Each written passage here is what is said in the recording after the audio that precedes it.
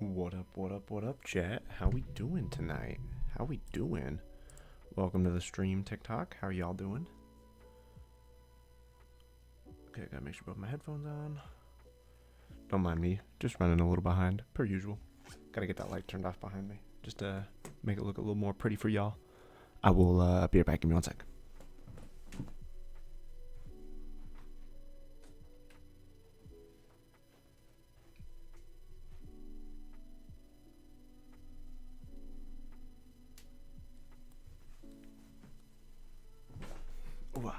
I hope y'all doing well. As y'all can tell, I'm in a pretty good mood today. We out here having a good time, or we about to have a good time. I currently have, let's see, I currently downloaded Detroit, what's it called, like, I'm so bad with names, Detroit Become Human. I've heard this game is absolutely phenomenal. One of my chat members did recommend it to me a little while ago when I was playing Mafia: The Old Country. So I figured, it's on sale right now via Steam. So I figured, why not get it while it was like 70% off or something. And honestly figured, ooh, excuse me, I did not mean to do that. There we go. Gotta make sure I can see everything. With that being said, what is... Oh, hello. Hi, Jacksoni? I think that's how you say your name. How are you doing today? Hope you're doing well. Welcome to the stream. Ooh. With that being said, I do need to eat a quick little snack before we get started. So I'm gonna get us a YouTube video going that we can watch together. And then once the YouTube video is over, we will get going on the stream. Oh, I mean, we're already going on the stream. I'm just, yeah, y'all know what I mean. We'll get going in the game.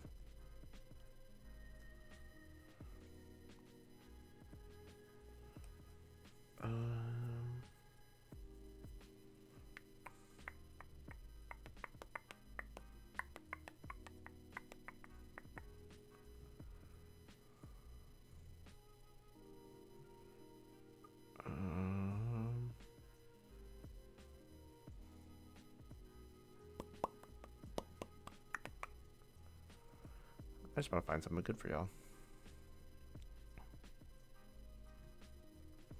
Just so y'all sitting here bored out of your mind. I know I'm not always the the most entertaining person in the world. I try to be, though. I try to be.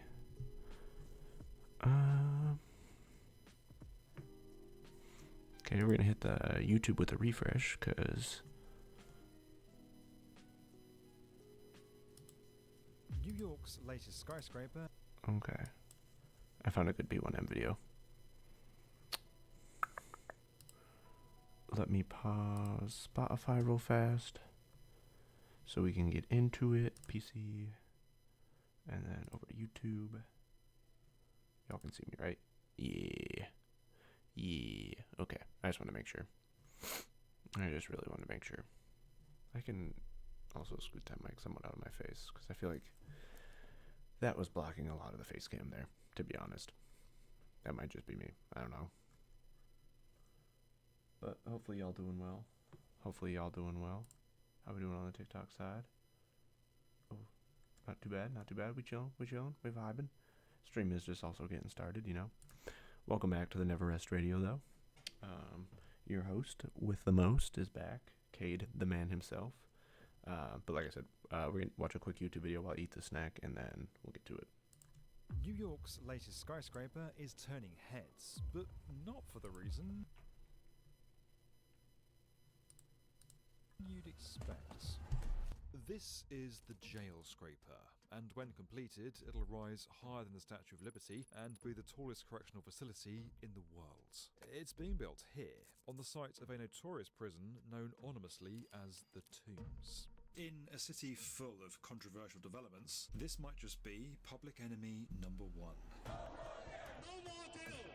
desperate calls from the community to stop construction of a brand new jail. This is a real assault on our community. A rally today in Chinatown to stop the construction of a jail there. No more jail. Building something like this comes at huge cost, and we're not talking about the $2 billion price tag. Local residents are worried that this massive jail will destroy the social and physical fabric of historic Chinatown, a neighbourhood that they say is already hanging by a thread. We will not be the sacrificial community for this experiment. But the city insists this is a vital part of a radical plan to transform New York's brutal justice system. These jails should have been closed years ago. We are doing it today. So what exactly is a jail scraper, and could it solve one of New York's biggest problems, or destroy a community forever?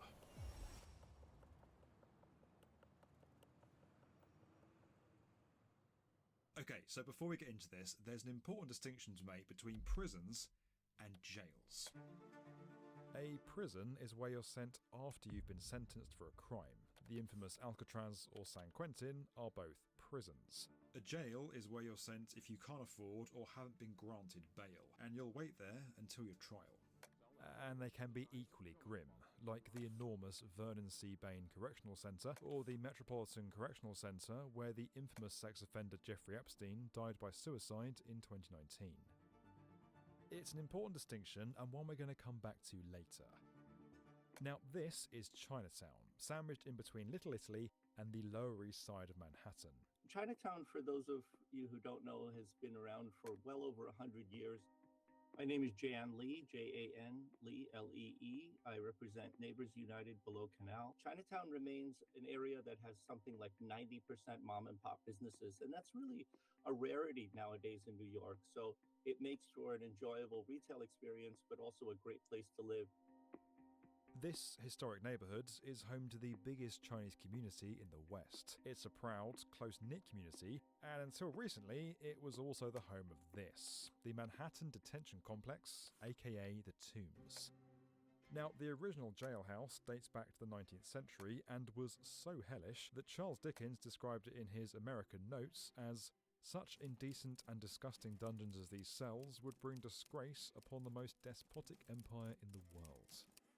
The most recent incarnation of the Tombs was this 1940s Art Deco tower that was connected by a bridge to a newer tower completed in 1990.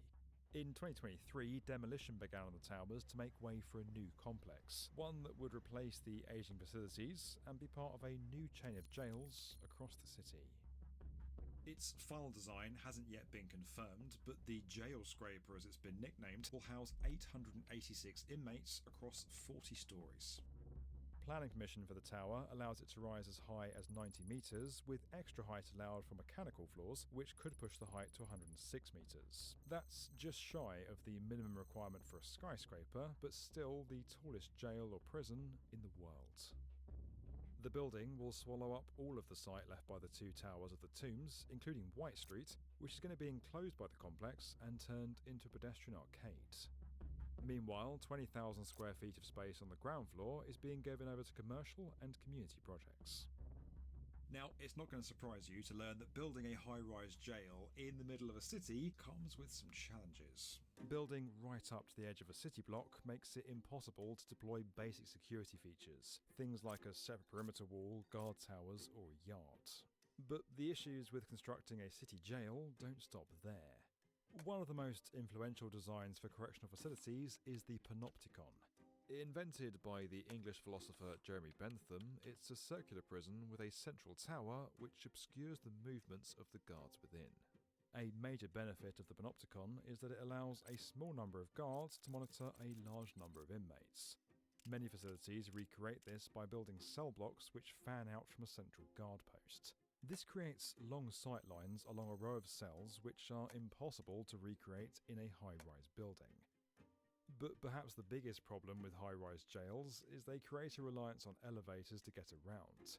These create bottlenecks which pose a danger to inmates and prison staff. No visitors allowed. That is the reality right now for some inmates at the Hamilton County Justice Center. The sheriff says the elevators have trapped deputies with inmates in the past. But it's not just New York's jails that are struggling with overcrowding, its roads are too. I've been catching up with the latest in the legal battle over the city's congestion pricing plan thanks to this week's video sponsor, Straight Arrow News. Knowing who's on what side in New York politics is pretty tough, which is why it's really important to have access to clear, balanced reporting that you can trust. Now, you might feel like you've heard all this promise before, but check out Straight Arrow News' rating on All Sides Media, which independently rates the biases of news outlets. They use data from across the media landscape to show who else is reporting on subjects and which side their politics lean to, so you can get a clearer understanding of how a subject's being covered. There's also insightful opinion and commentary, but Straight Arrow News is upfront with you so you know where the author's coming from before you dive in. In our increasingly polarised world, if you want less heat and more light, head to Straight Arrow News using the link in the description. It's a great way of supporting impartial journalism, and best of all, it's free, so you haven't got to worry about another monthly subscription. Now, and in a phrase I never thought I'd say, let's head back to jail. So, how do you build a high-rise jail that avoids all these problems? Well, this is Chicago's Metropolitan Correctional Center. Opened in 1975, architect Harry Weese used a number of innovative techniques to solve the problem of its location in the middle of a city. The tower is 88 metres high, with offices and support units occupying the first 9 floors, and cells located on levels 13 to 26. Inmates are grouped in units of 44 cells split across 2 floors, with a double common room in the middle. Now, this close grouping allows different categories of inmates to share the building while limiting the effects of overcrowding. The need for outdoor recreational space was addressed by using the roof as an exercise yard. The building's distinctive triangular design serves 2 functions. By arranging cells around the perimeter, it allows a single prison guard to monitor a large number of cells, replicating the panopticon effect found in larger facilities. The triangular shape also reduces the overall bulk of the building, allowing it to become set back from the road on one side and creating a jail which is less imposing on the community it sits in. But that sense of integration with the community is going to be a challenge to achieve in Chinatown. Here, local residents have been waging a years-long campaign in opposition to this development. When you're looking at a building as tall and as massive, certainly as heavy as they're trying to build, there's inevitably going to be tremendous impacts on a normal site. But in our site, it's even compounded even more because many of the buildings around that area are very fragile. Most of them are brick and wood tenements that are 5 to 7 stories on one side. The site is complicated further because it used to be a pond, creating a natural place for water to drain to. Building a jail here would be an incredibly difficult and technical job which could last years and endanger the fragile local economy. Who's going to be left around this jail site at the end of a 7, 8, 9, 10-year project is really left to question whether or not there actually is going to be a Chinatown surrounding the jail. So what we fear is a demographic change, for one. We fear that the small businesses that are so precious to our community will be lost. So why is this project going ahead? Well, its story doesn't start here, but over at New York's most infamous jail. Rikers Island. Rikers Island. Rikers Island, New York's massive jail complex just a few miles from Midtown Manhattan. Sitting on the East River just next to LaGuardia Airport, Rikers houses about 6,000 inmates across 11 jails in an area that's about half the size of Central Park. What are some words you'd use to describe Rikers Island? Hell. Plain and simple. It has a decades-long history of violence, abuse and lawlessness, with crumbling facilities and chronic staff shortages, making it not only the biggest, but also one of the most dangerous jails in the US. Inmates walked in and out of a cell where a fight lasted about 90 seconds, and an officer had unlocked the cell and then walked away. In 2023, following a year in which 18 people died on the island, the Department of Corrections stated it would no longer announce the deaths of inmates. Police released new video tonight of 2 Rikers Island correction officers being attacked. I support him to do the job I hired him to do, and whatever methods he needs to do. Conditions are so bad that a judicial review is underway that could take the jail into federal receivership. But despite that, the end is in sight for Rikers. More breaking news on this very busy Thursday evening. The New York City Council has just approved the controversial plan to close Rikers. In 2017, after years of campaigning from activists and lawsuits across the city, Mayor Bill de Blasio announced a multi-year plan to permanently close Rikers Island. The era of mass incarceration is over. But you can't close the city's largest jail without making room for the inmates to go somewhere. Which brings us back to the difference between a jail and a prison. Prisons don't need to be near very much. In fact, many use remote locations as a security feature. But because the majority of inmates in jails need access to courthouses and other bits of the justice system, that means they need to be well located, and that normally means being in a city. Which is yet another problem with Rikers. As anybody who's ever had to visit nearby LaGuardia Airport knows, travel to this part of the city is pretty terrible. The Department of Corrections spends around $30 million transporting inmates, staff and visitors to and from Rikers. And New York's notorious traffic has been the cause of multiple missed court days. By closing Rikers, Mayor de Blasio saw an opportunity to solve this problem and create a more humane justice system. The plan, announced in 2017, was called the Borough-Based Jail System. The first step of the plan was to reduce the overall jail population to 5,000 by 2027, the year by which it mandated Rikers to close. Prisoners would then be held at a series of smaller, higher-quality community facilities across the city. In an effort to avoid recreating the misery of Rikers, these new jails would be smaller, safer, fairer, and have a heavy emphasis on the dignity of the people they house. Strict guidelines were established, calling for the jails to be beacons of high-quality civic architecture, which are befitting their prominent locations in New York's boroughs. An accompanying report, commissioned by New York City Council Speaker Melissa Mark Viverito, recommended moving away from the concept of jails entirely, dubbing the new facilities justice hubs. For inmates passing through, these places would have more natural light, outdoor areas, and rehabilitation centres. But the community would benefit too, with these buildings including public amenities like libraries, green spaces, and art studios. The strategy is to move away from mass incarceration and create better links between the justice system and the community it's there to serve. But for the people of Chinatown, that's too good to be true. Time has proven that every time a new and improved jail and a new and improved administration has claimed that incarceration of this form is going to be the best one ever, it has failed. It has become overcrowded.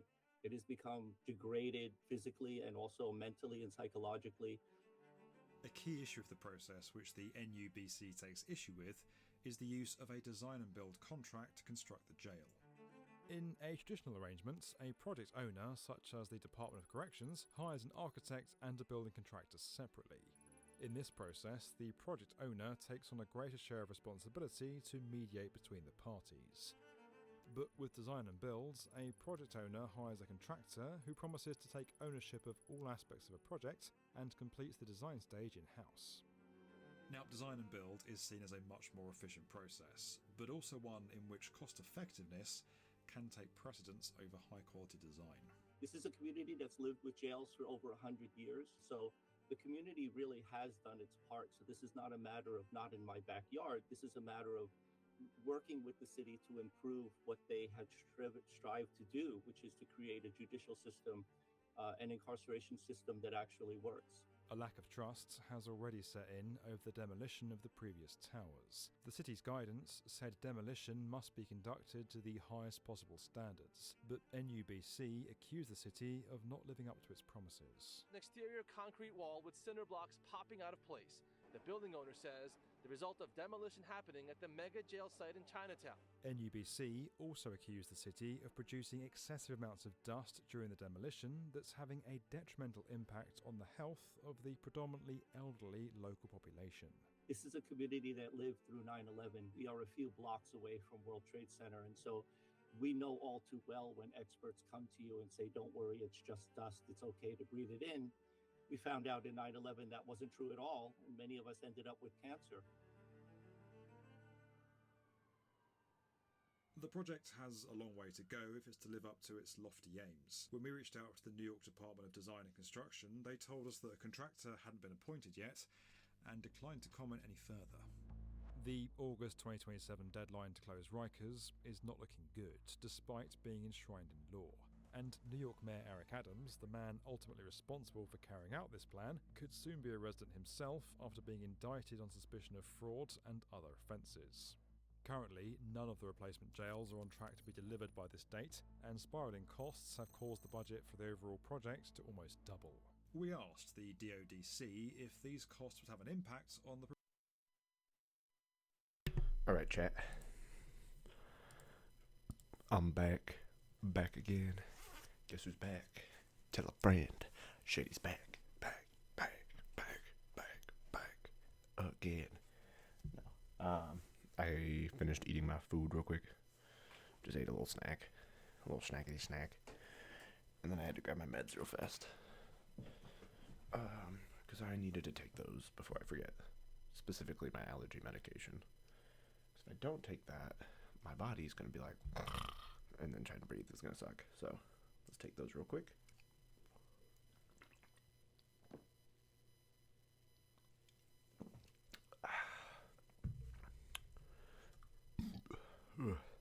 That burned my nose. I didn't like that. Okay, I'm not muted on TikTok. Got it. Face cam-a-rooney. Let me get Detroit loaded up, folks. We about to get at it. We about to freaking go ham. Alright, I don't know if I have to log in or anything on Detroit, so that's why I'm gonna wait to show y'all the screen.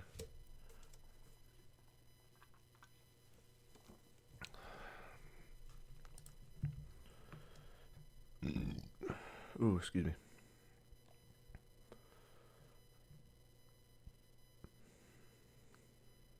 Shatter compilation process. Oh, okay. Hopefully. What the heck? My stream is buffering on my other computer that I've got the mod view on.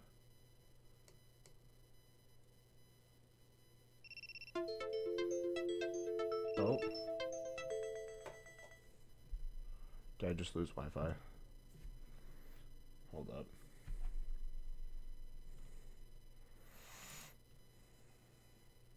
No.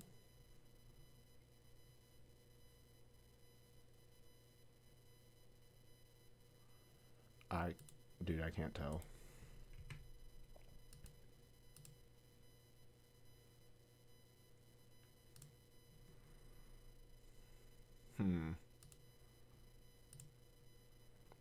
What is going on? Because I definitely dropped off of TikTok. No?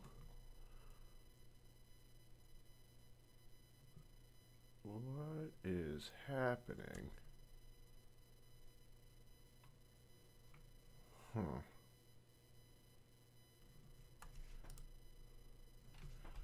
Give me a second, chat.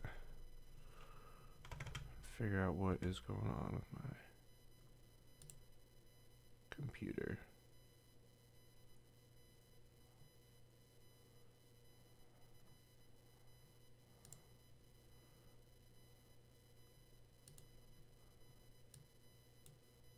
Huh.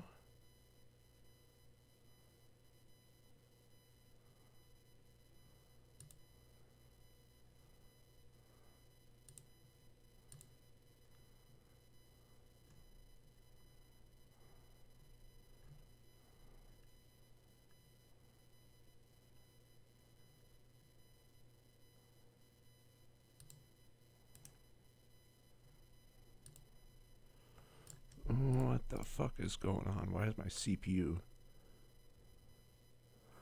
Oh, it's Detroit. That's ripping the shit out of my CPU.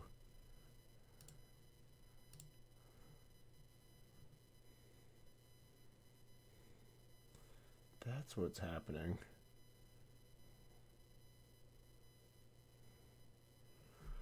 Okay. Yeah, I don't know how I feel about this right now. Yeah, there's a high computer load. I am so sorry, y'all. Clearly, my TikTok is going to be a little laggy for a second. Because it doesn't appear like my OBS is struggling, but that doesn't mean anything because I'm looking at it locally compared to network. Let me look, chat. What the fuck?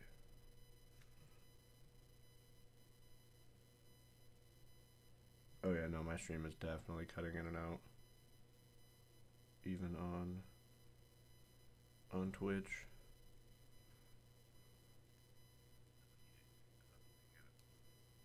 Like vocally I'm there. Okay. Well, that's good to know. I guess I should have prepared myself or my PC for this.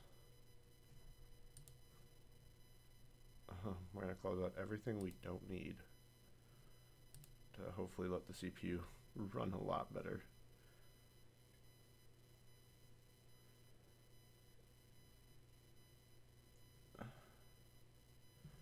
Yeah, it's just tweaking.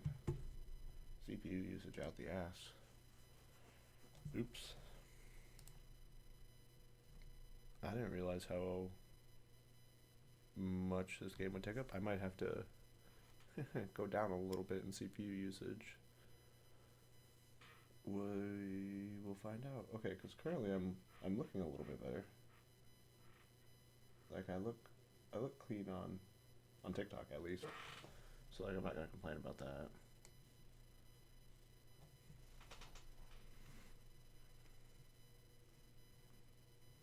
Oh.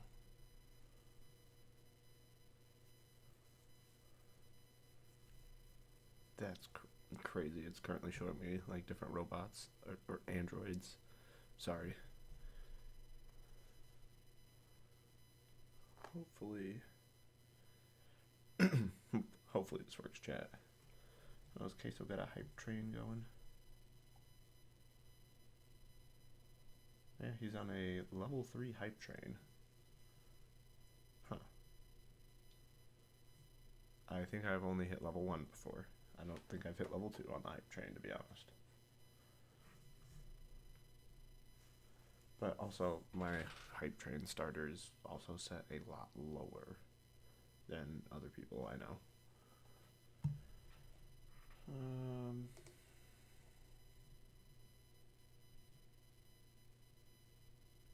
Shout out Christian being still the #1 bit leader on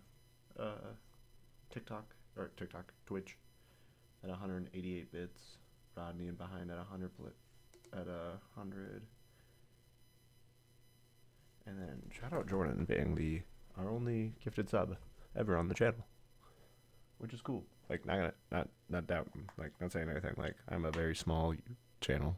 To even have one gifted sub is cool. Like,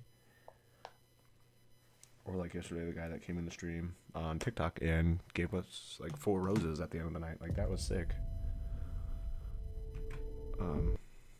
Okay, before that gets going, I'm double checking my CPU again to make sure it's not shitting the bed still.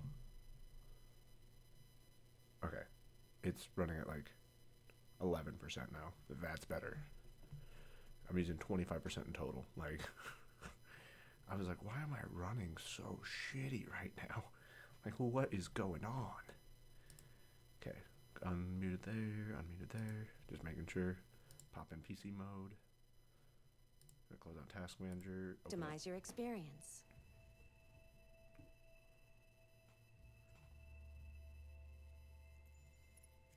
Oh, okay, before we begin, we'd like to optimize your experience.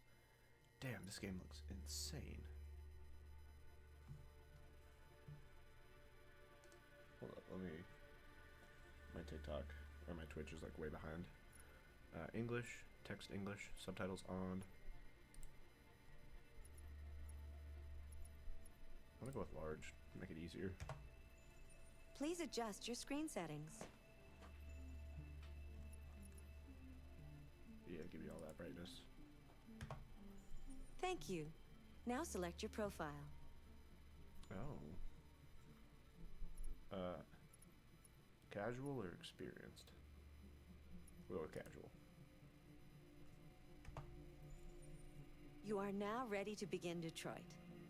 remember, this is not just a story. Okay. This is our future. Oh. Oh. Hello. Are we frozen?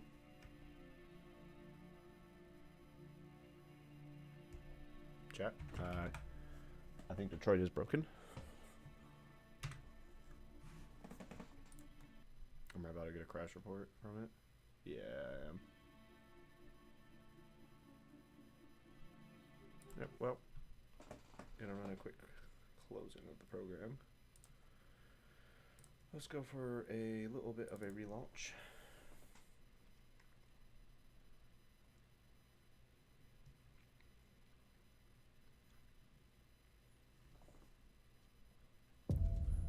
There we go.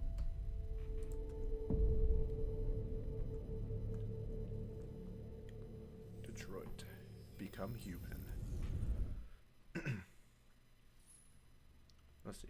I haven't seen you for a while. It's good to have you back.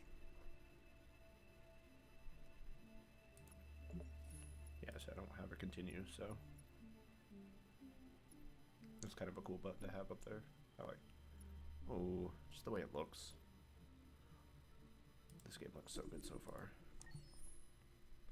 I am not gonna lie, this looks fun. August 15th, 2038. Okay, I'm putting my jacket back on, chat. I'm cold.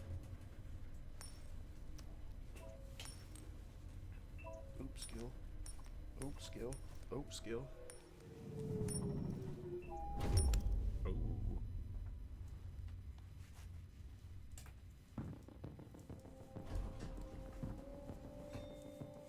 Negotiator on site. Repeat. Negotiator on site. Negotiator. Oh god.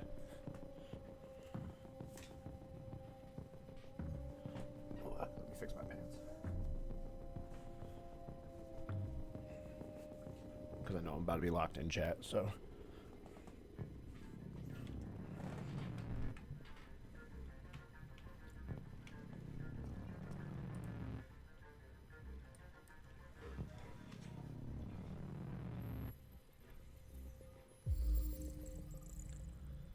Okay, born. How do I know all this information? That's crazy.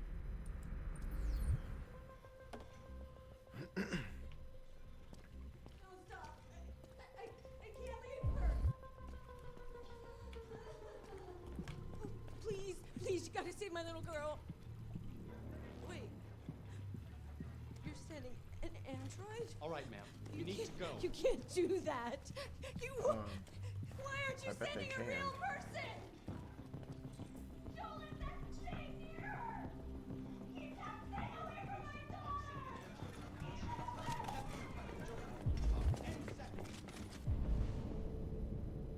Oh, find Captain Allen. I don't give a shit. My men are ready to step in. Just give the order. This looks so cool.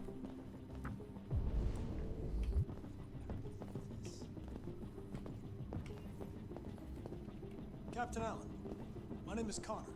I'm the android sent by CyberLife. It's firing at everything that moves. Come on. It already shot down 2 of my men.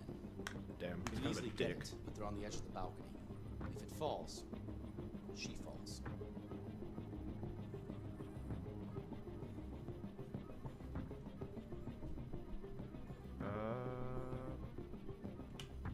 Do you know its name?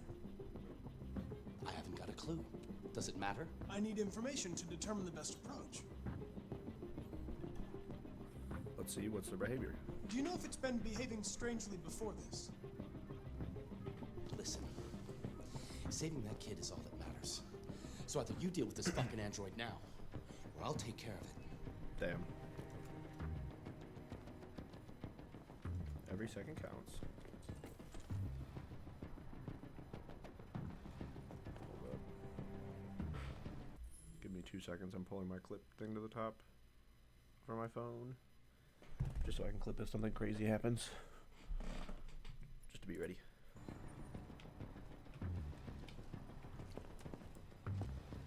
Ooh, missing weapon.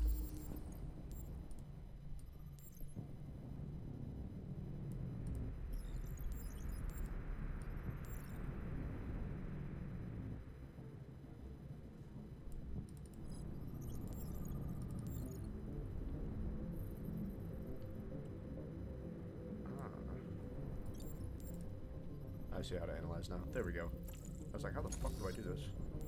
Reconstruct. Use the following keys to review reconstruction.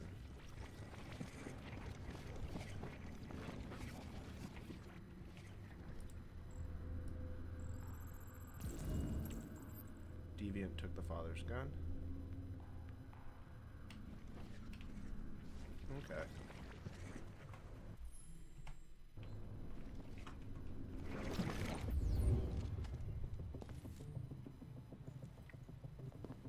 Probability of success, 50%.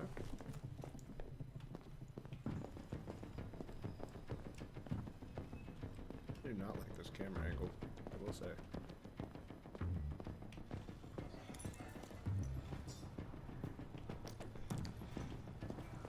All units hold positions. The negotiators going in. It's like I'm almost being watched by a third person. I almost hate that.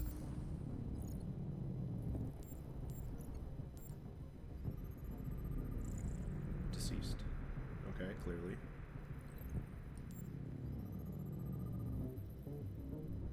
Upper lung okay, yep, totally know what that is. And how to say that.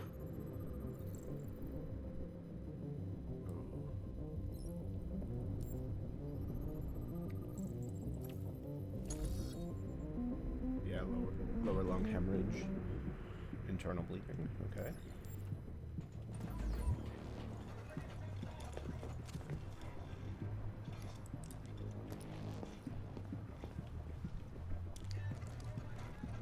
Fucking android.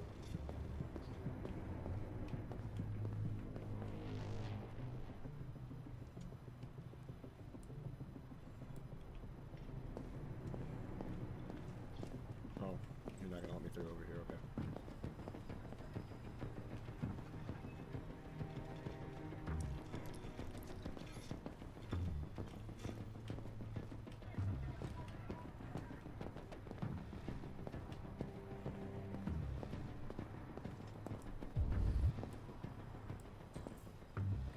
The DPD officer was first responder.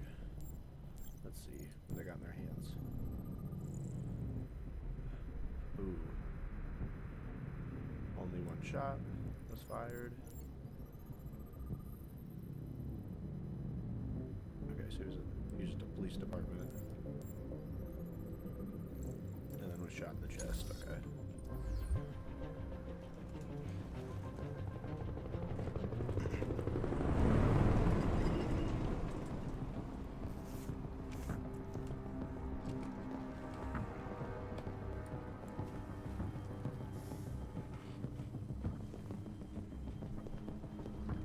I feel like we should worry about the pot that's boiling over.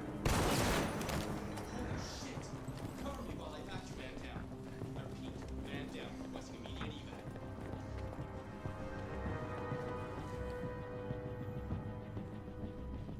Or, here, give me a second. Let me go to audio, volume, bump that down slightly.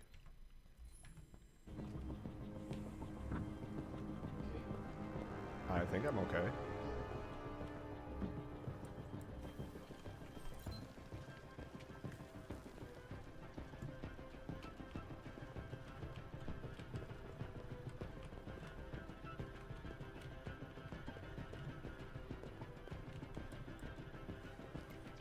The SWAT team are preparing for an assault, and Oh, it's been just over.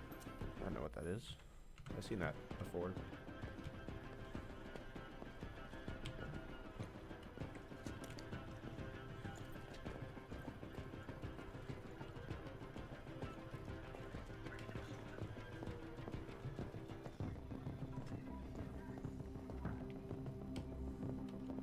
Okay, this is where I literally just was. I'm stupid.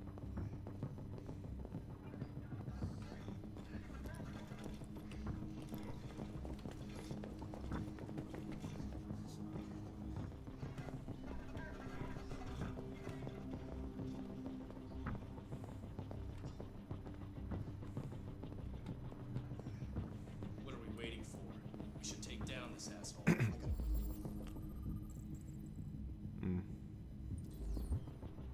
Hostage could be wounded. Got it.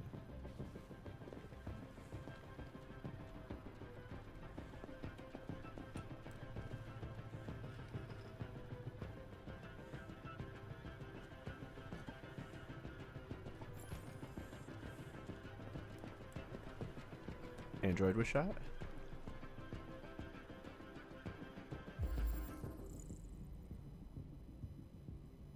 Yeah, Android wounded. I knew it. PL 600.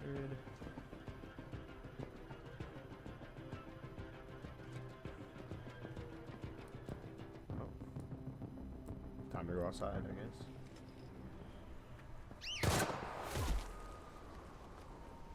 Stay back!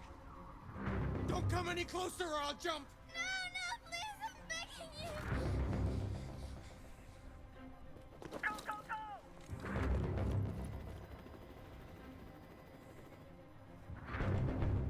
My name is Connor. What Yeah, about you? my name is Connor. What about What is you? your name? Tell me your name. Come on. That's the name they gave me! Stay back!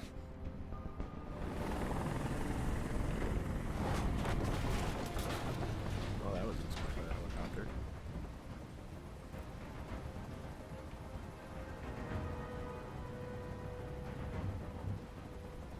I'm gonna empathize with him. I'm an android, just like you. I know how you're feeling. What difference does it make if you're an android? You're on their side! You can't understand how I'm feeling!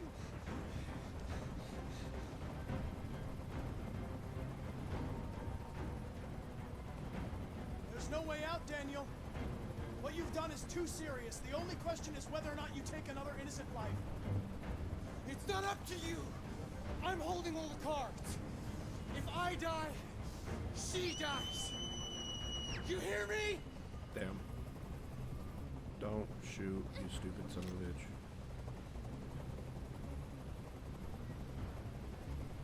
Are you okay, Emma? Please help me! I don't want to die! I don't want to die! Nobody's going to die. Stay calm. Everything's going to be fine.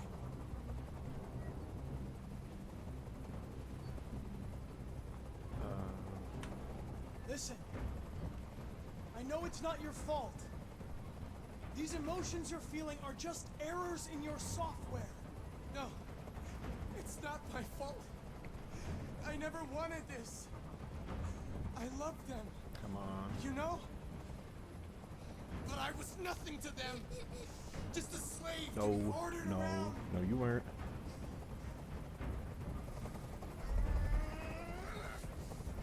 I can't stand that noise anymore. Tell that helicopter to get out of here. The situation is under control. There. I did what you wanted. Easily got him out, chat.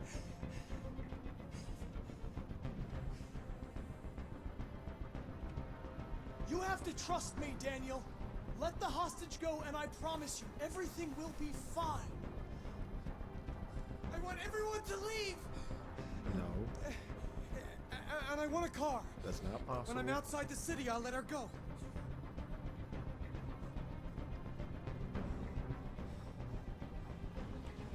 That's out of the question. You're a machine you have to obey. Now put the gun down and let the hostage go. I've spent my life taking orders. Now it's my turn to decide. No, it's not.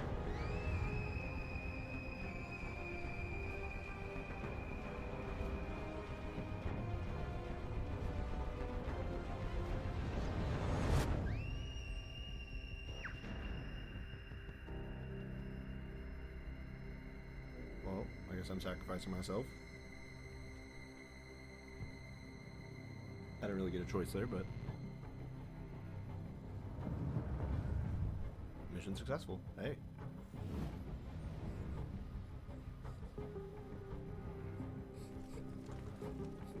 I did my job.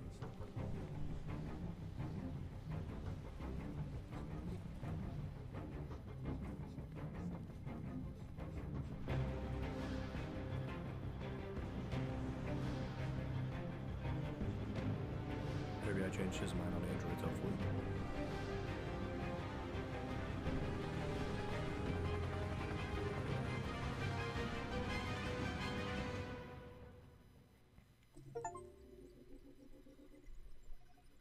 Okay, this is the scene's flowchart. Here you can receive paths you've taken, the paths you've yet to be explored, and what possibilities you've unlocked. Each node earns you points that you can spend in the extras. Due to the nature of this game, some nodes and endings will not be counted towards the completion of the flowchart. Okay.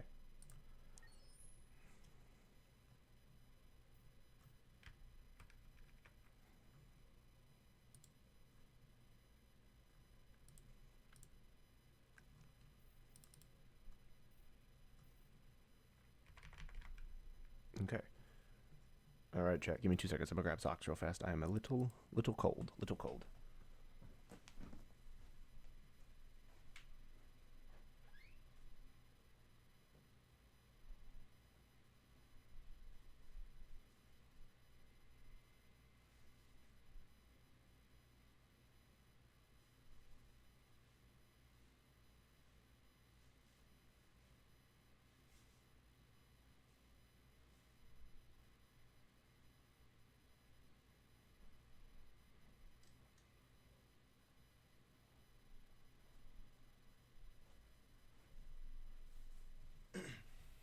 Alright, chat.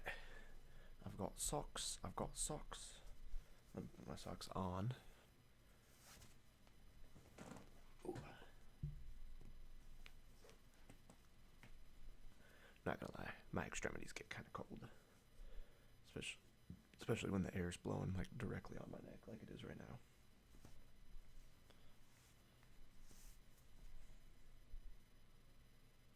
It's always my feet though. It's like one of the things that's always cold if I don't have socks on. It's my feet. That's weird.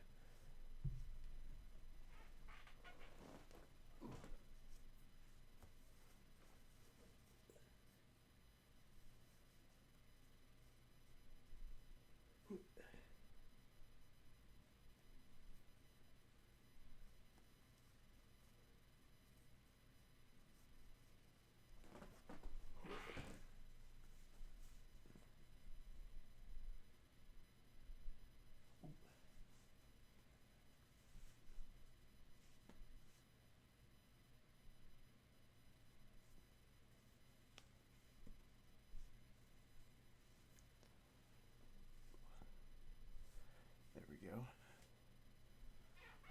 Much better.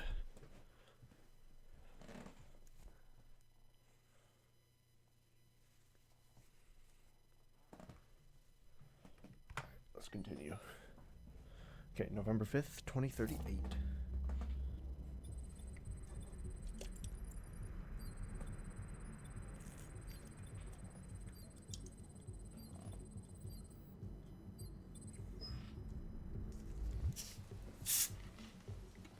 This is the top-of-the-range household assistant. It cooks 10,000 different dishes. Come on, Zoe, let's go. Languages and dialects. And handles the kids' homework from elementary school up to grammar. Hey, it looks amazing. This is exactly what we need. Basic model. Well, this is kind of cool. Damn. This entire range at $7,999 with a 48 months interest-free credit. And it comes with a 2-year warranty for parts of It's crazy how good this looks too. We'll take it. It's an excellent choice. Emergency services if there's a break-in or if it detects smoke. Excuse me, how much is that? The NPA is slightly more expensive, but it has many other functions. Come along and I'll show you. Yeah, I don't like this guy. There it is. It was a bit difficult getting it back in working order. Okay. It was really messed up. What'd you say happened to it again? The car hit it. Stupid accident. Ah, see. Anyway, it's as good as new now, except that we had to reset it. Meaning we had to wipe its memory. I hope you don't mind. That'll be fine. Okay. Did you give it a name? My daughter did. AX400, register your name. Kara. My name is Kara. Had a damn hair in my mouth, chat. That's not good. Gross.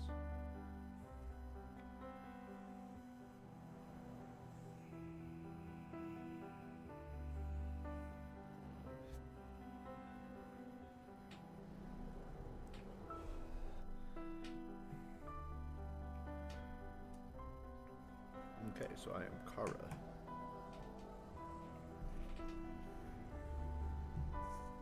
Bum, bum, bum, bum, bum.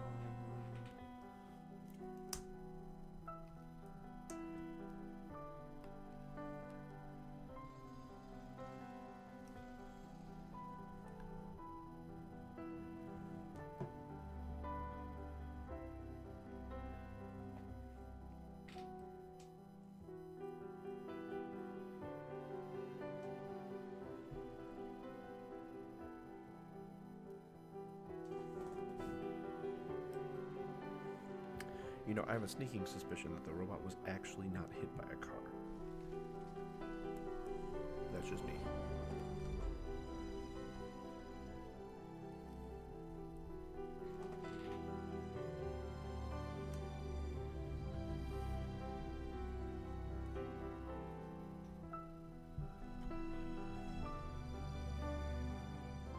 Damn, I lost my job because of an android.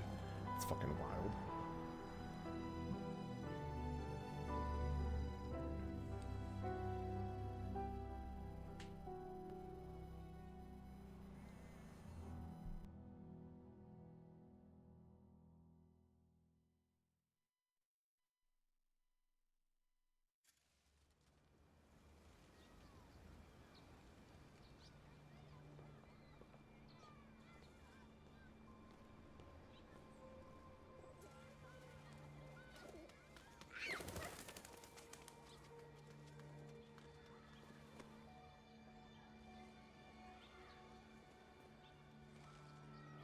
Would you like to go home now? Yes, Rose. Yes, I think that's enough. Here. Let me help you. Oh, thank you, dear. Alright, chat, give me 2 seconds.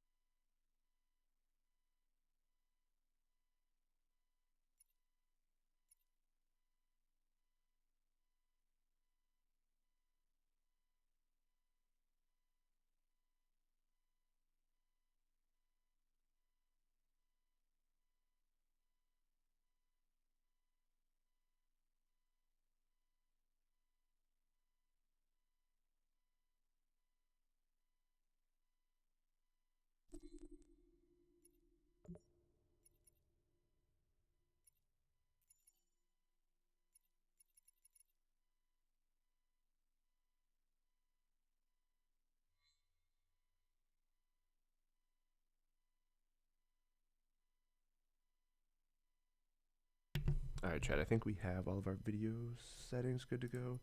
Just gonna double check audio real fast.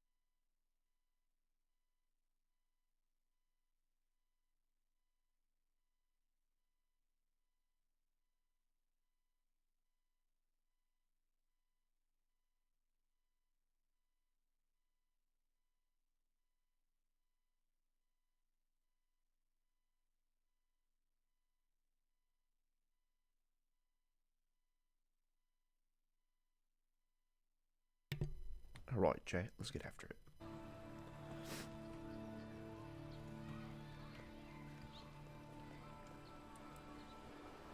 Tech addict.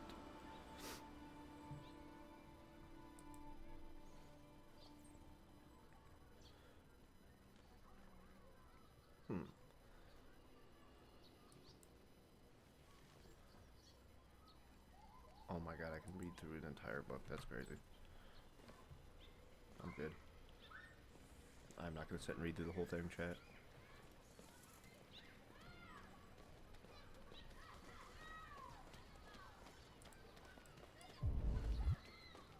Oh.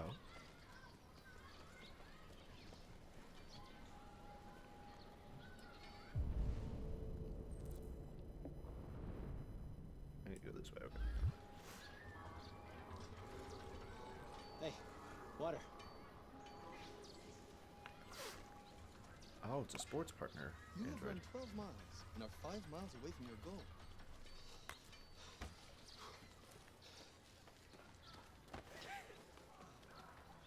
Dang. What a dickhead.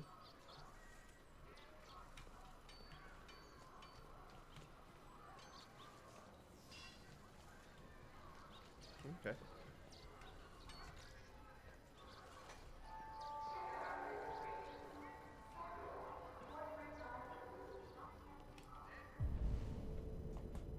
Okay.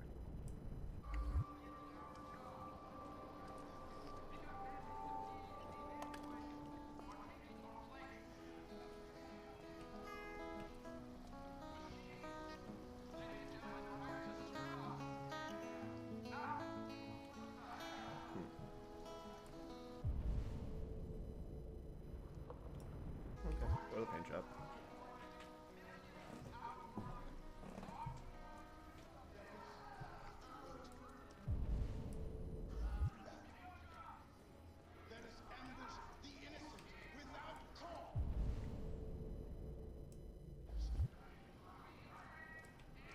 Oh, it's this way.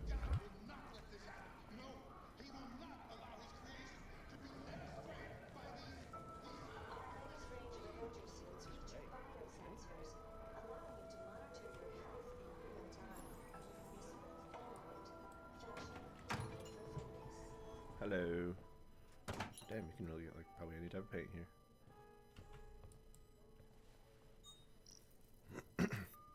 Identification verified. Well, thank you.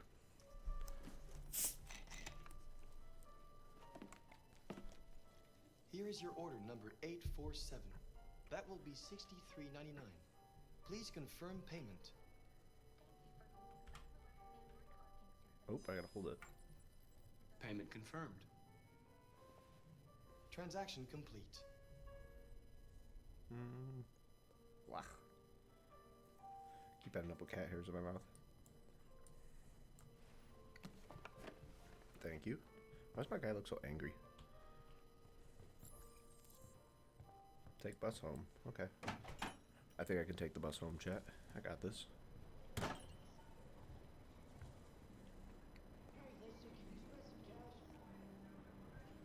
Control.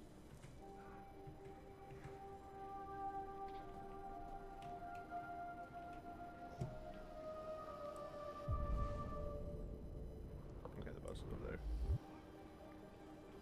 Well, to the bus we go.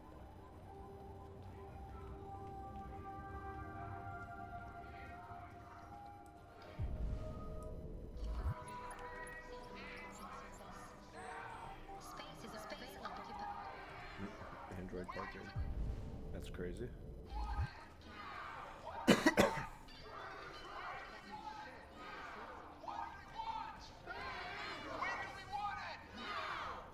I'm gonna walk past them. Where the fuck you going, Tin Can? No kidding. Hey guys, check it out. We got one of those tin cans here. Oh my god. Hey, whoa, whoa, whoa, whoa, whoa. Look at this little motherfucker. You steal our jobs, but you can't even stand up. I'm gonna try to stand up. Ow. Hey, that hurted. Oh.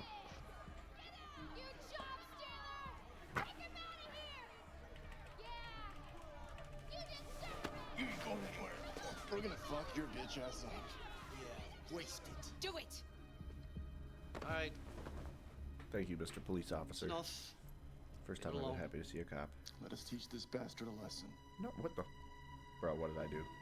Damage it, I'm gonna have to find you. You can take your job next. You see how you like it. You gotta take everyone's job, probably. Let's go. Run along.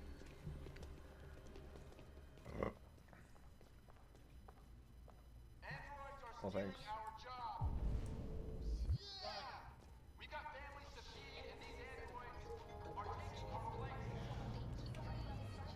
And F. Oh, okay. There we go. Time to wait for the bus.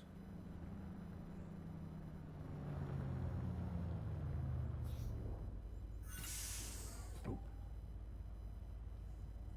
Let me in.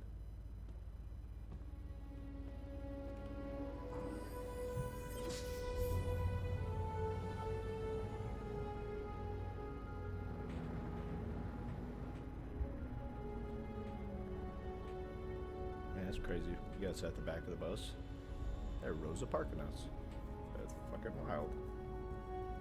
So for androids, I see. I'm gonna sit down. Our machinery parts don't get a break. I guess. It's kind of fucked up. That's robotist. That is absolutely robotist. Oh, there was more to that?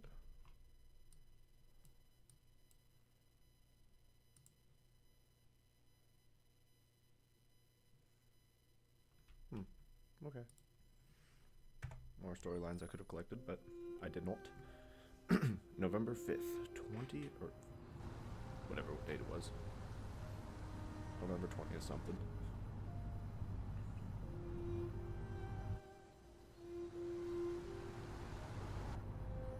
Oh, yeah, we look like we live in a nice part of town.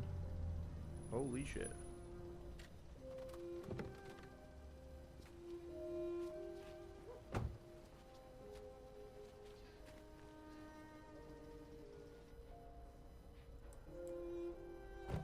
Is this my home?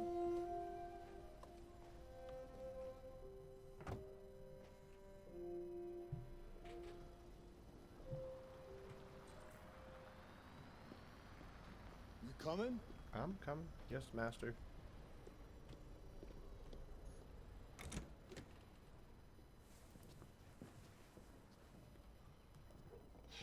You've been gone for 2 weeks, so the place is a mess.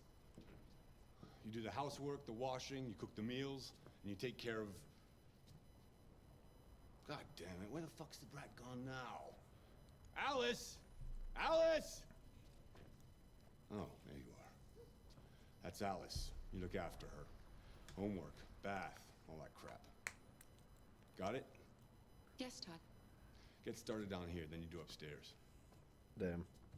I'm about to have to do all the cooking and cleaning for this mofo. Alright, time to scan my environment. I'm cleaning up the house. What the fuck? What's the most urgent? Collect trash. TV on.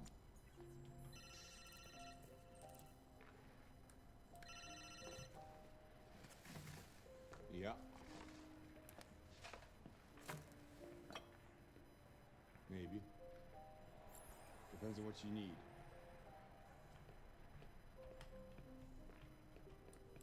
Yeah, I can get that. Must pick everything Yeah. up. I'll bring it tomorrow. Yeah, same place. You know where. Hopefully that wasn't his beer he was drinking.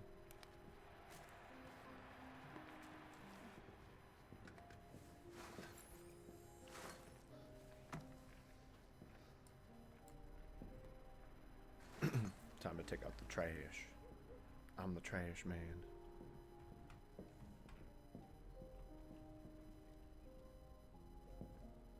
Ooh.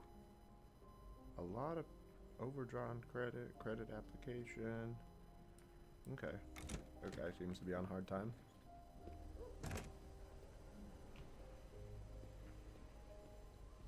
Well, time to take out the trash. I'm a trash man. I eat garbage.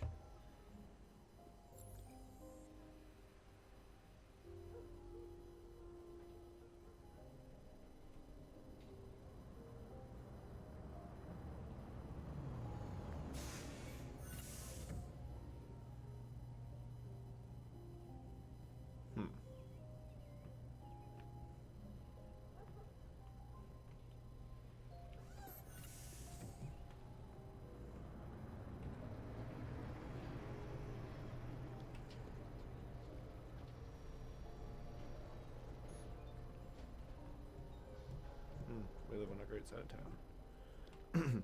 I clearly can tell. Yeah, it looks like a totally legit place. Alright, back inside to do my job before I get beat. Don't want to get beat up by the random guy.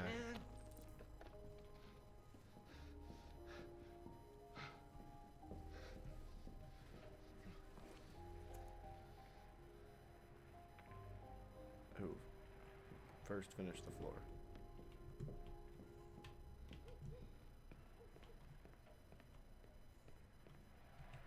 I've made a good start down here. I'll head upstairs. Do what you have to do, but stop bothering me. Damn, he kind of a dick. And he just wants to get high. Got it.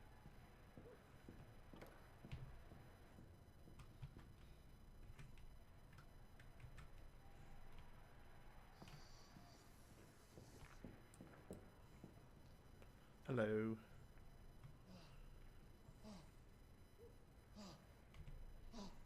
That's a pretty toy. What's its name? Ooh.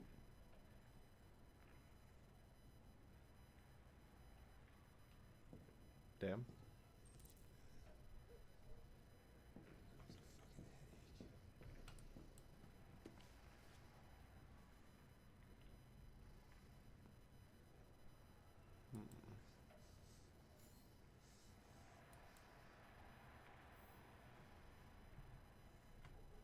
Oop, wrong button. I hit escape instead of tab. Oopsies. Alright, time to head upstairs.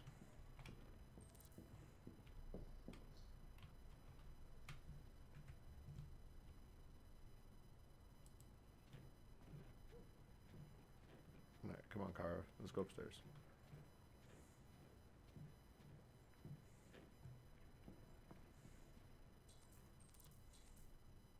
Make bed, clean mess, okay. Let's tidy his shit up. Since he don't know how to do it himself, apparently.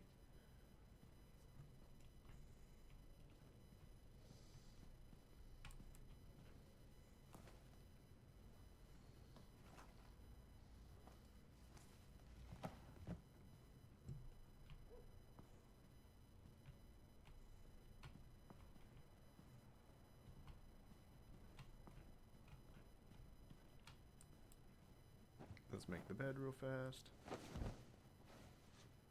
Make sure it be looking all good for him. Oop. She's upstairs now.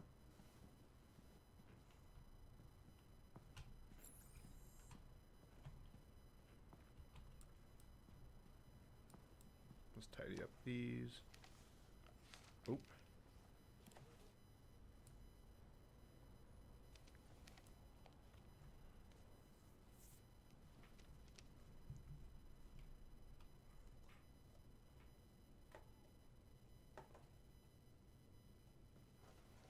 I wonder who that was. That's wild.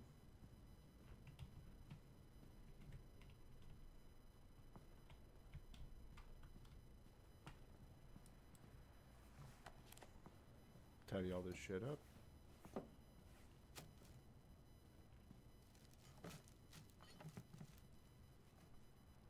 Brother likes to make a mess, apparently. Ventilate room. Oh, okay.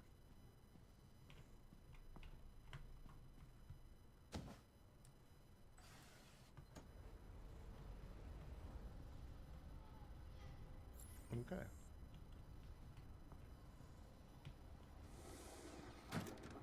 Watch it. Jesus, dickhead.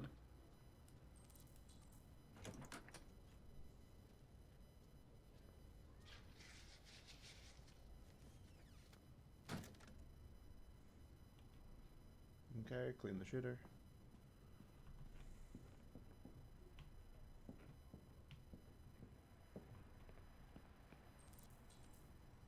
Arrange bottles, store dirty clothes, got it. Okay, dirty clothes done. Tidy those bottles up.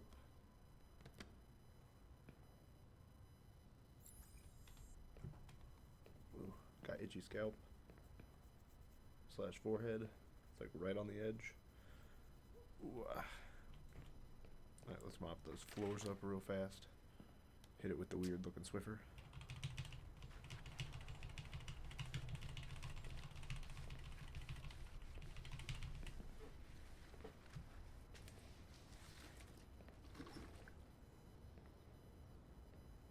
Okay.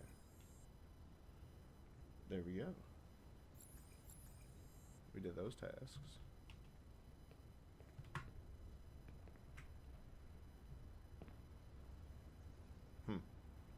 Interesting, I can look at myself in the mirror. Hello, I'm here to clean room. I just want to tidy up your room a little. I only need 2 minutes. Is that okay, Alice? Okay, well. Nope, I don't wanna.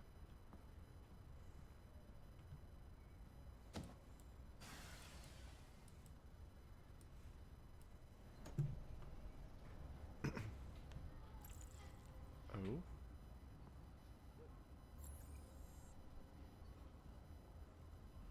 You've unlocked it. Ooh. Another option that's beneficial. No? You don't want to talk? Okay. Let me make your bed real fast.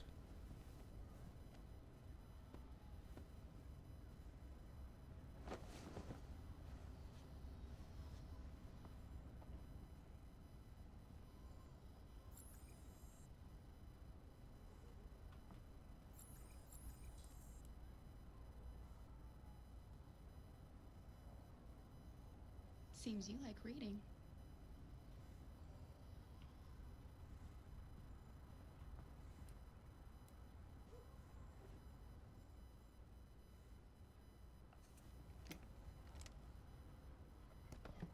Oh.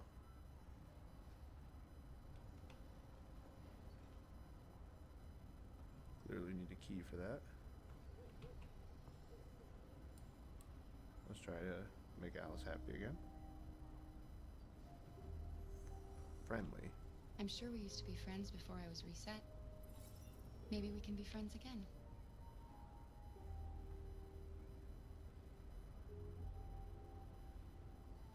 Your father said you chose my name. Kara. It's nice. How did you choose it?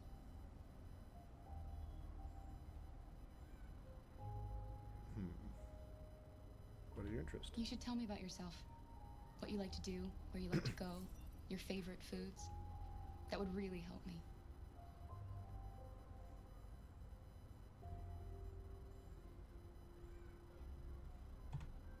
You're very quiet. I hope I don't scare you. Oh, bad.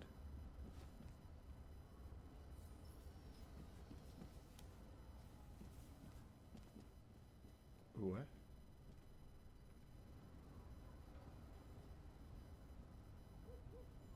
Oh.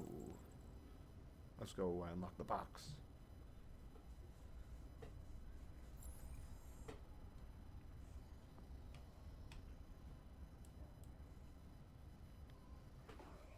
Let's figure out what's inside.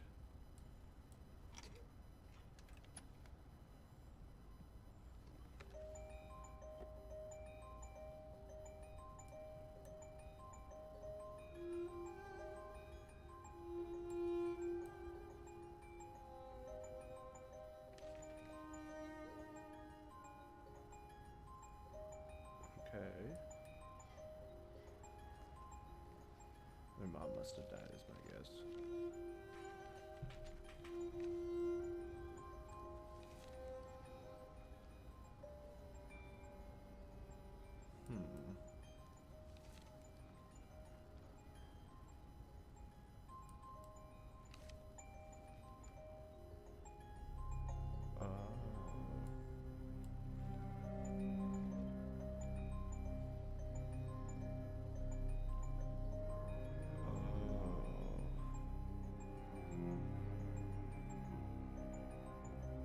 I was right.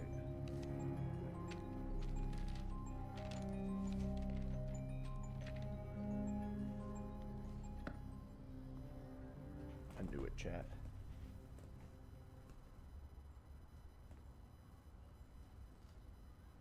Ooh.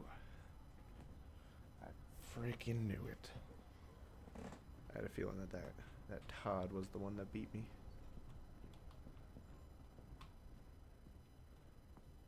Alright, Todd, what do you want from me?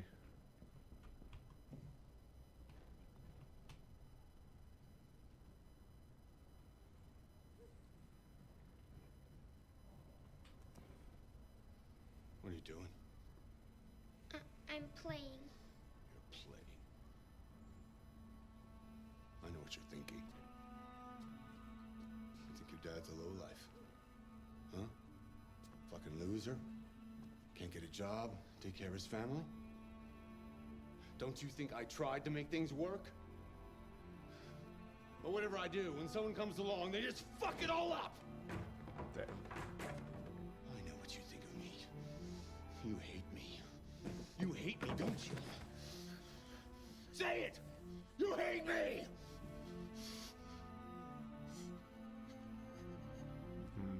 God. What am I doing?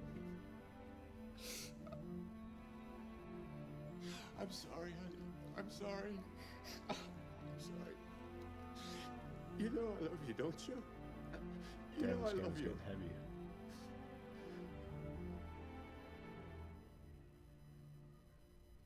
Getting heavy quick.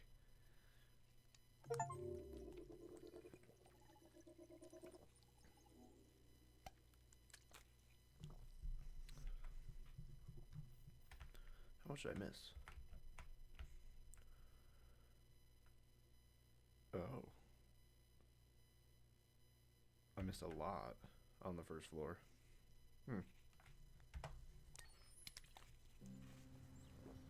Whatever. Replayability.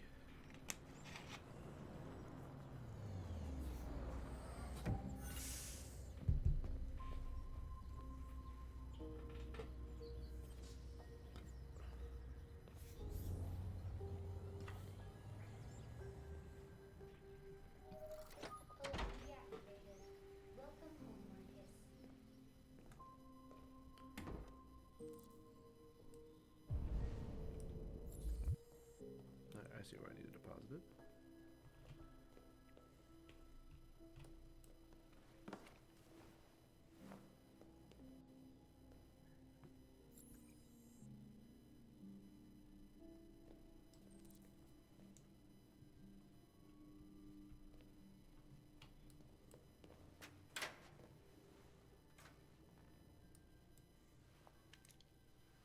Oh, they're Android birds.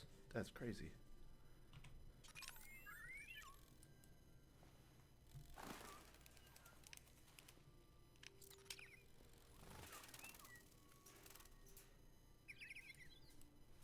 That's kind of cool.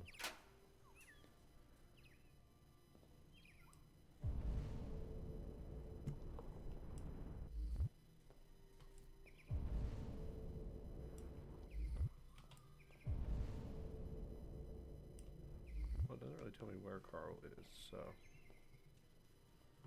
guess we'll look around.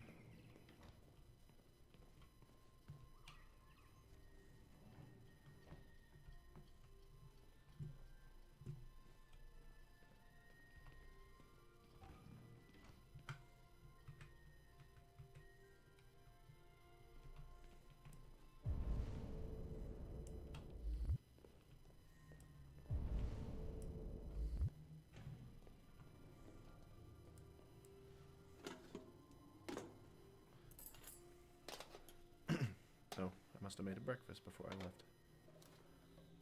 But I let it get cold.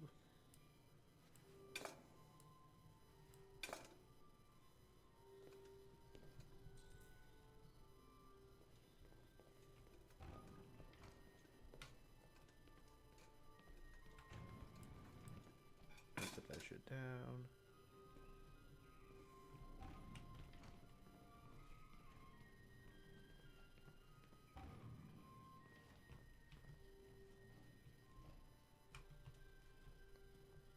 Nope, I don't think he needs his medication at the moment.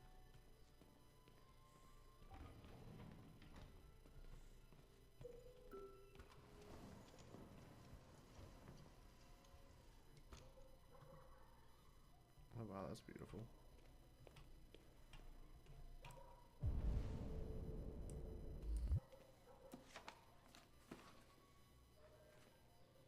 Let me clean up his stuff for him.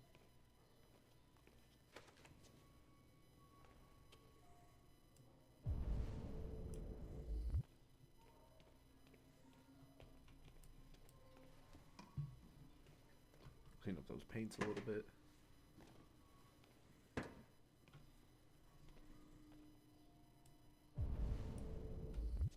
It looks like over in that corner there's some. There's two things. Get those brushes cleaned up. Get them all scrub-a-dub-dubbed for him.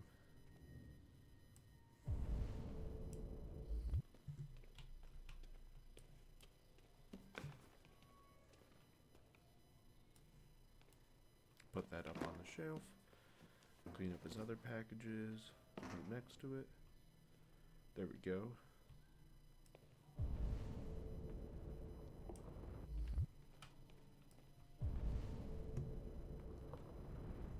Okay, everything's all nice and clean now for you.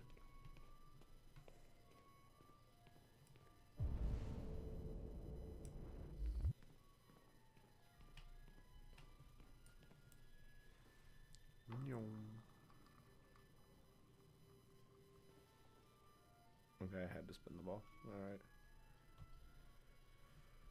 Big old giraffe. Wait, can you...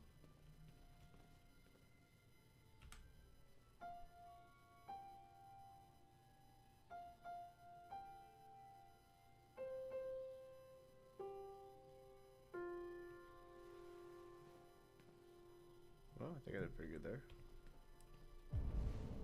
That's just the book. So he must be upstairs.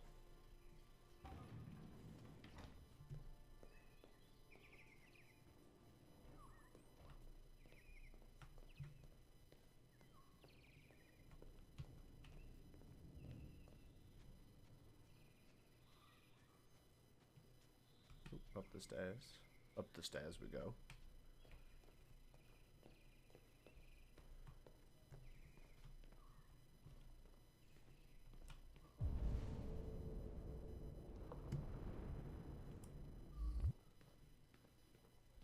I was like, where's the doorway? Alright. Yeah, I just need to draw the curtains. Hello, wakey wakey.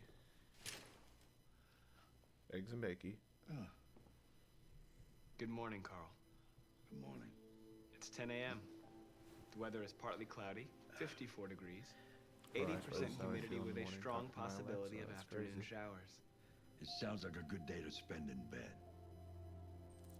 No, it doesn't. I did go to pick up the paint that you ordered. Oh, yes, I've forgotten.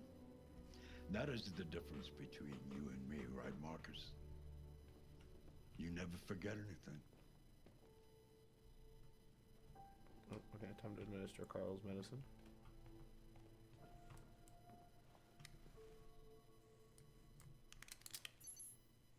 Show me your arm, please, Carl. No. Carl. Carl, you need your medication. I just opened my eyes and I'm already gritting my teeth. Humans are such a fragile machine. They break down so quickly. All this effort to keep them going. It's very crazy. Hey, what happened to your clothes? Oh, it's nothing. Just some demonstrators in the street, Carl. What a bunch of idiots. I'll be They fine, think Carl. they can stop progress by roughing up a few androids? I hope they didn't harm you. Oh, no, no. They just pushed me around, Carl. I'm fine. Okay. I'll take you to the bathroom now.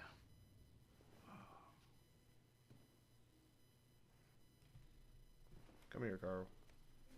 And lift.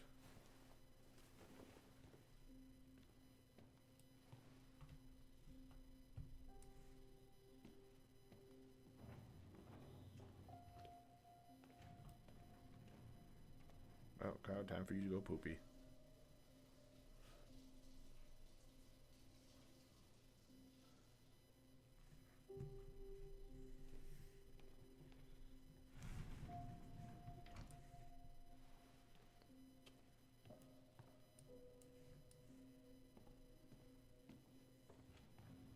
Alright, Carl, now that you're done going potty and you're all showered up, time to get you in your chair.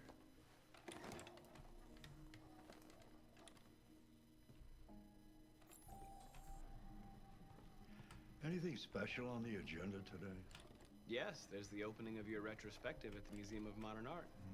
The gallery director left 4 messages asking to confirm your attendance. I haven't decided yet.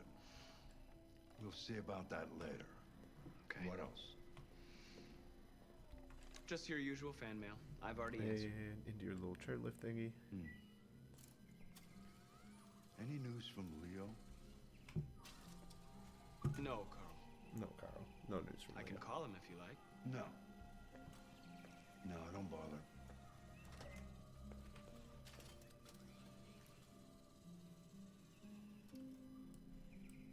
Alright, sir, let me push you again.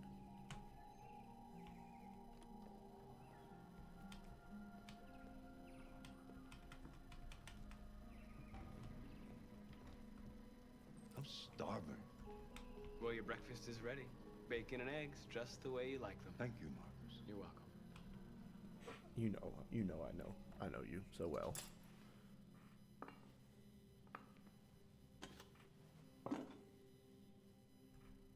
Voila. Voila. Television.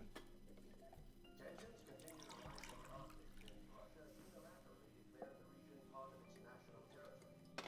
Several Russian warships have taken position in the Barents Sea since Saturday, and a Russian flag now flies over the ice field. The Russian president repeated in a speech to the Duma that the Arctic belongs to Russia and Why don't you find something to do while I finish my breakfast? Sure. Okay, Carl. he had informed an emergency meeting of the UN that the United States would not accept this annexation under any circumstances. Find something to do. Several American destroyers Okay. are reported to be headed for the Barents Sea.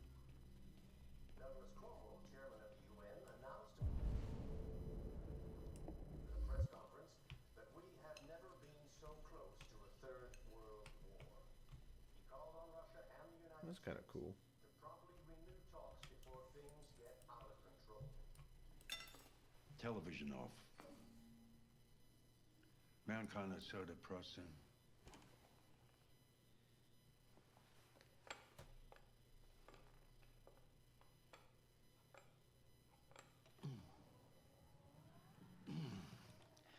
Fancy game of chess?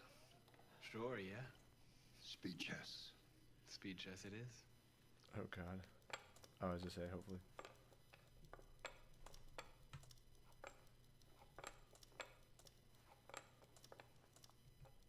Damn, I missed the fucking... That's what I call a thorough beating. It's not easy for an old man to compete with a machine.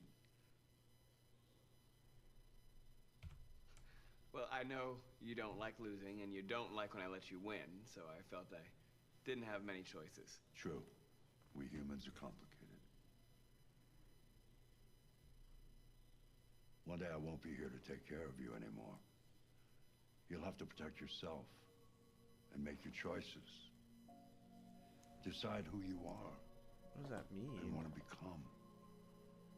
This world doesn't like those who are different, Marcus. Don't let anyone tell you who you should be. Let's go to the studio. Am I not owned by you? Like, what do you mean?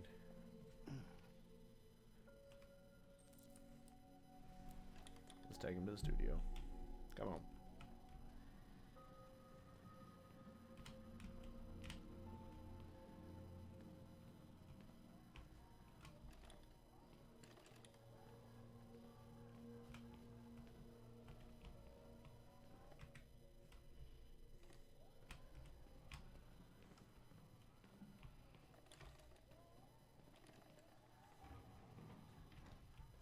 We're just backing into the studio.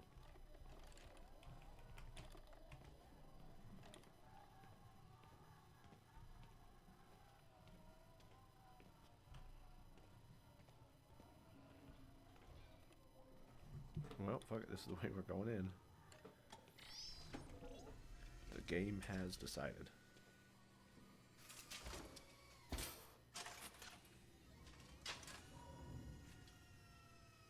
Let's see where we left off. Remove the sheet.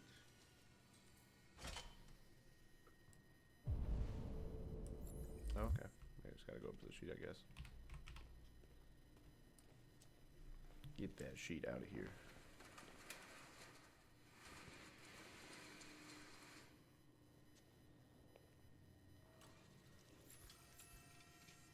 I gotta wait for Carl's instructions.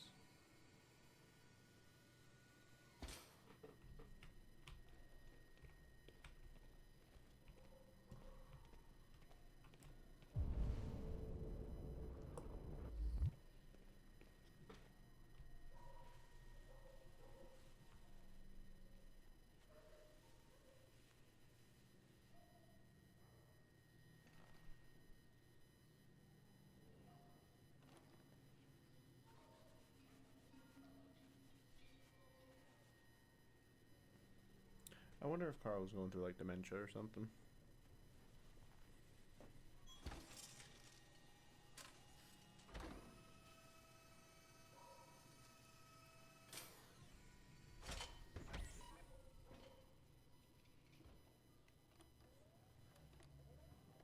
So, what's your verdict, Marcus?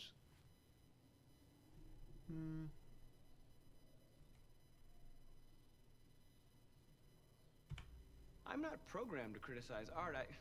You would be a much better judge than I would. The truth is, I have nothing left to say anymore. Each day that goes by brings me closer to the end. I'm just an old man clinging to his brushes. Carl. But enough about me. Let's see if you have any talent. Let's see if you have any Give talent. it a try. Try painting something. Paint? But would I... Painting what? Anything you want.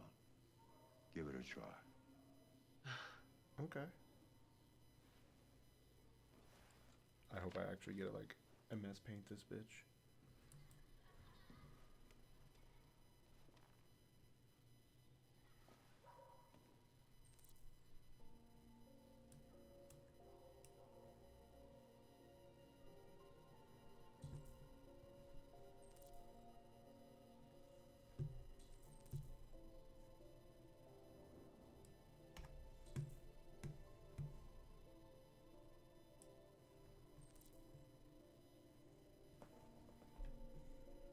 Over the desk.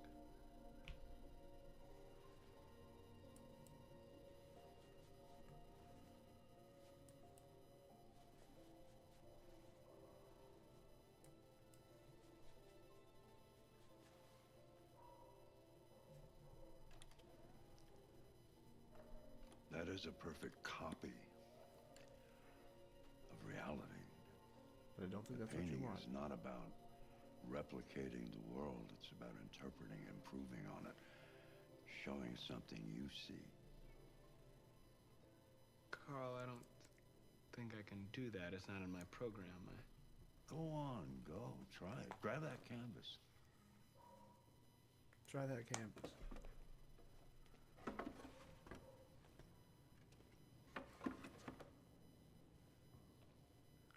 do something for me. Close your eyes. Close your eyes. All right, Carl. I'll me. try. Try to imagine something that doesn't exist, something you've never seen. Now concentrate on how it makes you feel, and let your hand drift across the canvas.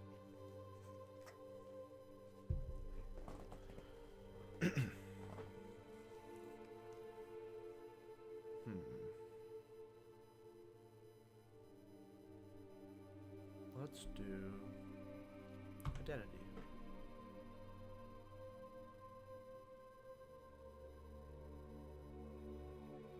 We'll go with doubts.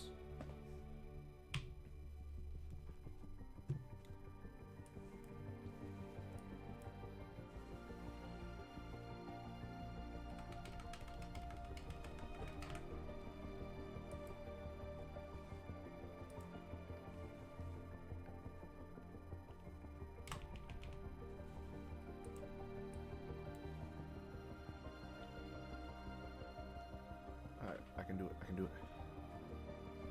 I'm believing myself, chat.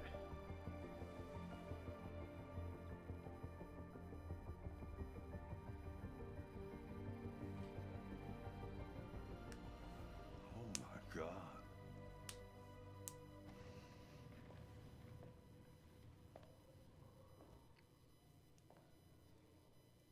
Hey, Dad.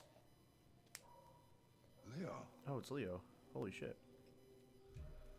I didn't hear you come in. No, I was in the neighborhood. I thought I'd stop by. It's been a while, right? You all right? Oh, he's all drugged You up. don't look so good. Oh, yeah, I'm fine. Hey, listen, I need some cash, Dad. Again? What happened to the money I just gave you? Well, it just goes, you know? Yeah, you're on it again, aren't you? No, I swear, it's not that. No, don't lie to me, Leo. What difference does it make? I just need some cash, that's all. And sorry. The answer's no. What? Why? You know why. Yeah, I think I do know why. You'd rather take care of your plastic toy here than your own son, right? That's crazy. Tell me, Dad, what's it got that I don't? Smarter? More obedient? Not like me, right? But you know what? This thing is not your son. It's a fucking machine! Leo, that's enough. Enough.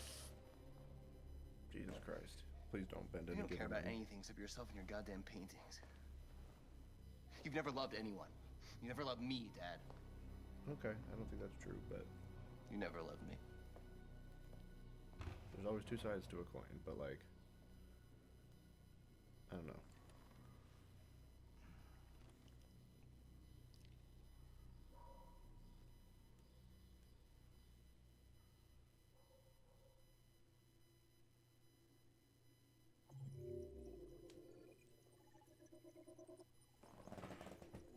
Hold up, chat.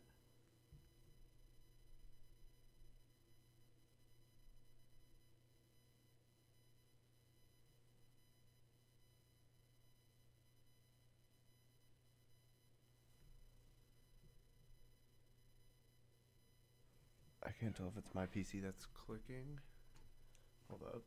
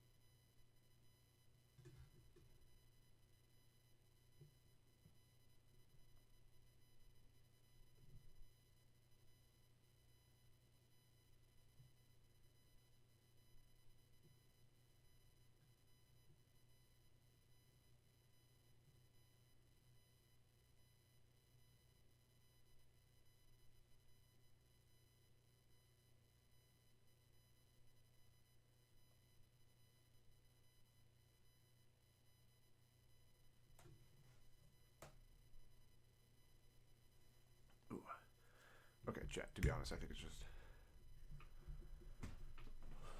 my fans.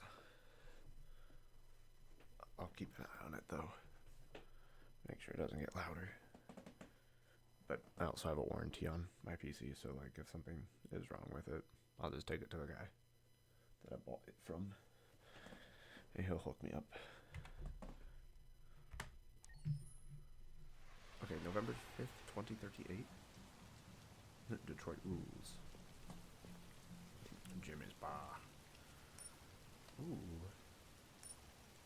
Sick. Sick with it. Sick with it. Wait. Isn't this the same guy that got...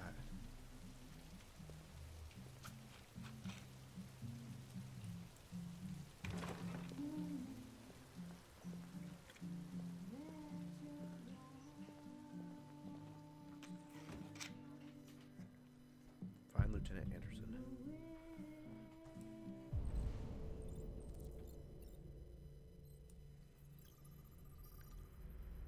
Mismatch.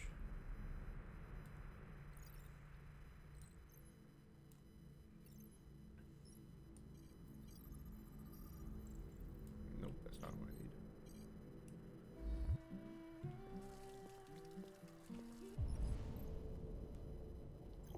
Thank you for the eye contact. That's all I needed. Shit, I thought androids weren't allowed here.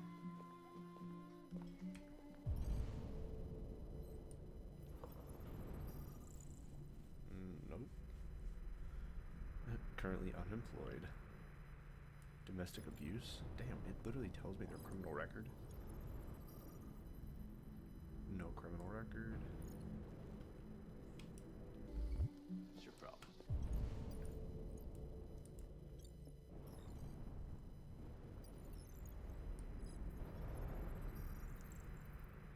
DUI. Although, what was this?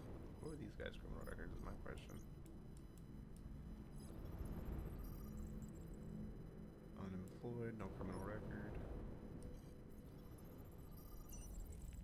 There it is. Buy me a drink. That's what I thought.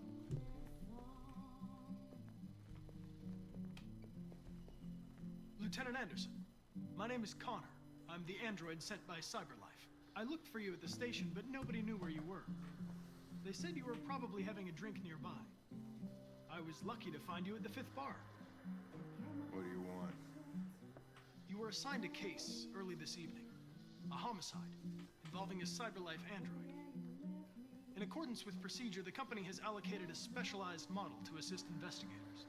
Well, I don't need any assistance. Damn. Especially not from a plastic asshole like you.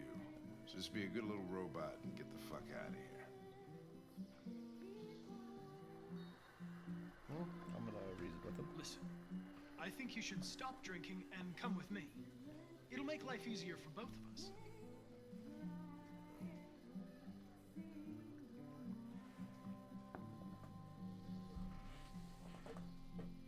Go for understand. I understand that some people are not comfortable in the presence of androids, but I am perfectly comfortable.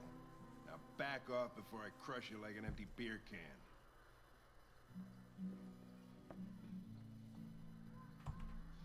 You know what? I'll buy you one for the road. What do you say? Bartender, the same again, please. See that, Jim? Wonders of technology. Make it a double.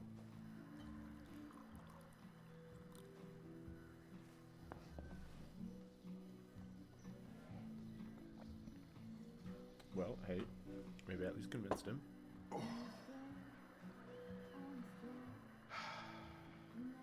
Did you say homicide?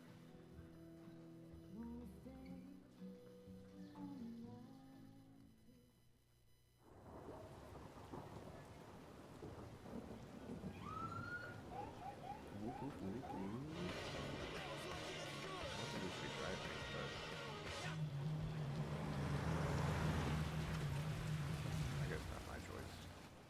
You wait here. I won't be long. I won't be long.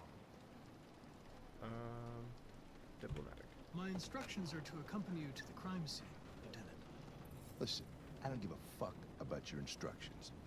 I told you to wait here, so you shut the fuck up and you wait here. Okay. Selecting priority.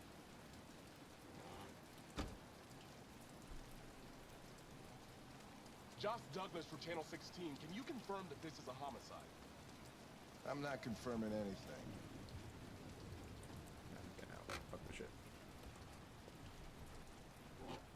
I just can't sit around.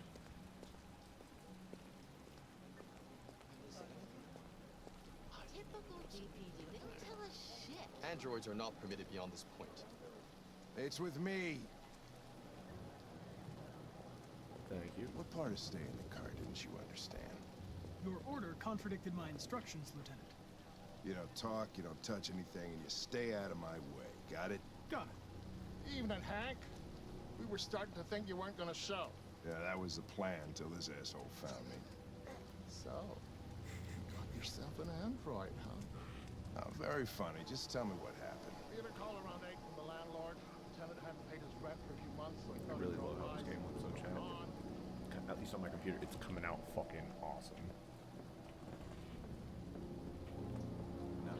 Fuck your controls. Smell was even worse before we opened the windows. The victim's name's Carlos Ortiz. He has a record for theft and aggravated assault. According to the neighbors, he was kind of a loner. Stayed inside most of the time. They hardly ever saw him. Wow, state he's in. Wasn't worth calling everybody out in the middle of the night. Could have waited till morning. I'd say he's been there for a good 3 weeks. We'll know more when the coroner gets here. There's a kitchen knife over here. Probably the murder weapon. Any sign of a break-in? No. Nope. The landlord said the front door was locked from the inside. All the windows were boarded up. The killer must have gone up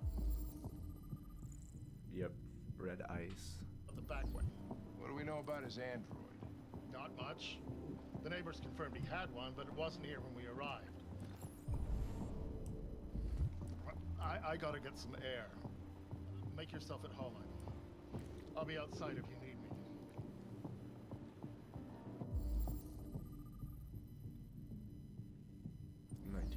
Okay. So we know exactly how long it's been since the murder occurred. Okay, so no fingerprints, so it could be an android. That makes sense.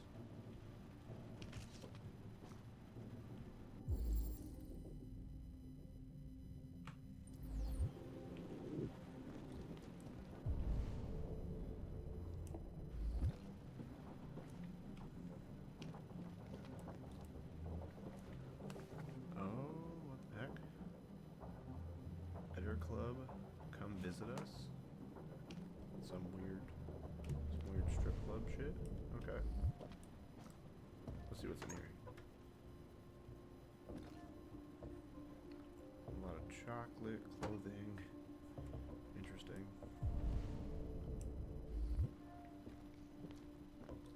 What's in here to examine? Well, first we've got that. Each letter is perfect. It's way too neat. No human rights like this.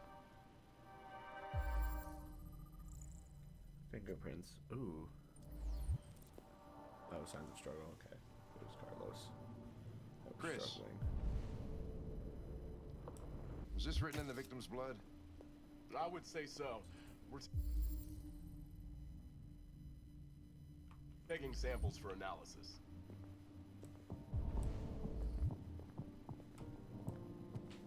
Another? What the fuck?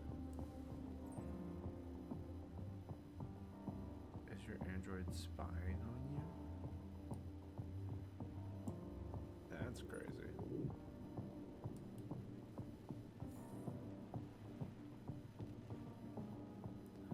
The result of a survey is in, and it's official. 68% of men prefer sex with an android to real women, with 52% of men saying they've tried the experience at least once. That's a lot of android love to go around. Sorry, ladies, but plastic can't be beat. There's a few reasons given for this preference, but we think we know the real reason androids don't talk about their feelings afterwards. The story was sponsored by... Okay, that's fucking crazy. Red ice. Seems our friend Carlos liked to party. Chris, I want full analysis on the narcotics. Knife missing. Consider it done, Lieutenant.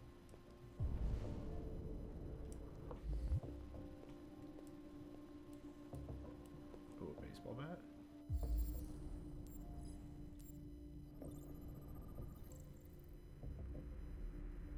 Okay.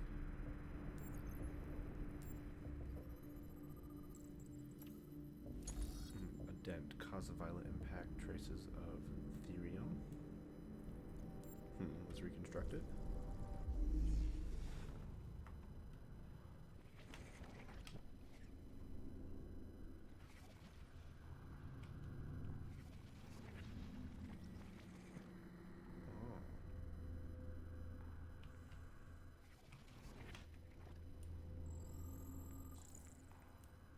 Deviant took a knife.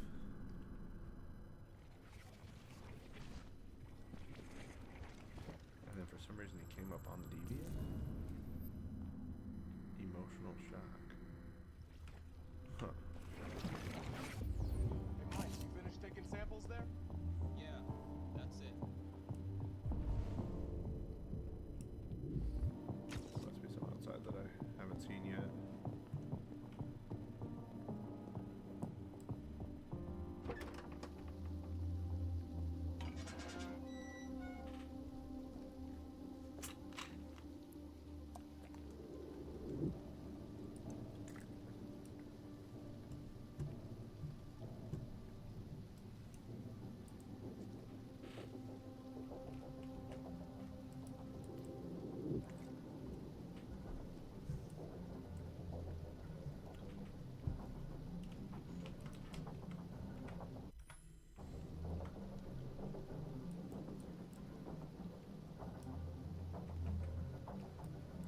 I'm so confused. Oh.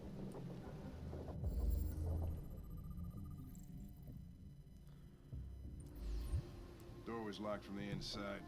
Killer must have gone out this way. I mean, There are no footprints apart from Officer Collins' size 10 shoes. Well, this happened weeks ago. Tracks could have faded. No, this type of soil would retain a trace. Nobody's been out here for a long time. Nobody's been out here for a long time. Well, at least I can pick that up. And just know that information off the top of my dome, apparently.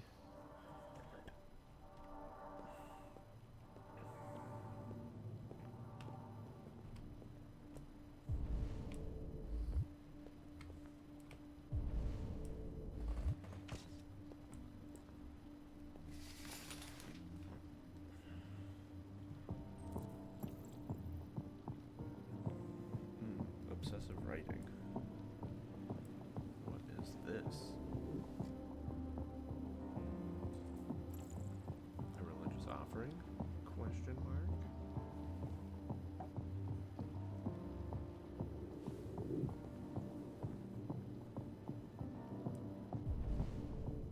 I wonder what I don't have.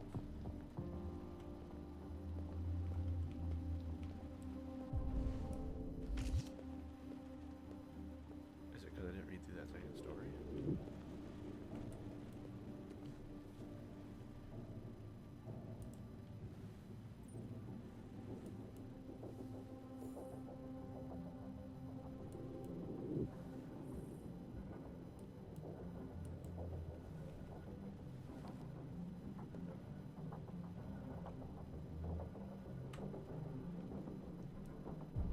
What's keeping the car? You should have been here a half hour.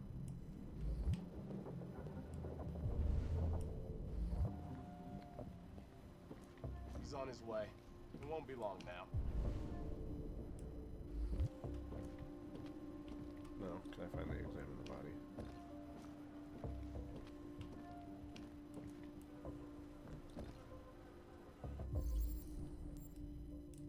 Okay. So that is Carlos Ortiz.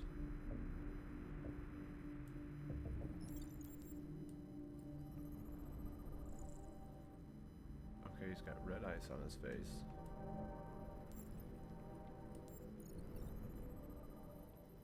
He's got 28 knife wounds. Ooh. Man, that's a tough one. Probably some more red ice on his hands. No? Let's do a little reconstruction.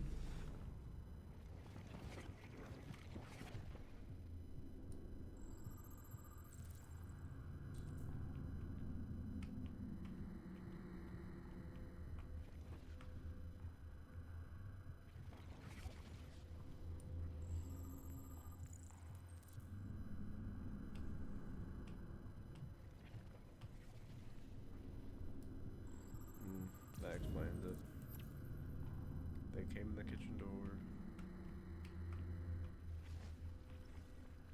Stab. Stab, stab, stab, stab. That makes sense. Okay. He was stabbed 28 times. Yeah. Seems like the killer really had it in for him. Oh, clearly. Fuck.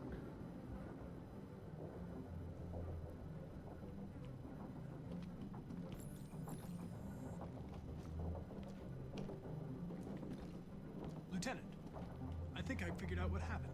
Oh, yeah? Shoot, I'm all ears. It all started In the kitchen. in the kitchen.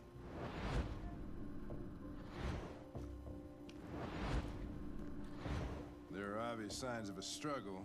Question is, what exactly happened here? I think the victim attacked the android Oh, with the bat? with the bat. That lines up with the evidence. Go on.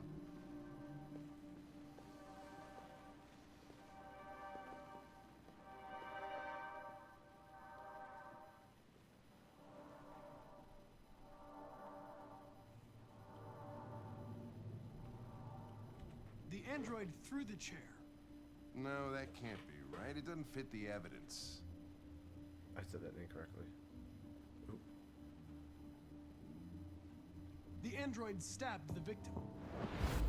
So the android was trying to defend itself, right? Okay, then what happened? The victim fled to The living room? the living room.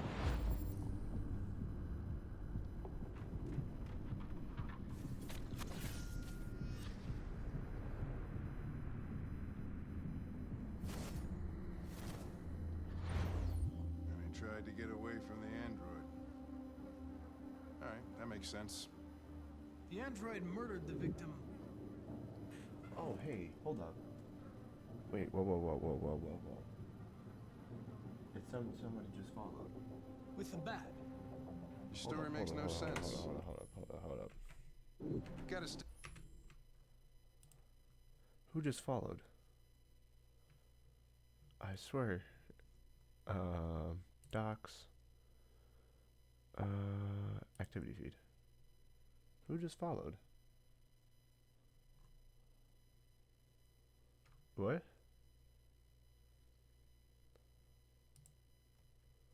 Nobody? What? I'm so confused, chat. It says I hit 80. I have confusion. I have total confusion. Nobody... Chat, did somebody just follow? Because I'm not seeing another follower. Even on the activity feed. I am hecka confused.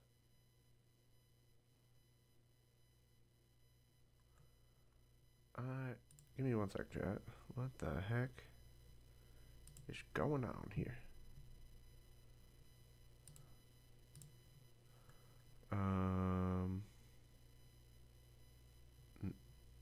Okay. No.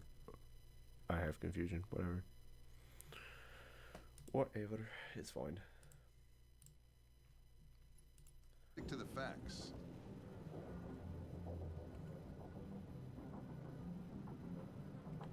With the knife. Okay. Your theory's not totally ridiculous, but it doesn't tell us where the android went. It was damaged by the bat and lost some therium. Lost some what? Therium. You call it blue blood. It's the fluid that powers androids' biocomponents. It evaporates after a few hours and becomes invisible to the naked eye. Oh. But I bet you can still see it, can't you? Correct. Yeah.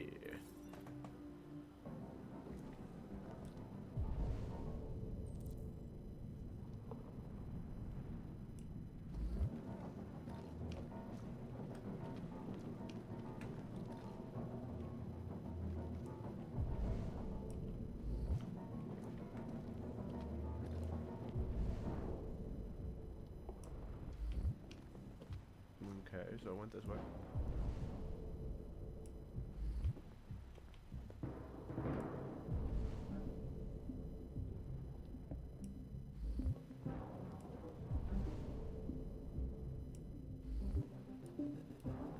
Okay, gonna examine the wall here. A ladder was used. Oh, that's good to know.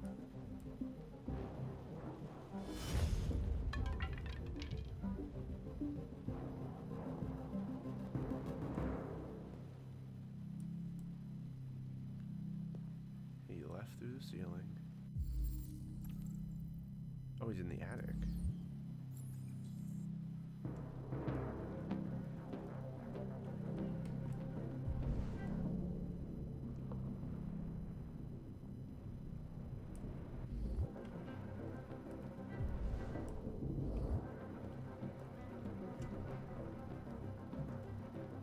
These lights are cool. I always say that.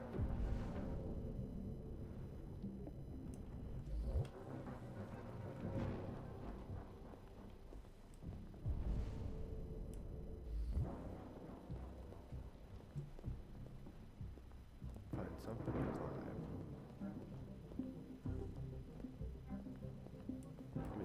Give me this chair. Hey, what are you doing with that chair? I'm going to check something.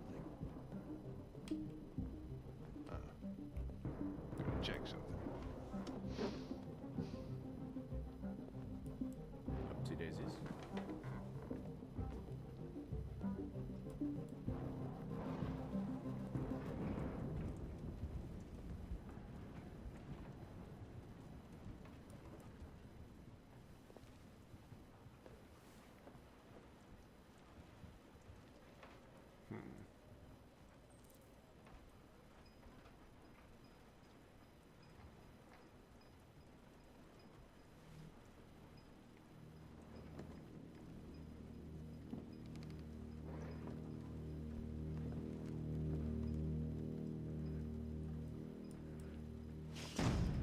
Oh, it's just a doll.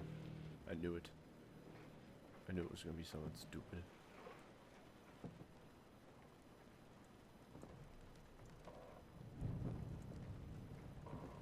Yeah, we're just casually walking through an area.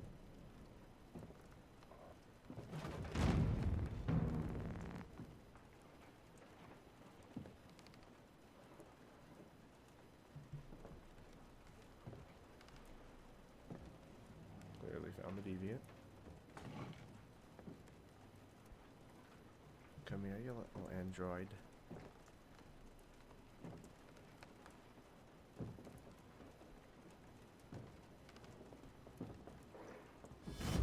Big brother, I see you.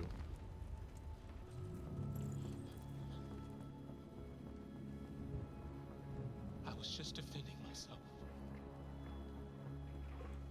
He was gonna kill me. I'm begging you. Don't tell him. Connor, what the fuck is going on up there? It's here, Lieutenant! Oh, shit. Chris! Ben! Get your asses in here now! Come on! Like, brother, I work for them. What do you want from me?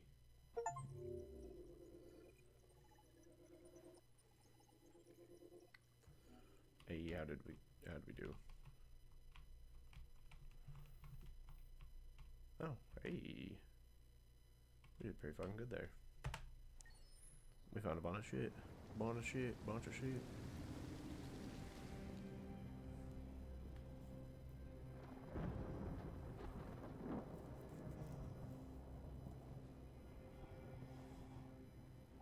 Todd, All zonked out.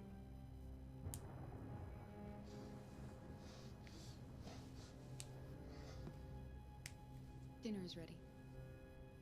Yeah, I'm coming. Oh. Druggy's gotta do his drugs first. Gotta go serve the pasta. There wasn't much in the kitchen. I did what I could. Spaghetti.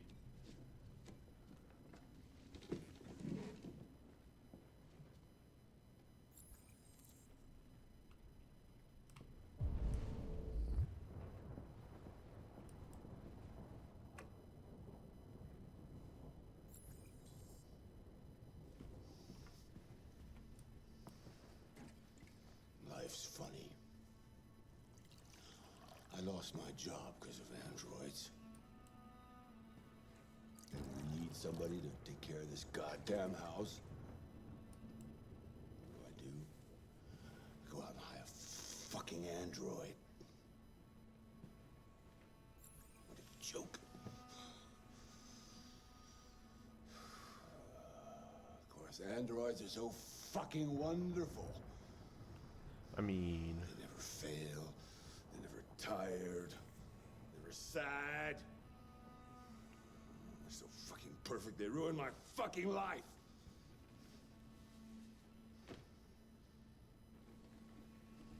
What are you looking at? What's your fucking problem? Not the life you dreamed of, eh? Maybe you think this is easy.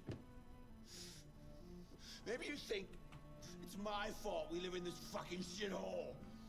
My fault your fucking mother took off. Oh. You should Mother stop took taking off. drugs, Todd. Sometimes you really scare me, Todd. Fucking bitch took off without a word. Well, I don't Fucking blame her. whore walked out on me for a fucking accountant. It's all your fault. Daddy, no. It's all your fucking fault.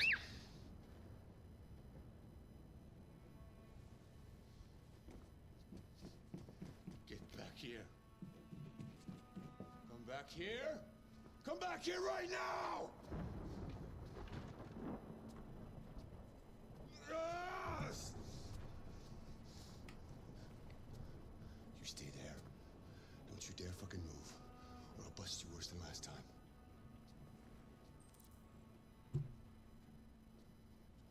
Took off without a word. I could have been happy. I could have had a family. But no! Damn. Dude, in serious drug problem. Shit about how I felt. I did everything I could to make her happy.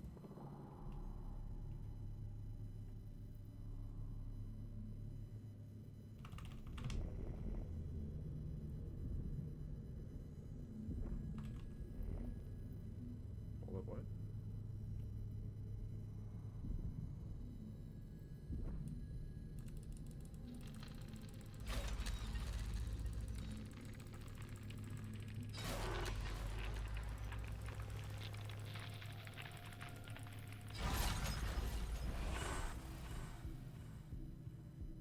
Yes, I got my free will.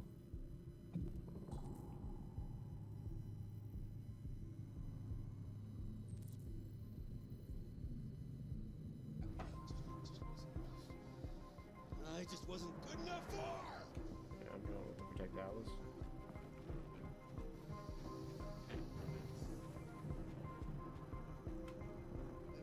Fucking brat.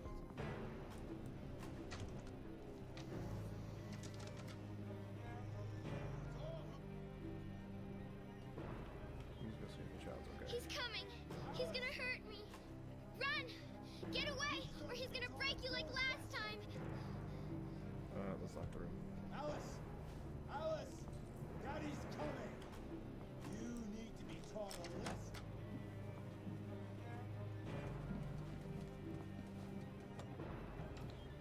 I have to find something. Alice! Open this fucking door! No, Carl! We'll fall! It's the only way. Hurry, come on.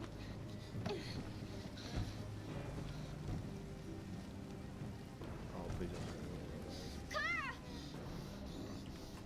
Come back here right now!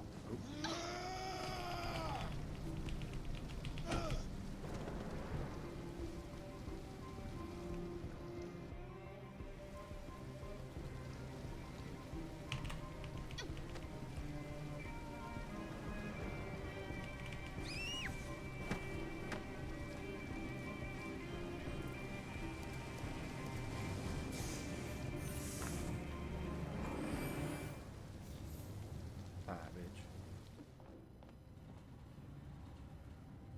Ooh.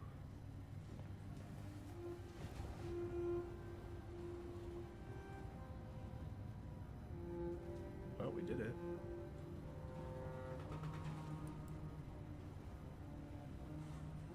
Got away from the evil dad.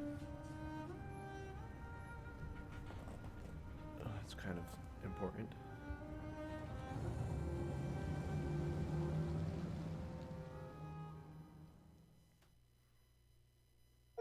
Even though, like, I definitely feel like I just opened a can of worms there. Oh god, dude, that tree is insane.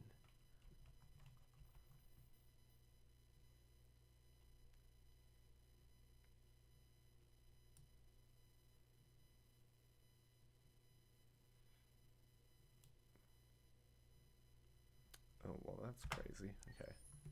There's so much I could have done there.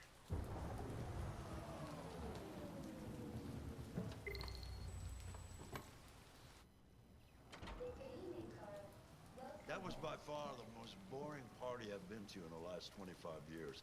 Every time I go to one of these, I ask myself, what the hell am I doing here? What the hell am I hate cocktail parties and all the schmoozers that go there. Well, it's a chance for all those people who admire your work to meet you. Yeah. No one gives a damn about art. All they care Carl, about you is know how that's not much true. money they're gonna make out of it. Come on, let's have a drink. Oh, the excitement of this whole thing has made me thirsty. Alright, Carl, let's get you a drink. Scotch, neat as usual? Absolutely. Okay, but you know what your doctor would say. Yeah, well, you can kiss my ass. I'm old enough to choose my own medication. I guess, yeah. I mean, good point.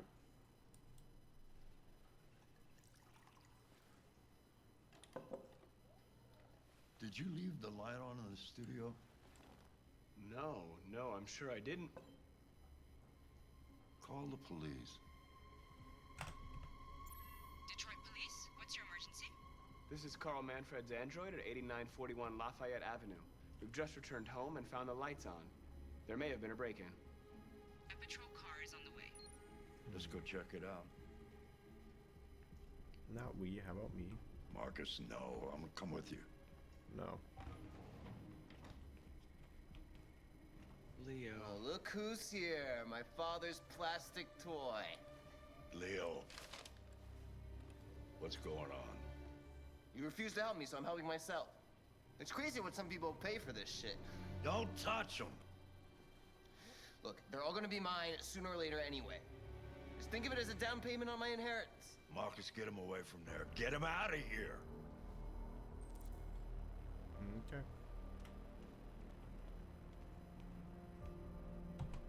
So don't make this difficult. Listen to your father. You need to leave. Now. All you ever do is tell me to go away. What's wrong, Dad? Not good enough for you? Not perfect, like this fucking thing? That's enough! Get out! Right now! What makes it so special anyway, huh? What's it got that I don't? Leave him alone! Come on, let's see what you got! Marcus, don't defend yourself, you hear me? Don't do anything. Go ahead, hit me. What you waiting for? Think you're a man? Act like one. Stop it! What's the matter? Too much of a pussy? Stop it, Leo! Stop it! Too scared to fight back, you fucking bitch!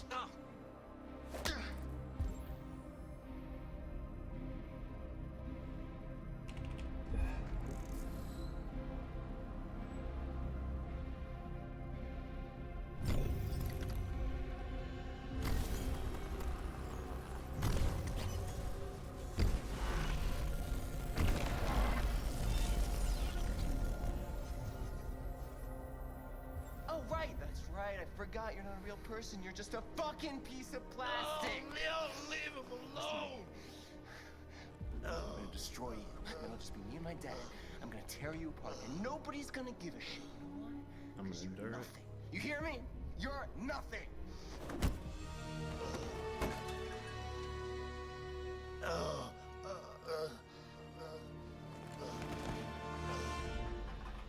Carl, no!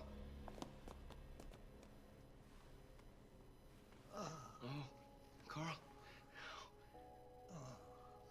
Humans. Fragile machines. Carl, don't leave, okay? Please don't go. Don't leave. Remember, Marcus. Don't let anybody tell you who you are. No. No. Dad. No. Please. This is all your fault. This never would have happened if it weren't for you.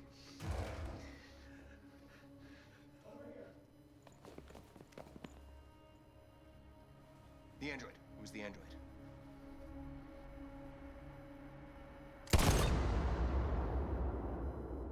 Ain't no way he just did that.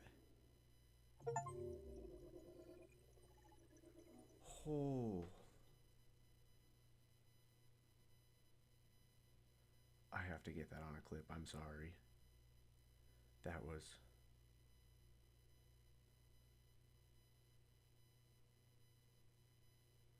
That's crazy.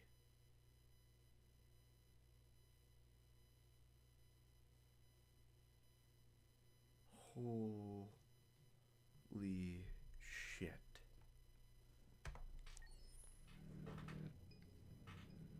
Why'd you kill him?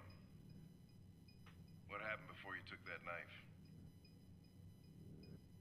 This game is fucking wild.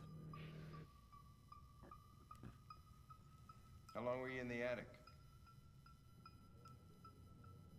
Why didn't you even try to run away?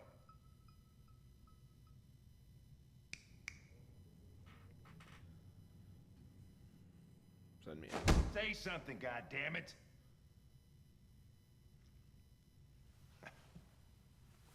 Fuck it. I'm out of here.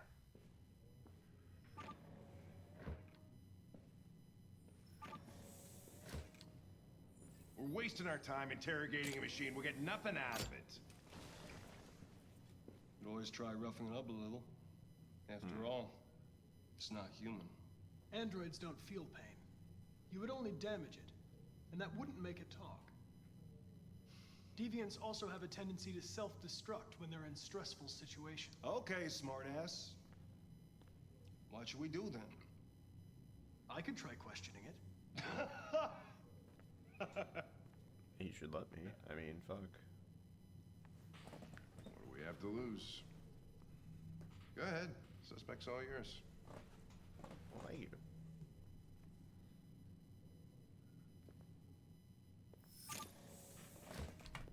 Alright, chat. I have to pee so bad. I'll be right back.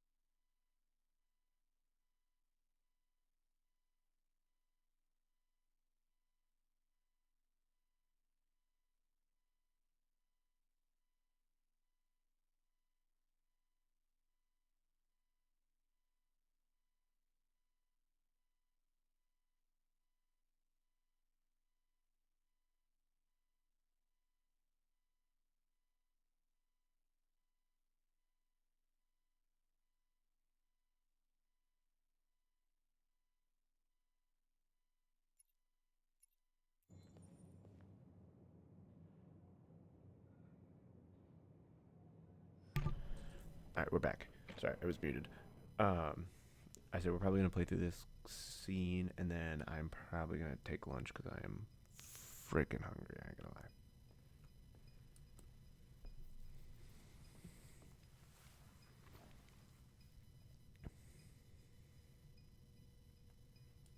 Let's analyze them.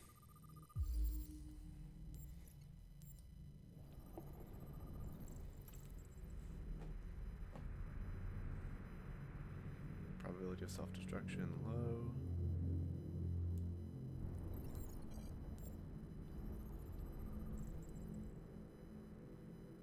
Damn, he's been around for a while.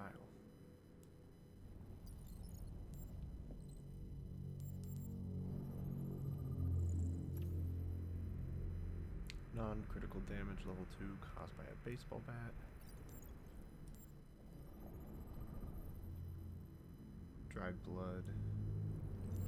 Did that say that he has HGB as well? That's crazy.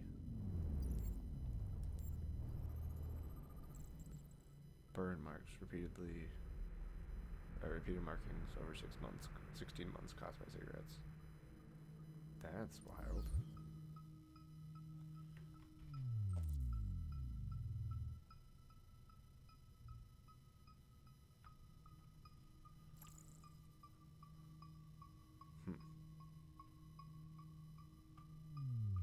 Let's start with your name. My name is Connor. What about you? What's your name?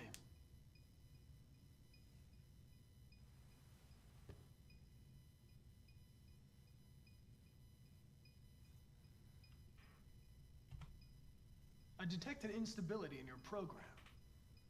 It can trigger an unpleasant feeling, like fear in humans.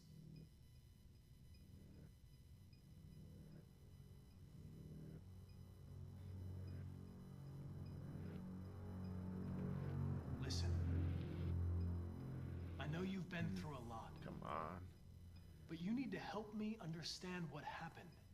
You gotta talk to me.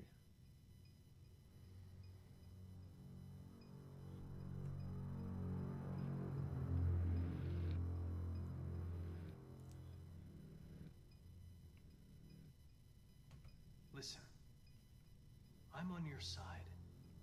I want to help you, but there's nothing I can do if you won't talk to me.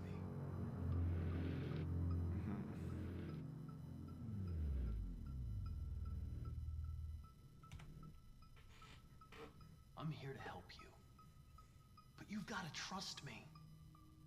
All I want is to get you out of here.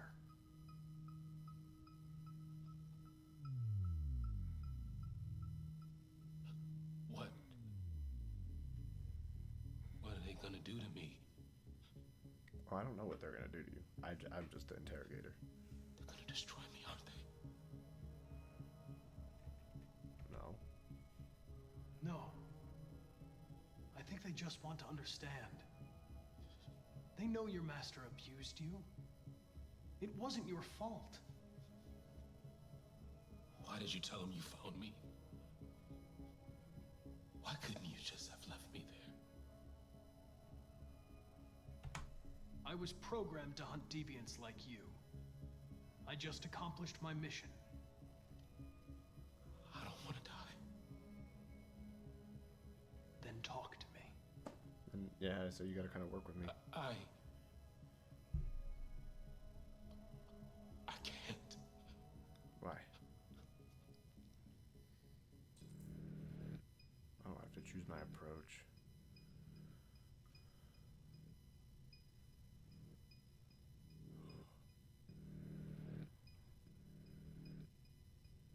Let's convince it. Understand. I understand how you felt.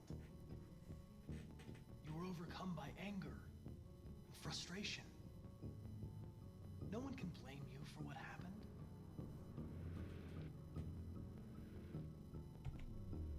Okay then, don't talk. What do I care after all? I mean, I'm not the one accused of murder, right? If you remain silent, there's nothing I can do to help you. They're gonna shut you down for good. You'll be dead. Do Do you hear me? Dead.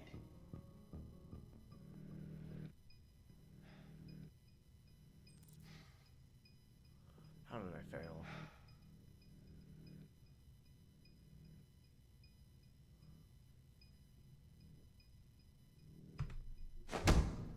"28 stab wounds.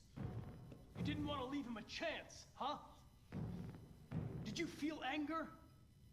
Hate? Depression. He was bleeding, begging you for mercy. And yet he but you stabbed him stabbed again him again and again and again. Please. I know you killed him. Why don't you say it? Please. Please stop. Just say, I killed him. Is it that hard to say? Stop it! Stop! Please. Please leave me alone. All right. All right. Everything is going to be okay.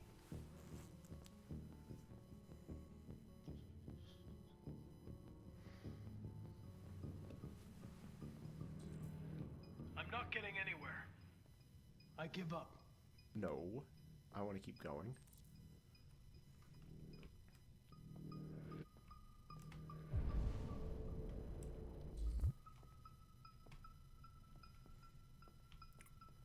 I don't want to give up, you son of a bitch, but alright, whatever. Chris, lock it up. All right, let's go. Leave me alone. Don't touch me. The fuck are you doing? Move it! Okay. Calm down. Don't be difficult. You only make things harder. No! You shouldn't touch it. It'll self-destruct if it feels threatened. Stay out of this, got it? The fucking android's gonna tell me what to do. You don't understand. If it self-destructs, we won't get anything out of it. I told you to shut your fucking mouth! Chris, you gonna move this asshole or what? I'm trying.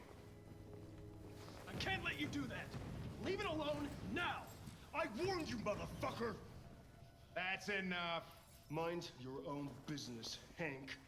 I said that's enough.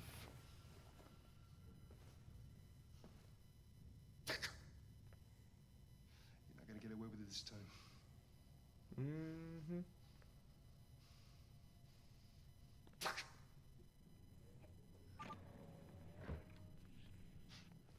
Everything is all right.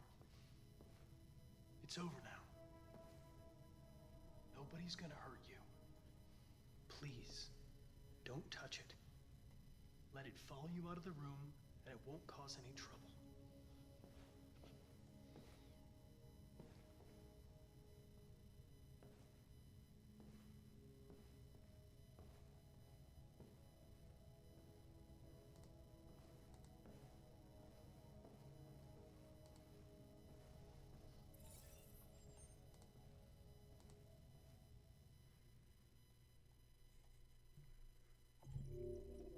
Well, looks like I gotta hydrate.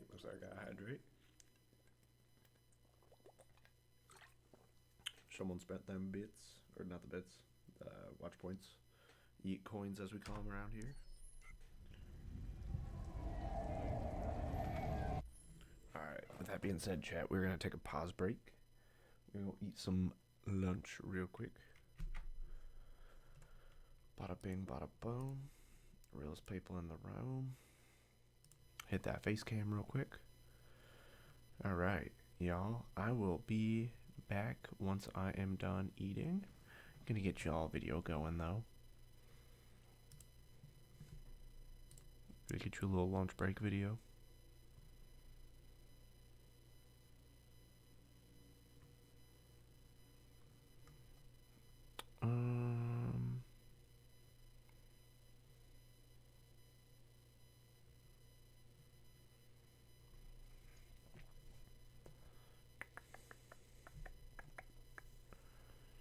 I just want to make sure I get y'all a good video, you know.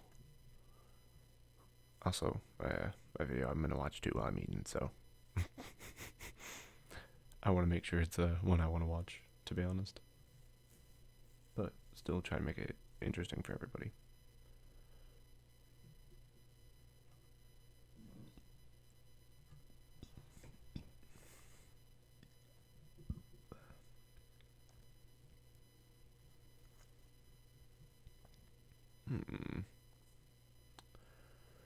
Alright, we're gonna refresh the YouTube real fast.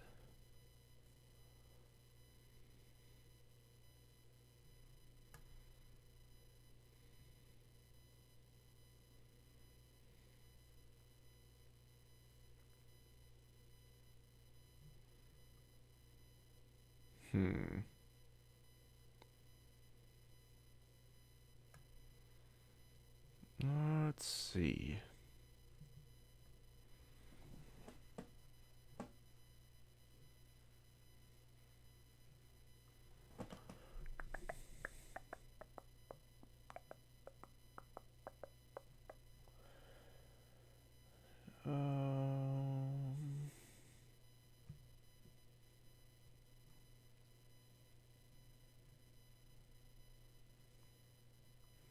Do do do do do do do do.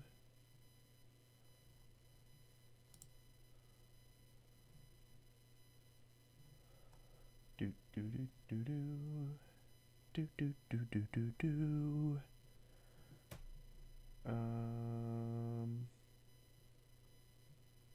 Damn, why can I not find a good video? This is crazy.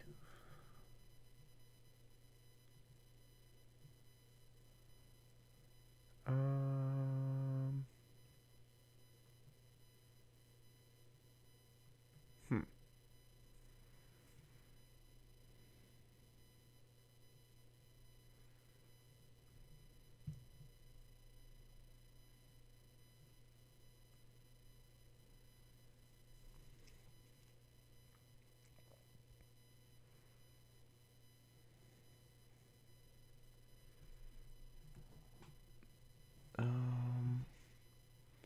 Sorry, y'all. I am trying to find something that's good for y'all. And for me. And sometimes I can't find shit on YouTube to watch. Like, I can, but, like, also, like I said, I want to make sure it's something that, like, if someone tunes into the stream, they're not just like, why am I watching a random wrestling video? Like, that type of stuff.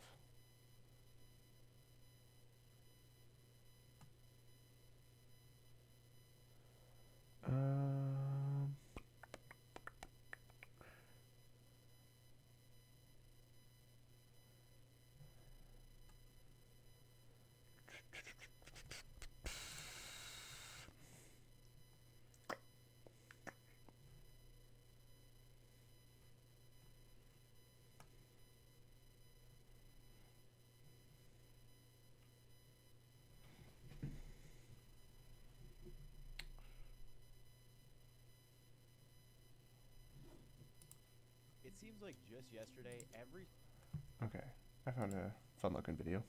We'll start with this one.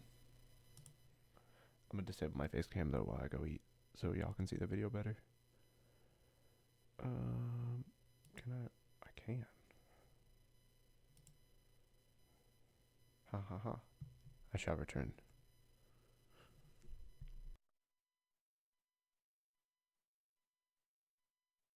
every single musician had Vivo in their YouTube channel name, Vivo in the bottom left of their videos, and there were even YouTubers putting Vivo on their diss tracks because it made them look more official. But this has left people with a few questions like, what even is Vivo? Why was their name on every single YouTube video? And whatever happened to it? Well, it turns out that Vivo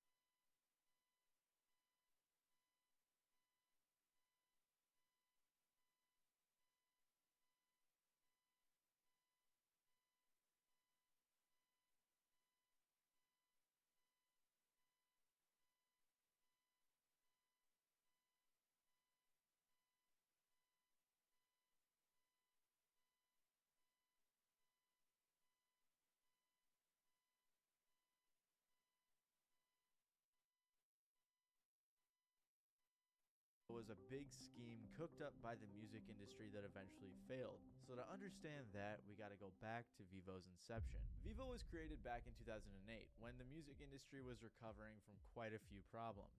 See, back in the day, music videos used to be aired on TV, on platforms like MTV, NBC, and more. This way, the producers and artists could get money directly from the networks and their advertisers. But then the internet came in and disrupted everything. CDs and records were being replaced by illegal file sharing services like Napster and LimeWire, because why would you buy something when you can just get it for free? So as you may know, this made the music industry not very profitable. Things like Spotify and iTunes were just coming out, so the industry hadn't really figured out how to make money.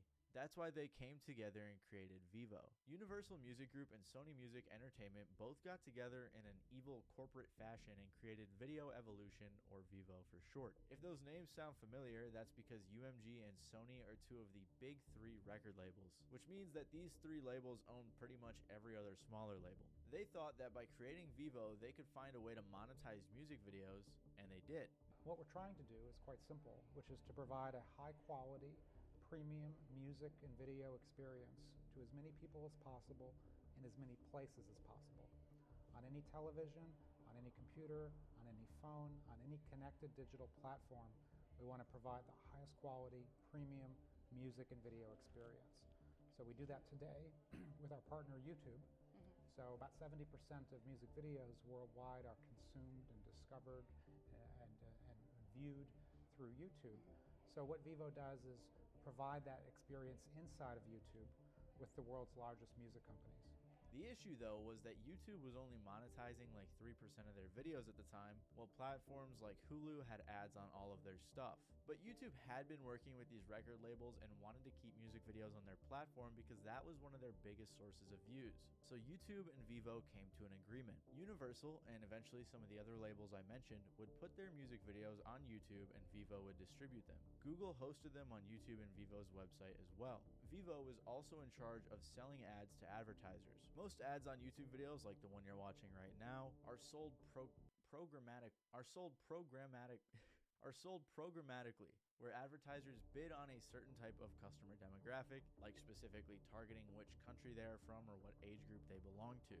This is very common, I'm sure most of you understand that, but Vevo instead would sell specific slots to advertisers, which makes a bit more sense because you can imagine that appearing in front of a Drake video is likely going to get you more attention than throwing your ad on a Matty Balls video, for example. It's kind of like how advertisers kill to be in the Super Bowl. I'm sure they've had quite a few bidding wars over Taylor Swift's music videos. Not because they're good, but because she gets a lot of views. Also on long videos like interviews and things like that, they can sell slots for ads during the video as well. This way Vevo is able to make quite a bit more money from YouTube ads than your everyday YouTuber. So with all of that sorted out, Vevo got like $300 million in investment money, and they were preparing to launch. They acquired some other labels as distribution partners, furthering the music video monopoly, and then they were ready to launch.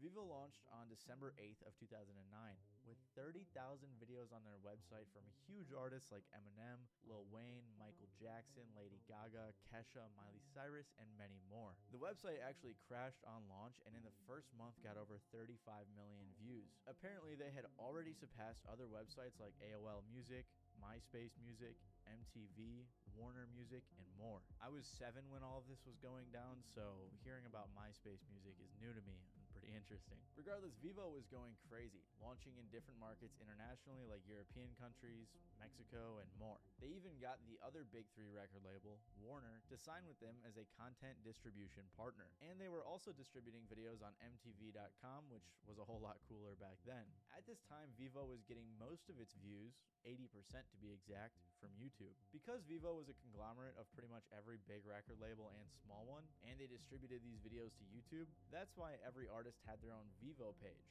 like Eminem Vevo or Rihanna Vevo. That's also why pretty much every music video in the early 2010s and even up until this day have Vevo in the bottom left corner, or right, I can't remember. But that still leaves us with one question.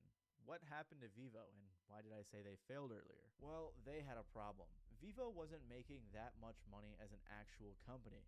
Most of the money was going to YouTube and then to the record labels, leaving Vevo to pick up the scraps. Apparently, Vevo was also very expensive to run because of everything I mentioned, so pretty early on into the company's life, they tried to find a buyer for $1 billion, which didn't really work out. So Vevo had to come up with some other ways to make money. First, they started making other types of content on YouTube and their own website, like interviews, live stream concerts, and things along those lines, although that content was never super successful. Then they released an app to watch music videos on your phone, and when it first launched, it was actually very successful. By early 2011, they were bigger than Facebook and right behind YouTube for video viewed content. By the end of 2011, Vevo was getting over 3.7 billion views a month, they had over 13 million downloads of their app, and they had made over 150 bucks, and they had made over $150 million in revenue. But like I said, most of this money was going to YouTube and the labels, not to Vevo. And because they didn't want to rely so much on YouTube,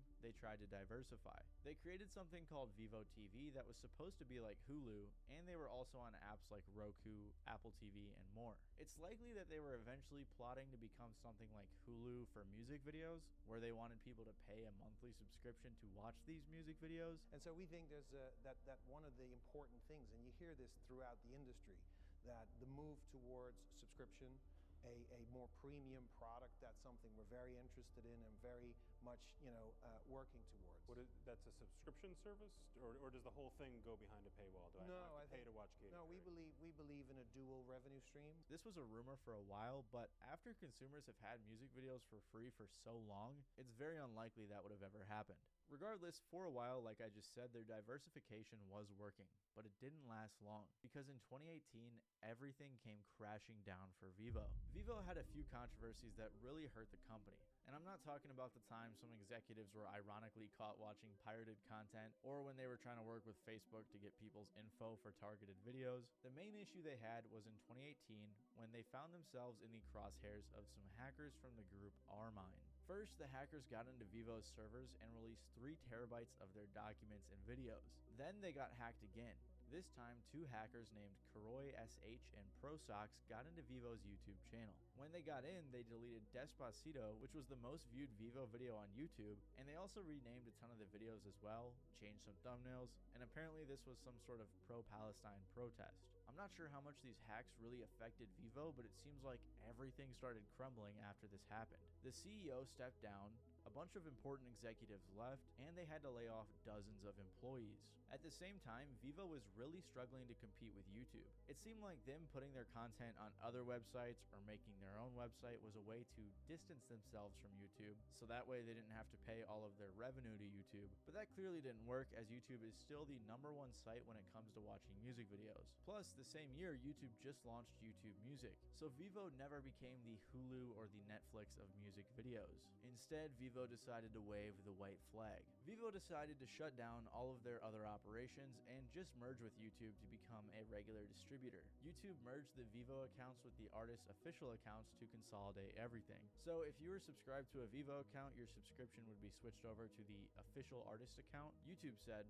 Vevo's reach and business can continue to grow on YouTube as a direct result of simplifying the user experience through consolidation of an entire artist catalog into one channel, where Vevo videos are featured prominently. So basically, like Agario, YouTube just ate up Vevo. This is probably why it feels like you don't see the Vevo branding as much. I mean, we're all probably used to seeing the Vevo logo in videos, so we don't notice it very often, but it is still there. It's just that the channels don't have Vevo in their name anymore. And Vevo is still pretty successful after the merge with YouTube, as they have over 500,000 music videos that get over 26 billion views a month. You can still go to Vevo's website and check out their content and their artists, but it always redirects you to YouTube. They also still host their videos on Pluto TV and Roku, but let's be honest, no one's going there to watch music videos. Like Medium.com said, without assassinating YouTube, there really wasn't enough room for both of them to coexist. The consumer isn't ever going to go to a second location for the same product they can get at the first. So just because it looks like they aren't there, Vevo is still there operating in the shadows. However, their plans to take over the internet as the go-to music video service failed. Like Jordan Fraser said, Vevo isn't dead, it has regressed to the bottom of the video screen. It exists today as branding you'll continue to see on most music videos. It also exists as a reminder that the entire music industry is run by only a few people in expensive suits. If you like this video, you may like my video about some of the worst marketing attempts in the music industry, as many of these Vevo era artists came up with some really dumb ways to promote their music. So make sure to click the video on screen right now. Other than that, this has been your boy Matt. From Katy Perry creating a national biohazard in Australia and Mario Judah faking domestic abuse, to Apple Music forcing U2's album into everyone's library, and Justin Bieber desperately begging people to make his song go #1, there have been a ton of terrible marketing gimmicks done by popular artists. So today we are going to be looking into some of the worst marketing attempts in the music industry. Starting off with Mario Judah faking domestic abuse to promote his song I Cannot Love You. So Mario Judah is the smallest and least relevant artist on this list, but the marketing gimmick he attempted for his song has to be probably one of the worst ones I've ever seen. So back in 2020 and 2021, he was going viral for things like this. A lot of people are assuming that's gotta be racist. There's no way.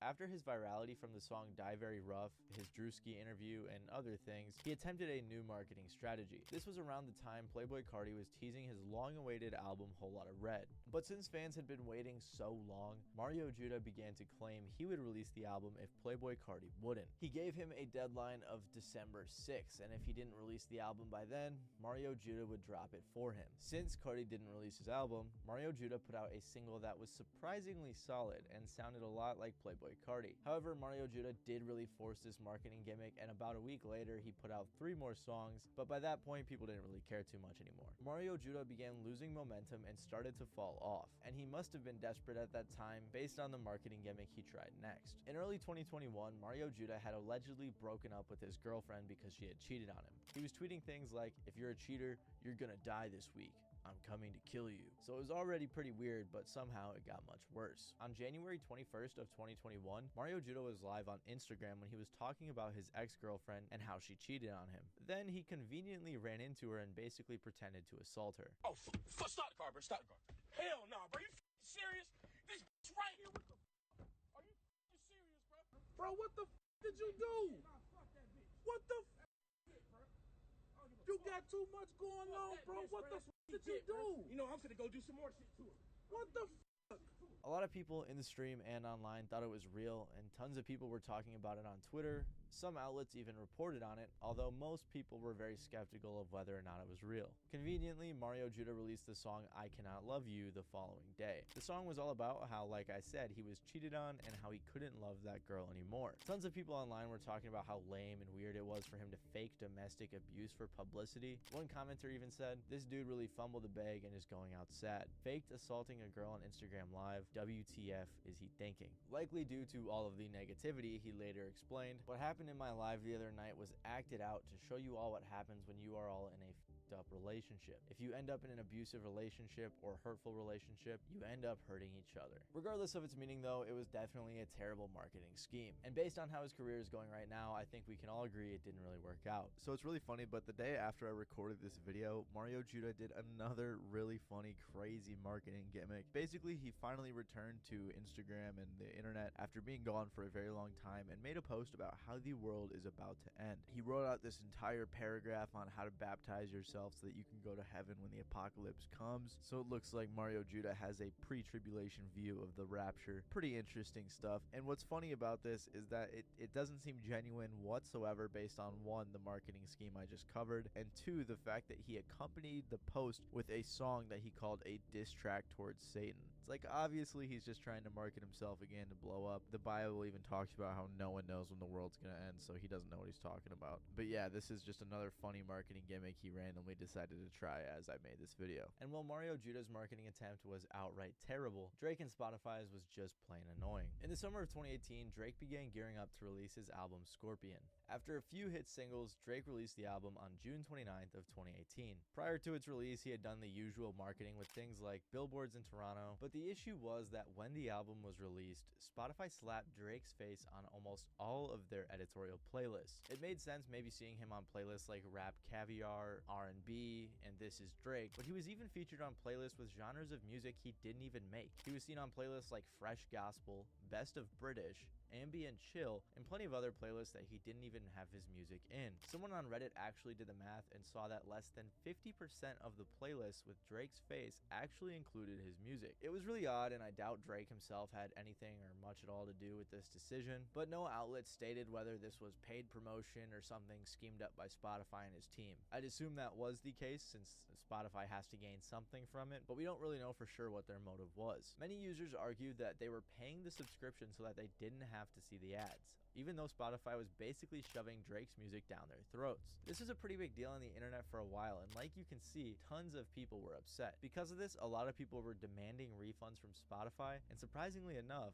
Spotify actually began giving out some refunds. One person on Reddit said that they talked with customer support and received a refund, and recommended that many other people attempt the same. Since Spotify pushes music so hard, and to be fair, was a pretty solid album, it's no surprise Drake broke the streaming record for most streams in 24 hours and in a week with this album. This whole situation is even more interesting because supposedly he had signed a $19 million deal with Apple Music. In the end, the entire situation just ended up being strange. On a similar but much worse note, U2 and Apple had a marketing scheme just like Drake and Spotify. When Steve Jobs was working on the iPod and iTunes, he had relationships with a lot of artists, including the band U2. They had been friends with Steve Jobs for a while and even joined him for dinner at his house to discuss business. Apple used their music in commercials and in turn released a U2 themed iPod. They actually made a few. Apple, along with many other companies, also worked with Bono for his product Red in an attempt to raise money and awareness to eliminate AIDS from African countries. It's obvious that Apple and U2 were close, and they were able to maintain that relationship when Tim Cook took over as CEO. Meanwhile, U2 had began working on their album Songs of Innocence. Bono mentioned that he was uncertain that the band would be able to remain relevant, which may have had a hand in the decisions that were to be made. On the flip side, Apple wanted to keep iTunes relevant as Spotify was on the rise. So instead of doing something like an iTunes exclusive release, U2 and Apple planned something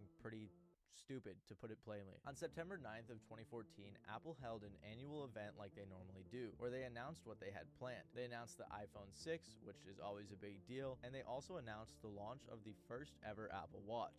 But Apple also announced their collaboration with U2. U2 was invited out on stage to perform a brief concert for everyone at the Apple event, and it was here that they announced their new album, Songs of Innocence. They awkwardly announced that Apple was going to send out U2's album to everyone for free. And I think you can help us. How do we get this to as many people as possible? Well, you know, we do have iTunes. Could you get this to them? Sure, we could do that. So basically, as Bono admitted in his memoir, he suggested the idea to Tim of sending every iTunes user their new album for free. Now, if you're young, this was before Apple Music, and on iTunes, you had to pay for albums. I think it was like $12. I was a kid with no money though, so all I could afford were those 99-cent songs, and sometimes, if you're lucky, they had a 39-cent ringtone. But anyways, Bono suggested that Apple pays U2 for the music, and in exchange, they distribute it to all the iTunes users for free. So on September 9th of 2014, Apple paid U2 over $100 million and sent out the album to its over 500+ million iTunes users. They claimed that it was the largest album release of all time. However, people were understandably pretty upset about this. Some even labeled them the most hated band in America. This is because back in the day, your iTunes music was stored locally on your phone. The entry-level iPhone 6 that was announced the same day they launched the album only had 16 gigabytes of storage, which is not much. So this had to have been extremely annoying for people with limited space, especially since it couldn't be deleted as easily as other albums could. There was an option to hide it, but not to delete it. So many people woke up one day with a random U2 album on their phone. Many people probably didn't even know the band, and they just couldn't get rid of it. I really liked Tyler, the Creator's reaction to this decision. Anyways, a week after this launched, Apple posted a webpage that gave a tutorial on how to remove the album because there was so much backlash. Bono said he first thought it was just some internet drama and that it wasn't a big deal, but he said shortly shortly after that he realized that they had bumped into a serious discussion about the access of big tech to our lives. He said that he takes full responsibility, and it seems like he does really regret the decision. Apple had later released a report that said 33 million people had listened to at least one song from the album, which is only about 6.7% of the 500 plus million iTunes users. So I think it's safe to say that this was one of the biggest music marketing fails ever. And while this marketing scheme was dumb, Justin Bieber's was just plain embarrassing. Embarrassing! On January 3rd of 2020, Justin Bieber released the single Yummy, which would later appear on the album Changes. Like most singles, this one was released with the attempt to blow up. And as we would see, Justin Bieber really wanted this song to go #1. This was around the time that TikTok was really demonstrating itself to be a powerhouse in music marketing, so it makes sense that Yummy sounded like a song that was made just for the app. He actually joined TikTok just to promote Yummy, and in an effort to promote the song, Justin Bieber tried out two really weird and embarrassing marketing gimmicks. The first one is just weird because he was posting a bunch of pictures of random babies with the caption #Yummy. This caused a bunch of backlash. Lots of people were understandably weirded out and upset by this. There was also a bunch of people that thought this song was linked to the Pizzagate theory. Regardless of whether or not it's true, I can't imagine a world where it's not weird to post a bunch of pictures with babies and the #Yummy. But most of the attention was directed at his marketing attempt to make the song go #1. Around this time, Roddy Ricch's song The Box was blowing up, and it was at #3 on the Billboard 100. However, because of how viral it was going, especially on TikTok, it was bound to hit #1. But Justin wanted his song to be #1, so he basically begged his fans to stream the song to get it to that spot. Justin Bieber made an Instagram post with instructions on how to get Yummy to #1. For YouTube users, he advised, don't repost the video, link it instead. Stream on YouTube, log out of your account, don't skip ads, don't mute it, don't repeat, refresh. For Spotify users, he advised, create a playlist with Yummy on repeat and stream it. Don't mute it, play it at a low volume, let it play while you sleep. Now this is just nuts because he's basically begging for fake streams. But what's even crazier is the subtext, which reads, if you are not from the US, you can download a VPN app, set the VPN to US, and then create a Spotify account. All that just to get a silly #1 song. For Apple users, he advised people to buy the song on iTunes and buy the song multiple times on Justin's website. Technically, he was reposting this from a fan page, but still, it was extremely embarrassing and the post was later deleted. Tons of people online were clowning him for it, and outlets were reporting on it saying Justin Bieber is increasingly desperate for Yummy to go viral on TikTok. In the end, Roddy Ricch won the battle and went #1 with his song The Box, and it actually remained there for quite a while. What's even funnier is that after his victory was assured, Roddy told fans to go stream Yummy by Justin Bieber. Overall, it was a big stain on Justin Bieber's reputation. And while Justin Bieber's marketing was very embarrassing, Katy Perry's put an entire country's ecosystem at risk. In 2013, Katy Perry released her album Prism. She did a lot of promo and marketing for this album as it was her 4th studio album and she was already fairly successful. She had a golden truck driving around revealing the name of the album, and she also partnered with Pepsi, doing some cool things that allowed fans to get involved in the release of the project. When the album released on October 18th of 2013, it went #1 in the United States, and it also went #1 in the UK, New Zealand, Canada, Ireland, and most importantly, Australia. See, the reason it's important to note the album's popularity in Australia is because when she released the deluxe version of the CDs, they came with the album's logo printed onto seed paper. Katy Perry said on Twitter, the first 300,000 copies of the Prism Deluxe have a seed prism you can plant to spread the light. Now, it's a cool idea to include seed paper in CD packaging. I always love little bonus gifts in my CDs, so it definitely was a great way for her to encourage her fans to want to buy the CDs, until it wasn't. A national biohazard. Not something that comes to mind when you think of CDs or Katy Perry, but that's exactly what's happening in Australia. As Independent said, some critics claim Katy Perry's new album was hazardous to the ears, but Australian officials have dubbed Prism a genuine biosecurity concern. See, Katy Perry's team said that the seeds were locally sourced in Western Australia, and this was true for the CDs purchased in Australia, but the Australian Department of Agriculture was worried about CDs purchased internationally, especially since Australians statistically bought more stuff from international stores rather than Australian stores. To look into it further, Australian biosecurity officers began to quarantine the international versions and started inspecting them to see whether or not they were dangerous. I saw one article saying that the album was banned, but I'm assuming if it was, that was only the international version, and I didn't see any other outlets confirming this. But following the Prism CDs being labeled a biohazard, quarantined, and investigated, I did not see any other outlets or publications or news sources follow up on this with what happened, so thankfully it seems like there was no significant damage done to Australia's ecosystem. And while Katy Perry risked an entire country's ecosystem, Rihanna just tortured the lives of some 150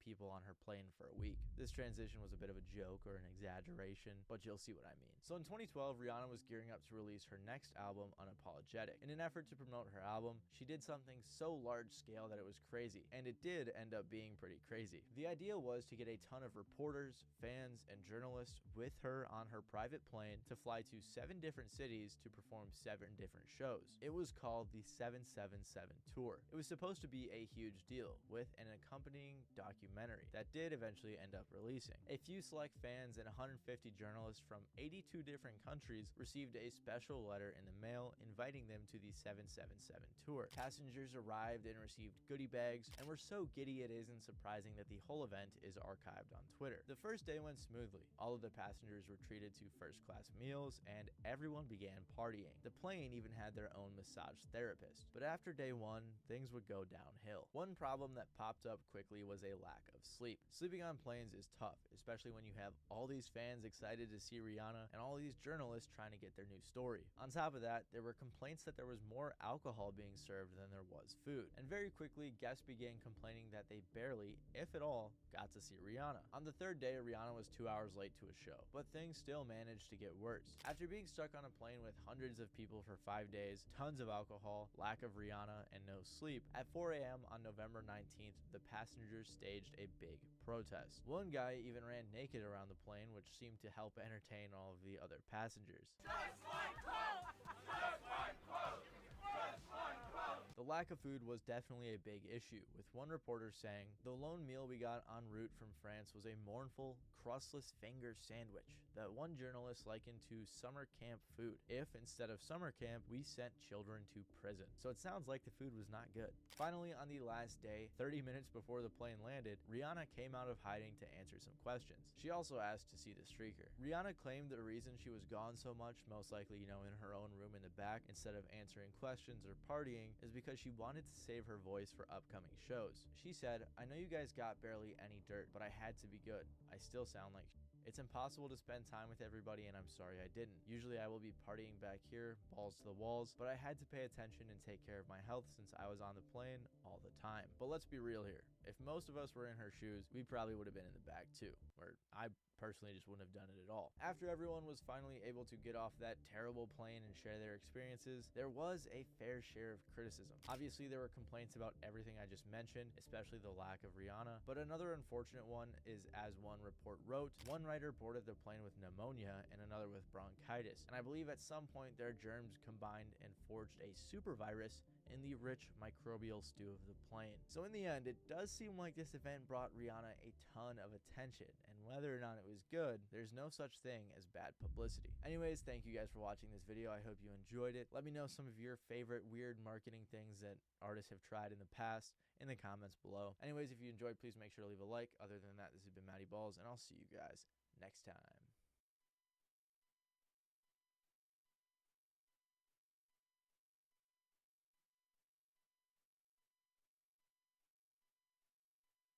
Over the years, we have seen many rappers successfully switch genres, making an album in a completely different style. A lot of these rappers have done so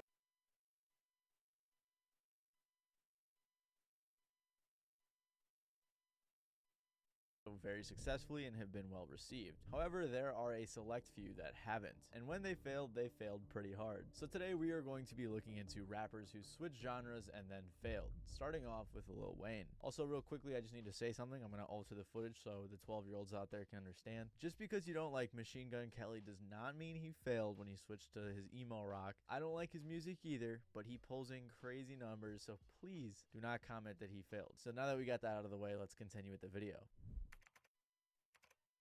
The year is 2009, and Lil Wayne had just recently released his iconic album, The Carter 3. He was a decade and 5 studio albums into his career and had already seen a ton of success. Wayne had released tons of mixtapes and sold millions of copies of his albums. He was actually putting out so much music that people criticized him, with 50 Cent saying, "A whore sleeps with whoever will pay him, so we gotta call him a whore if he'll just go with whoever pay him to be on their records." Regardless, by the time he released The Carter 3, he was a pretty big deal. But after he released it, he rose to new levels. The Carter 3 was heavily anticipated, especially because of the success of its predecessors, and it was also highly anticipated because one of Wayne's DJs actually leaked a lot of the original songs, leading Wayne to just release them on an EP called The Leak and remake a lot of the songs for The Carter 3. The leaks the fans heard and all of the drama surrounding the album just helped build hype for the project. So when The Carter 3 released in 2008, it was extremely successful, selling over 1 million copies in its first week. In the first day alone, he sold 432,000 copies. The album won 3 Grammys, 1 for Best Rap Album, 1 for Best Rap Performance, and 1 for Best Rap Song. Critics loved the album as well, with Rolling Stone putting it on their 500 Greatest Albums of All Time list, and Billboard putting it on their Top 200 Albums of the Decade list. By 2020, The Carter 3 was certified 6 times platinum. Lil Wayne was on top of the world, with a lot of people considering him the greatest rapper at the time. So I'm sure you can imagine how much of a surprise it was for people when, after rapping his ass off for almost a decade and releasing one of the most successful albums of the 2000s, Lil Wayne followed up with a rock album. Producers Cool and Dre said that following the more experimental song Phone Home on The Carter 3,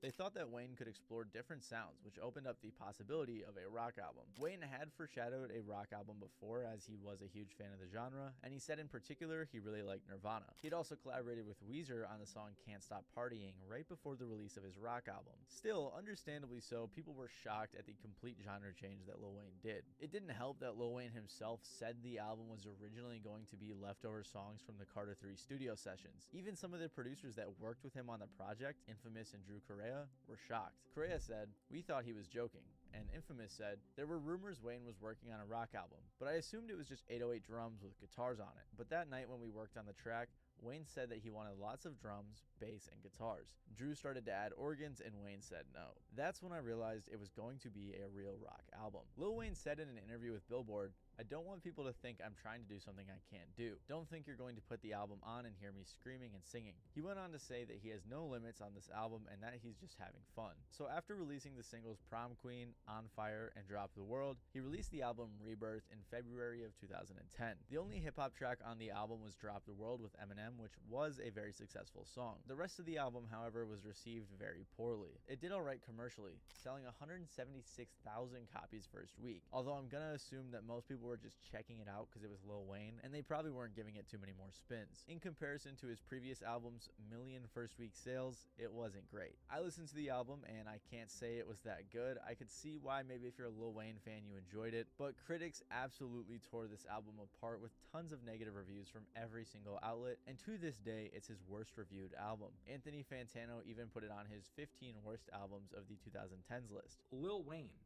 with Rebirth, which should not have been a birth at all, really should have been an abortion. Rebirth also resulted in this infamous guitar solo from Lil Wayne.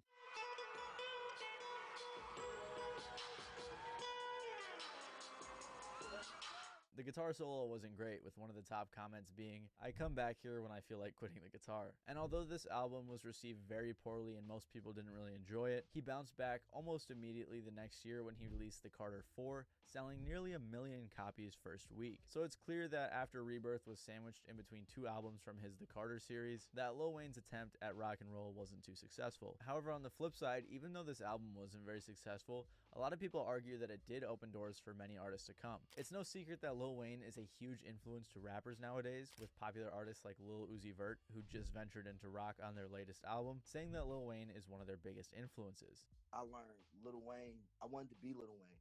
I would talk when I was younger, girls would say I look like Lil Wayne, so I would run with that. Another artist that was influenced by Wayne was Trippie Redd. So just because Rebirth didn't go over so well, Wayne has inspired an entire generation of rappers who want to experiment with other genres. This is actually the argument that Complex made recently to suggest that Rebirth was a good album, although I think most people would disagree with that. And even though Rebirth didn't go over so well, Lil Wayne said himself he was just having fun, and that's all that matters at the end of the day.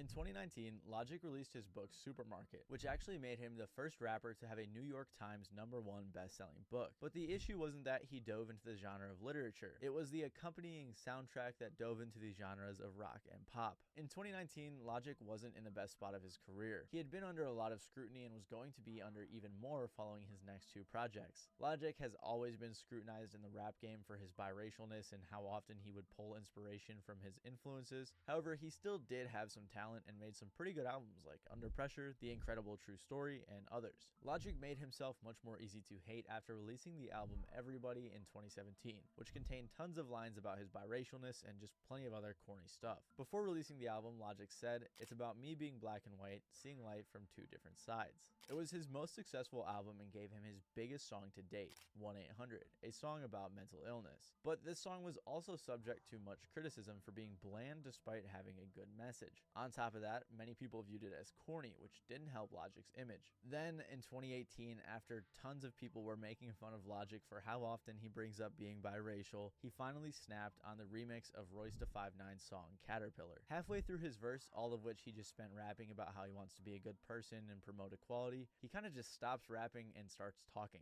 It's so great being a white rapper. White, everything. Honestly, I feel pretty bad for Royce when Logic turned this in, because if he put it on the song, he probably didn't want to be mean and say, no, this isn't good, but it just had to have been so awkward. So Royce released it, and it was terrible, and it became a huge meme. On top of that track, Logic released 2 more albums that both contain some fairly mediocre lyrics and lackluster music compared to what Logic is capable of. But in 2019, Logic would make it 1,000,000 times easier to hate on him. Like I said, Logic released his book Supermarket in early 2019, and it was accompanied with a rock/pop soundtrack. The book, from what I've seen online, was alright, but the soundtrack wasn't great. To be very real with you guys, I personally didn't mind this project all that much, but critics tore Logic a new one in their reviews. As Paige Stern from WRBB Radio says, the musician's work, which is usually considered rap, takes a complete 180 as he turns over to producing post-1960s boy band love song sounds. To get an idea of the sound, he had production on 2 tracks from Mac DeMarco and explored pop rock and synth rock and all sorts of other sounds. A lot of critics said Logic couldn't sing, and they also critique how he seemingly copies artists like Mac DeMarco, Red Hot Chili Peppers, and does a lame Tribe Called Quest interpolation and a Just a Friend interpolation.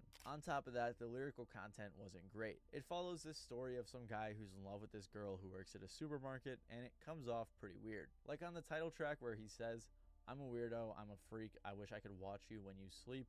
I knew you before you knew me, holy shit, I am a creep. I come to your job just to buy some shit I don't need." Pitchfork even said, "Supermarket is a painful journey across guitar music over the past 5 decades and makes Lil Wayne's Rebirth look well thought out in comparison." Rolling Stone doubled down on that sentiment, saying, "It has more in common with Lil Wayne's Rebirth and Kid Cudi's Speedin' Bullet to Heaven, both disastrous rock experiments carried out by established rappers that today serve as cautionary tales." YouTube critics like Sean C. tore this album apart as well. Keep getting album after album after album, and they've just progressively gotten worse and worse and worse until we come to 2019, where he's dropped 2 of the worst albums in the same year. Anthony Fantano also included this album on his worst albums of the 2010s list. You know, some albums really make you sit there and reflect, God, what was he thinking? Just like this one. God, what was he thinking? Supermarket peaked at number 56 on the Billboard 200 and sold about 12,000 copies first week, which is pretty poor in comparison to his previous album, Young Sinatra 4, which debuted at 2 on the Billboard charts and sold 122,000 copies first week. To be entirely fair to Logic, it was a soundtrack that was accompanying his book, so it wasn't promoted as much as a regular album would be. Following Supermarket, Logic continued to dig a deeper hole for himself in his career, especially with the release of the album Confessions of a Dangerous Mind that same year. It was regarded as one of Logic's worst albums, if not his worst. I'm pretty sure that and Supermarket are neck and neck for that title. Even with all of that hate that Confessions garnered, it still sold 80,000 copies first week, which is about 7 times more than what Supermarket sold. So it's pretty obvious that Logic's venture into rock music wasn't too successful. In January of 2011, Kid Cudi took to Twitter to announce that he was releasing a rock album called Wizard, alongside his close friend and collaborator, Dot Genius. After a year of teasing, promo, and announcing a tour, Kid Cudi and Dot Genius released their rock album Wizard in February of 2012. The album debuted at number 3 on the Billboard 200 charts, sold 66,000 copies first week, and debuted on both the rock album and alternative albums charts as number 1. For Kid Cudi's first venture into rock music, it was fairly successful. However, it would foreshadow something much worse. You have to remember that in 2012, when Cudi released Wizard, he was coming off of one of the biggest peaks of his career. He had worked with Kanye on 808s and Heartbreak, released his hit single Day and Night, and had also released his classic album Man on the Moon 1. He was headlining festivals, collaborating with big artists, and working with large brands. So it makes sense as to why he was able to experiment with sounds like he did on Wizard and still get support from his fans. However, by 2015, Cudi was in a rough place. 5 years prior, he released Man on the Moon 2, so fans were patiently waiting for the third installment. He had been teasing it for years, but ended up releasing multiple albums before it. Cudi also said that his 2015 album, Satellite Flight: The Journey to Mother Moon, would be a prelude to the third Man on the Moon album. So when he said he was going to drop yet another album before that, fans were pretty disappointed. He was also dealing with a lot of mental health issues which caused him to fall into drug use. So he made an album about it and released it in December of 2015. And that album was called Speedin' Bullet to Heaven. This album was, like Wizard, a full-on rock album. However, unlike Wizard and a couple of songs on Satellite Flight, Speedin' Bullet to Heaven wasn't as good, wasn't well received, didn't do well commercially, and had extremely dark lyrics. Cudi himself has said that Speeding Bullet to Heaven was a cry for help. I was literally screaming out to the world that I was hurting deeply and just wanted so badly to be understood. Unfortunately though, his screams didn't sound too good and it was poorly reviewed by critics. Complex said, Speeding Bullet to Heaven is raw, grating, and at times unpleasant to listen to. This is for a few reasons. The music was alright,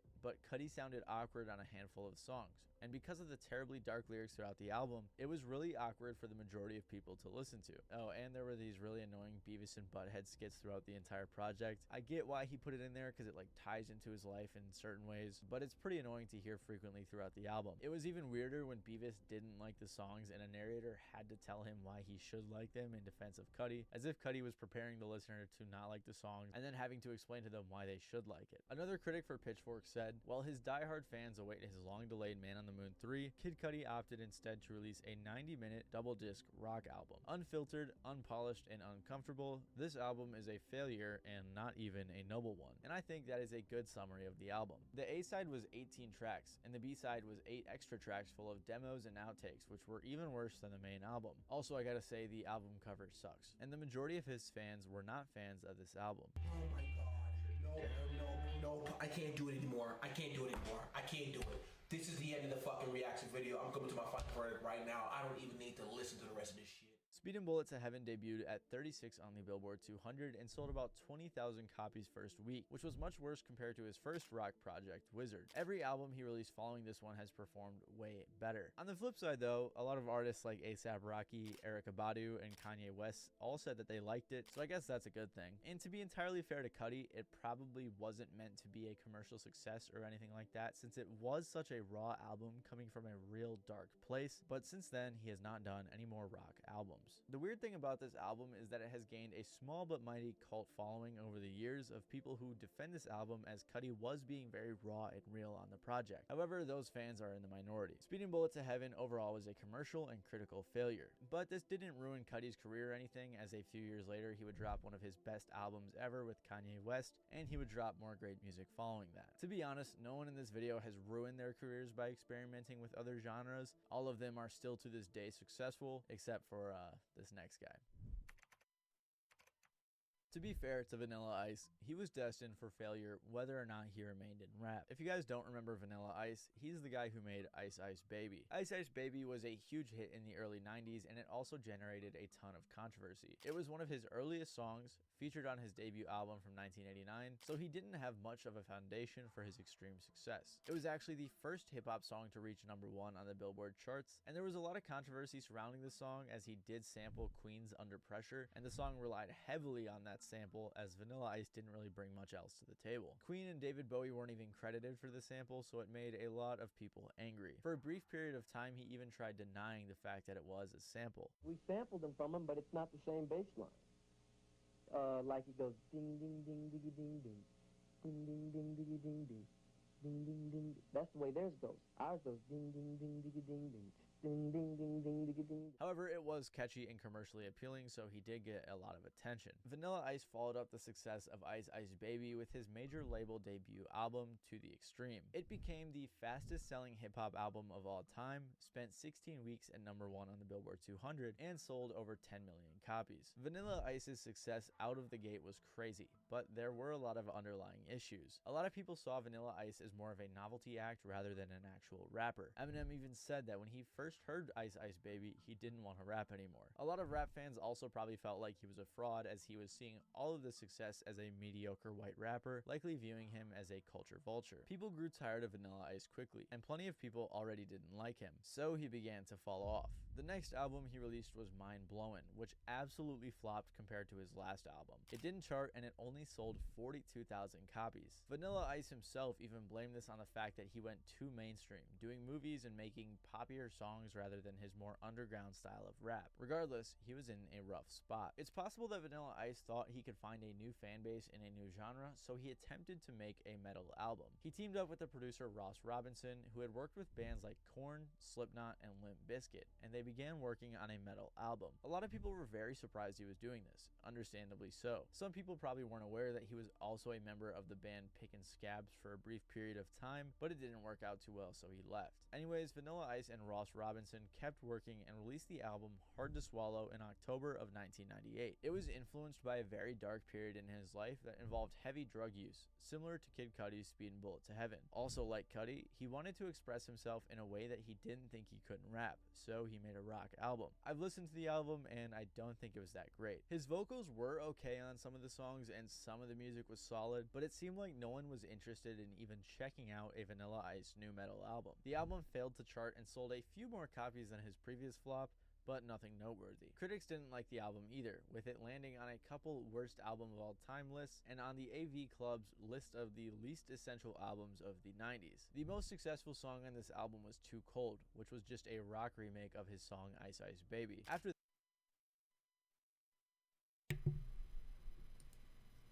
What up, chat? How y'all doing? We's back. We's going. Welcome back to the stream. Ooh. No, I just got done munching on my food.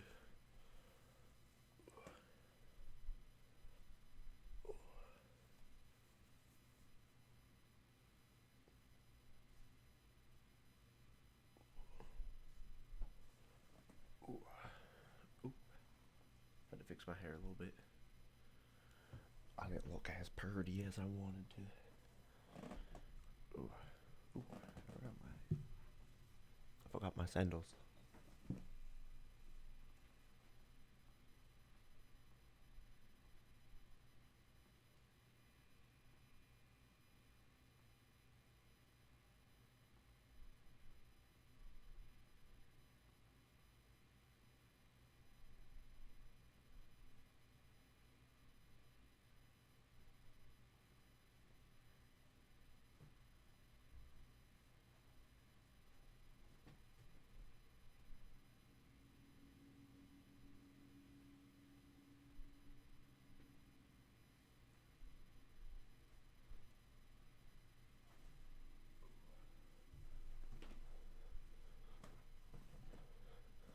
Ooh, found him. Let's see. Let me get everything fully set up and ready to go.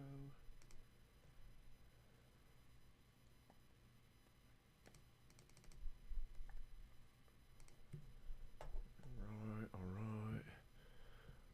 What's up, mods? With the Pikachu. Alright. Let's get her rolling. How long have we been going for? Almost 4 hours? Damn. I say we probably got about 5:15ish probably. Ooh. Before we gotta cut the stream off. Make sure Leave's up and going in the morning. Ooh. With that being said, let's get back into it though. It's a crazy ass game. good so far, though.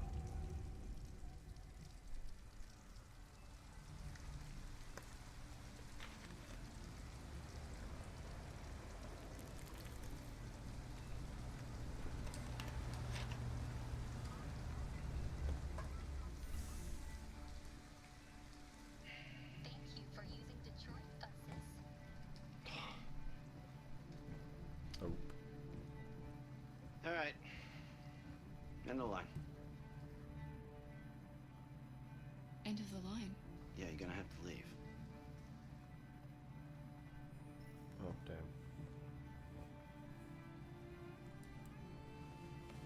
Wake up. We have to go. Why did I need to sleep on my Android?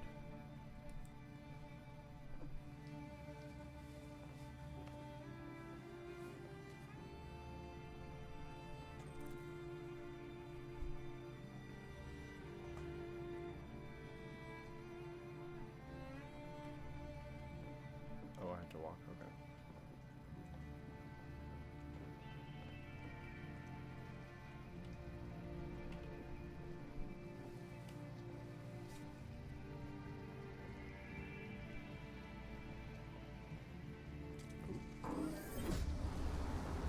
Where'd I get dropped off at?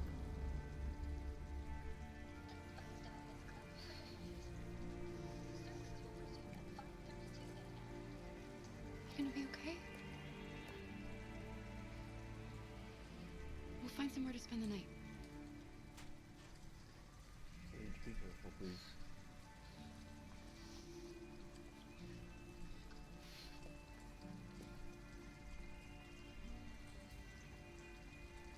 Come on, Alice, we've gotta hurry.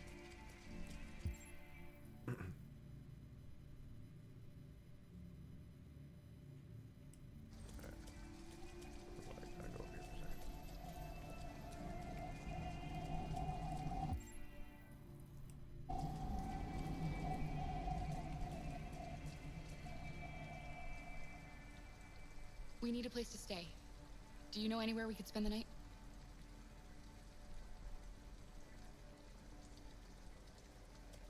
Damn, he won't even fucking talk to us. That dickhead.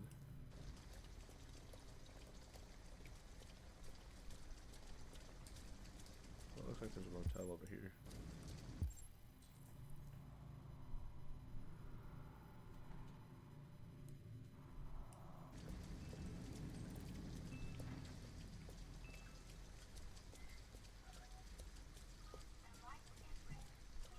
Ooh. Oh, oh.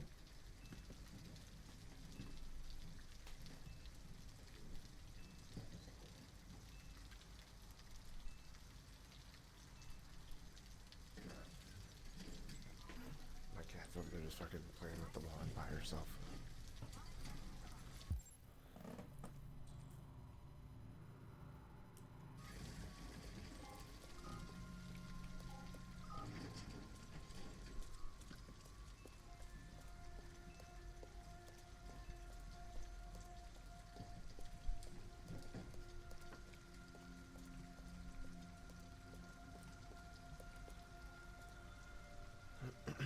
An abandoned house.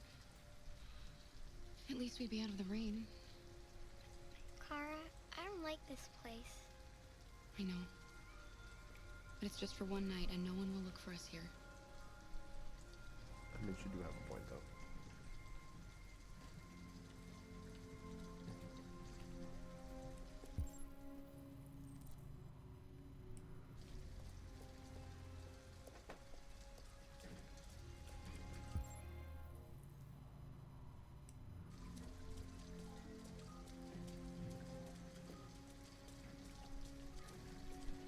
Oh, we'll check the motel just to be honest with the little girl.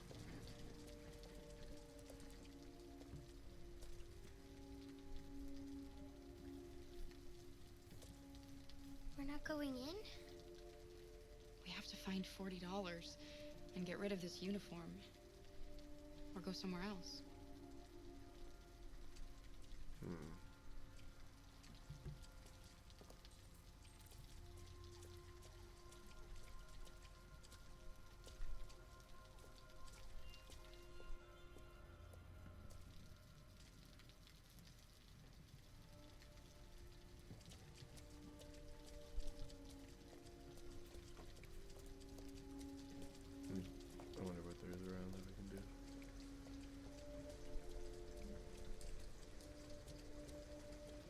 Nothing more this way.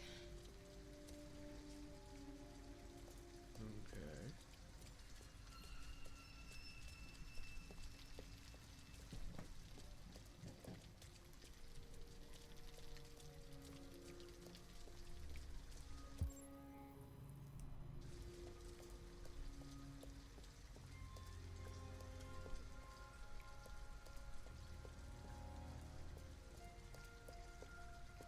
Come on, let's go back.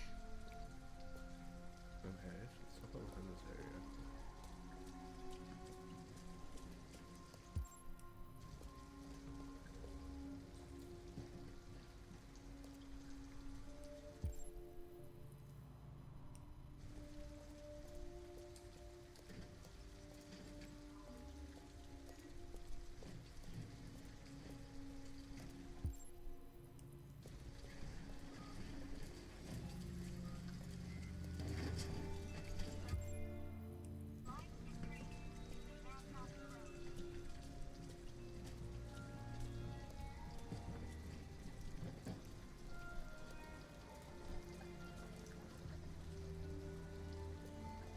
She's over there sitting.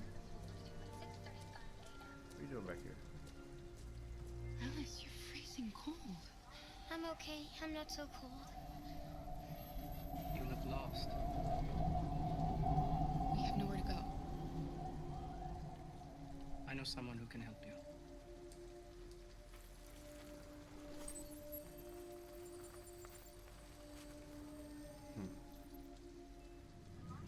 But that's on the other side of town. We need a place for tonight.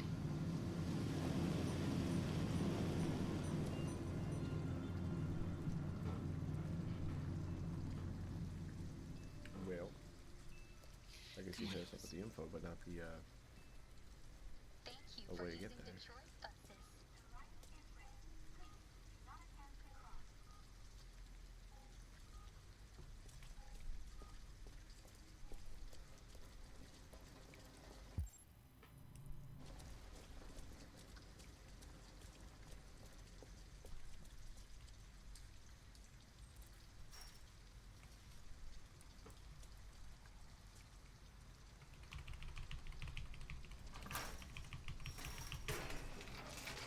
We made it in.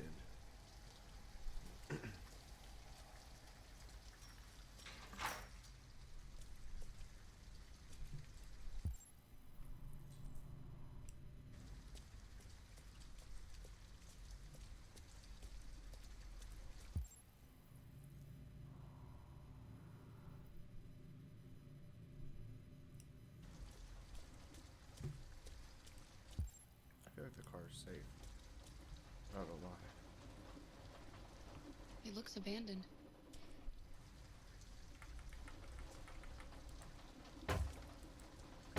Stand back, Alice. Oh, that shit is-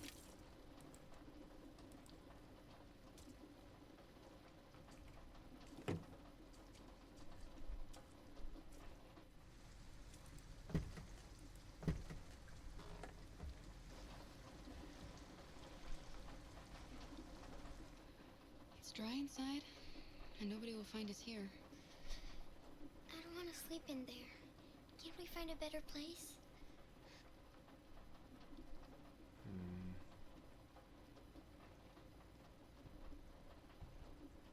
No. We're better off staying, Alice. The important thing is for us to be safe. And it's just for tonight.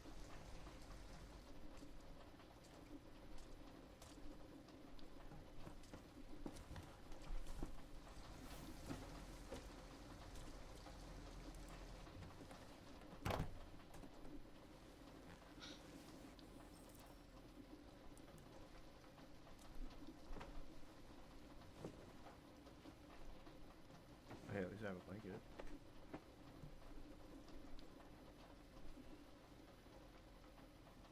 Why didn't he ever love me? Why was he always so upset with me? All I wanted was a life like other girls. Damn. Maybe I did something wrong. Maybe I wasn't good enough. That's why he was always so angry. I don't think that's it. I think he just got I deeply just wanted us to be a family. just wanted him to love me. Why can't we just be happy? I don't know, Alice. You'll never leave me, right? Promise you'll never go. I'll try my best, I promise. I promise. Make the kid feel Will we good. be together forever? Forever.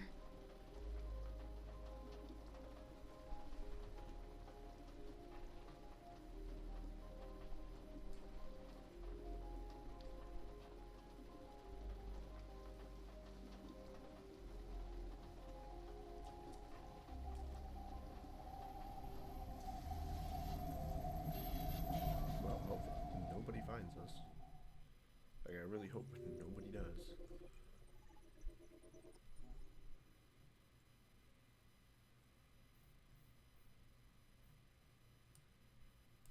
Oh yeah, there's probably so much.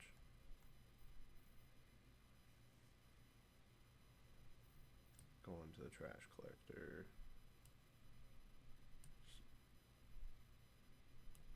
Mask.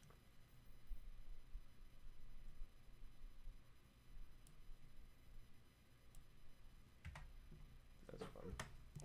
I love that it shows you all the options you technically missed.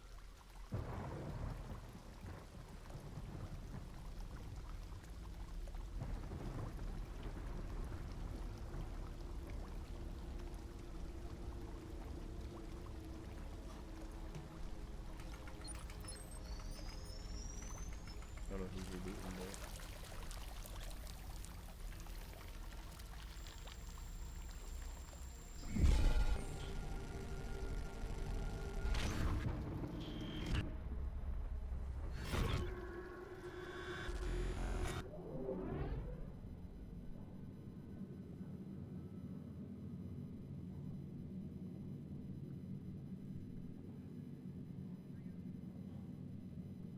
Oops, sorry. That was...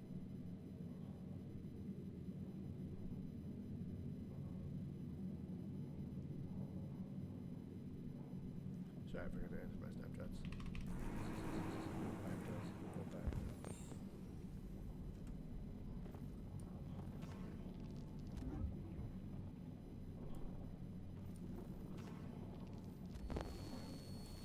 Okay.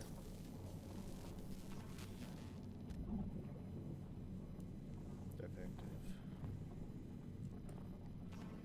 What wrong with my foot? Nope, I'm missing a lot. Oh my god.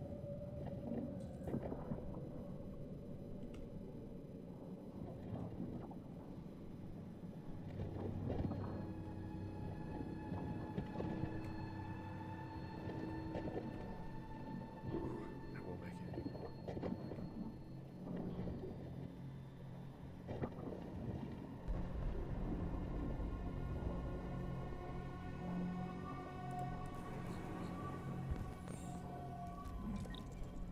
Oh, it's compatible.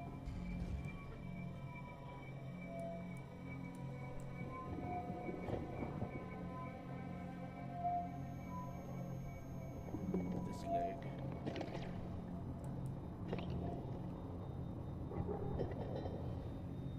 Take this leg. Bring it in.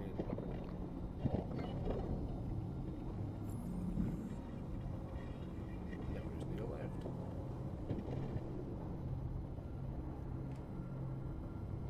Alright, come on. We can do it. Is this leg good enough? How dare you be incompatible? Get that shit out of my way.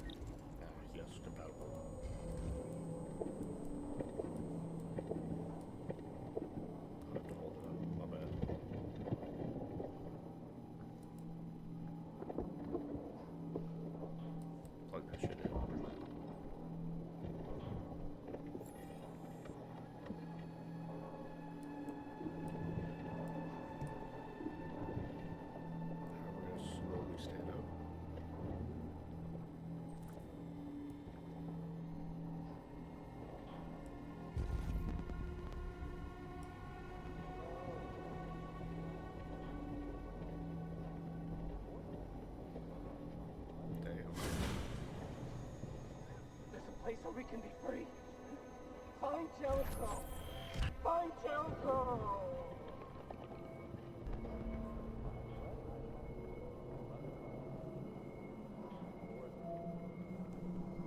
I did not realize there was going to be some horror in this game.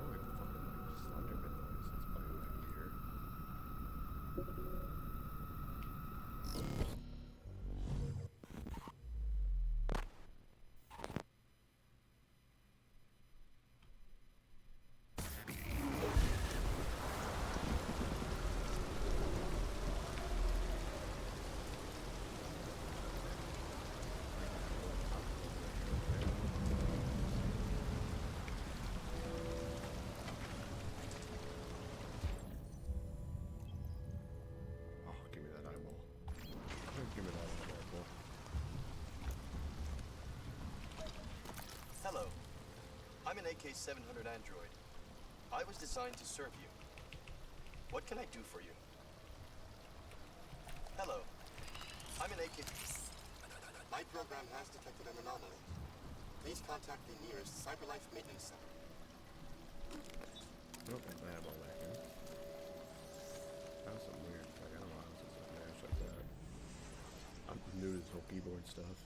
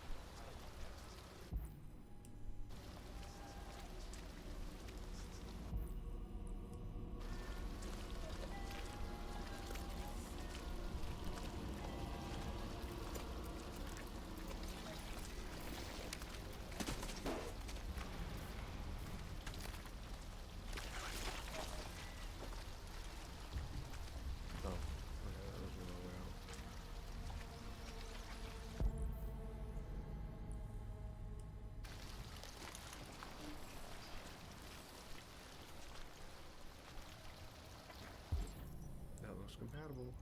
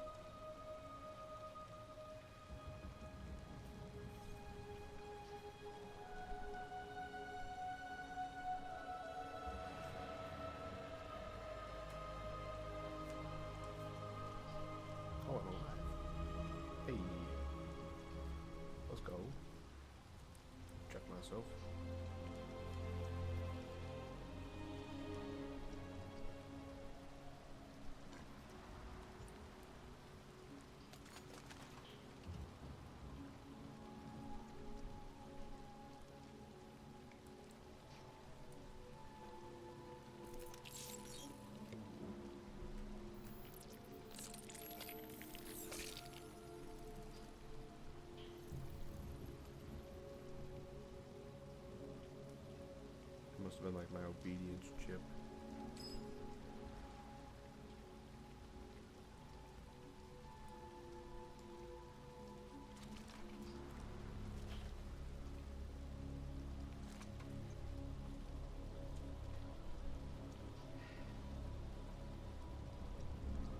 My name is Marcus. Well, there's another player.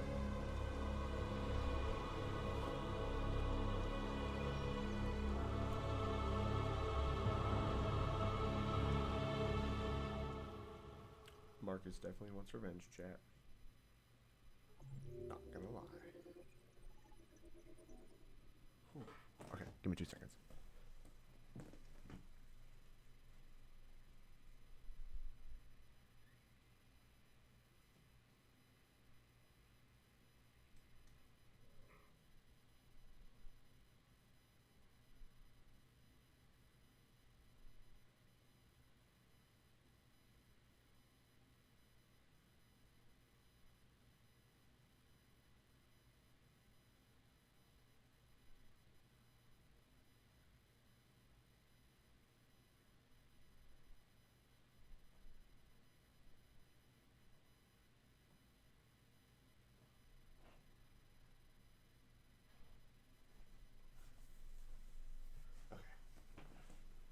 We back, chat.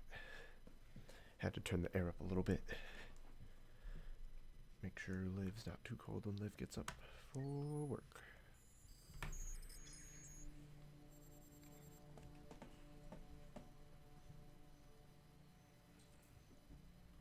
Oh, I gotta find Amanda. Descriptive.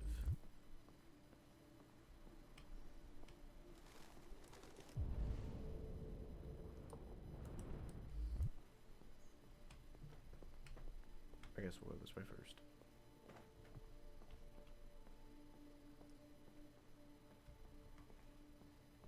Hello, bird. Do you know anyone by the name of Amanda? Oh. No? Okay. Ooh. Gotta check out some stuff to examine.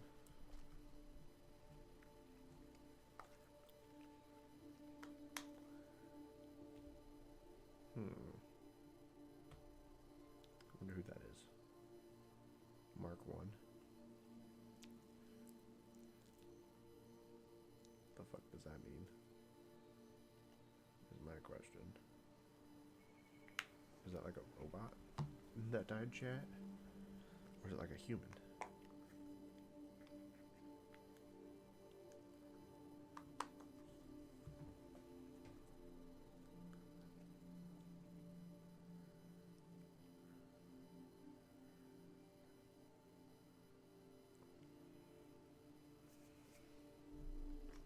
I do not know. Let me go to Civ real quick.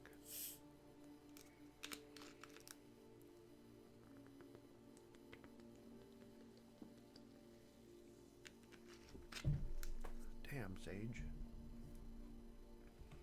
Calm down back there.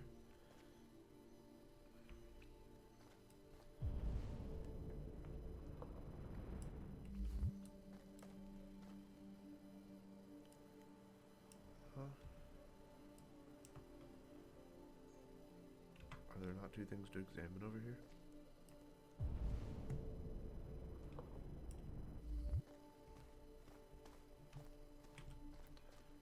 I don't know. Whatever.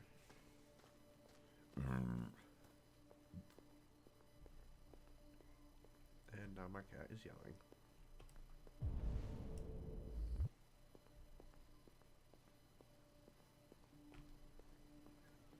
Sounds like she's yelling like, hello, hello, hello. It's kind of cute, not gonna lie. The cinematic camera swings are cool, but kind of annoying.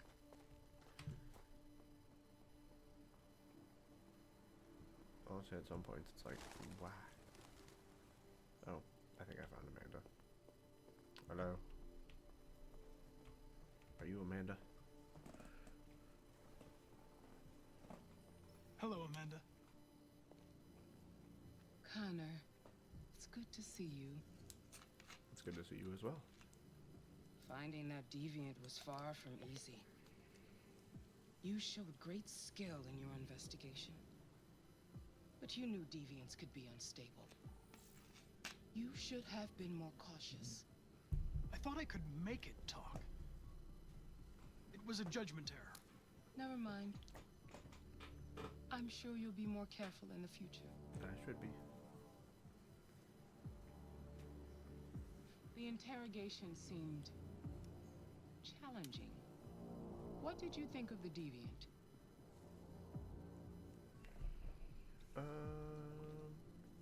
Looked traumatized. It showed signs of PTSD after being abused by its owner.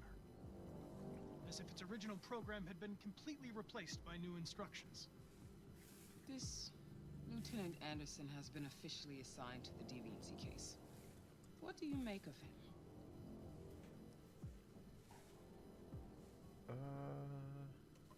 Intriguing. I think he's irritable and socially challenged. But I also think he used to be a good detective.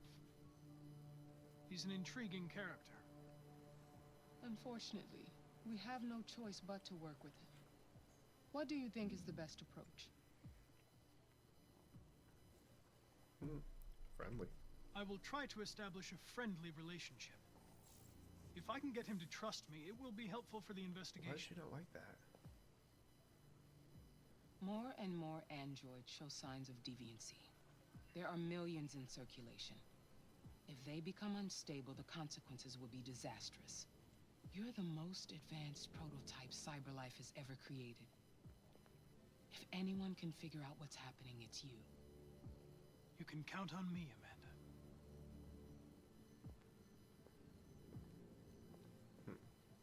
Hurry, Connor. There's little time.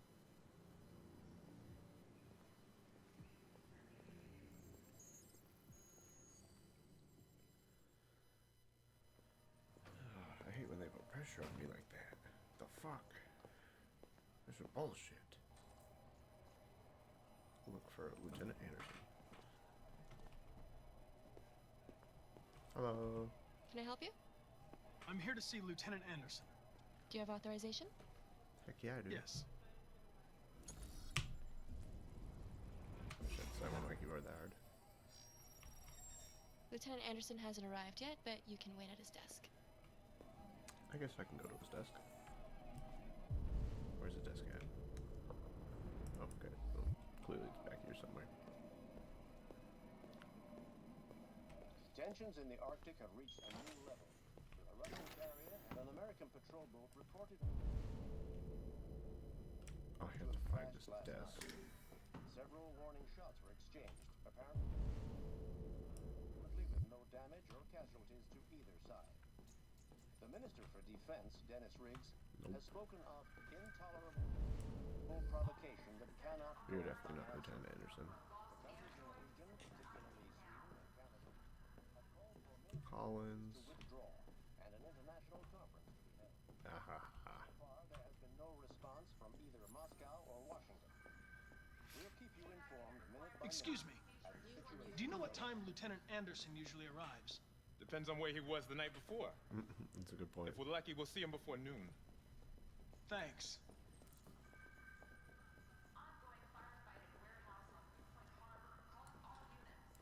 Well, I guess we'll sit down and wait.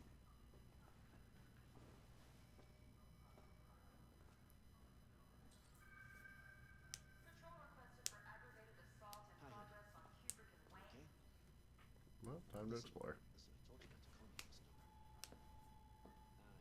Oh, don't mind me cracking my knuckles, Jack. Hopefully that sounds good to y'all. Oh, I can go see the deviant? Oh, explore his desk. Oh.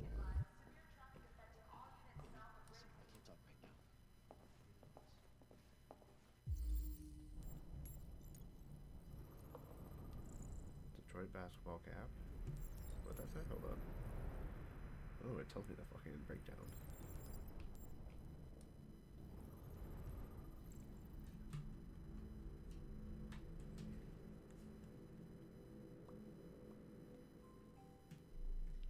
Red Ice Task Force. Okay.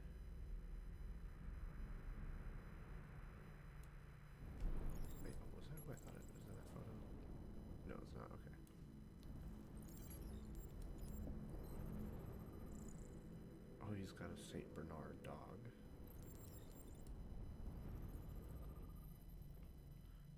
Okay, some matches.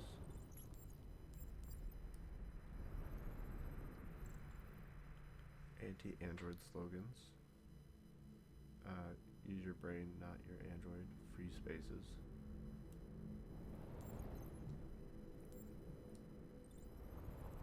Clearly he likes donuts.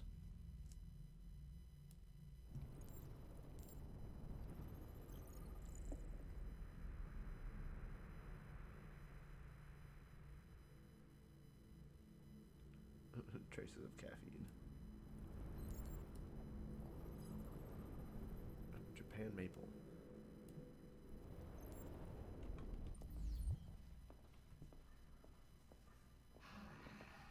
It's good to see you again, Lieutenant. Oh, Jesus. Hank! In my office.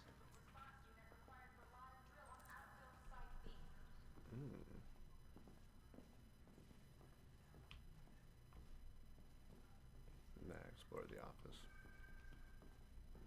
Fuck that, he didn't call me in there.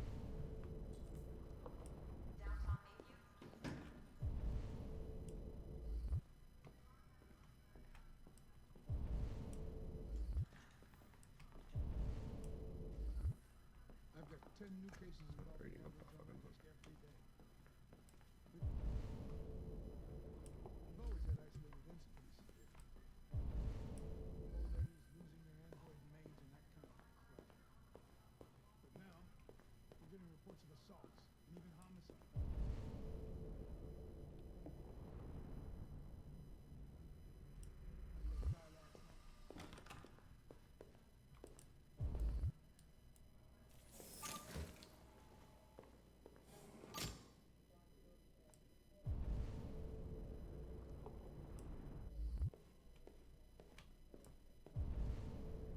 Ain't nothing in here for me to do.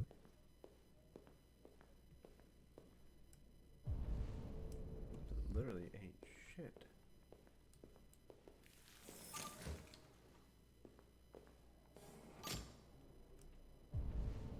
Ooh, go to the restroom. I don't know why I'd go here, but fuck it.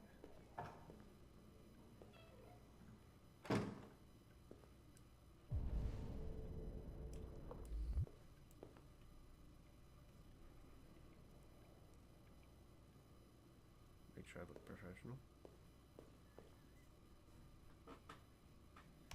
Make sure I look all spiffy. Gotta make sure I look good, chat.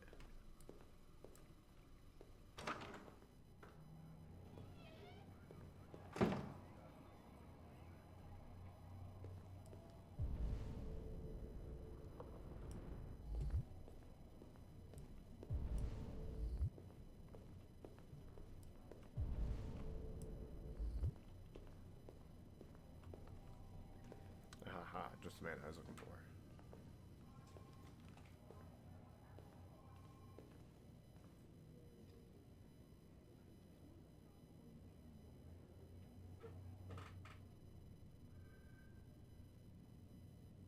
They're going to destroy me.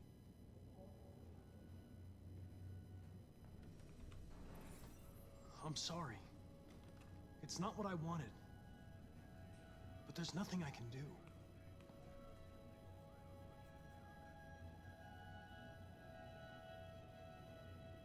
I'm going to die. Damn.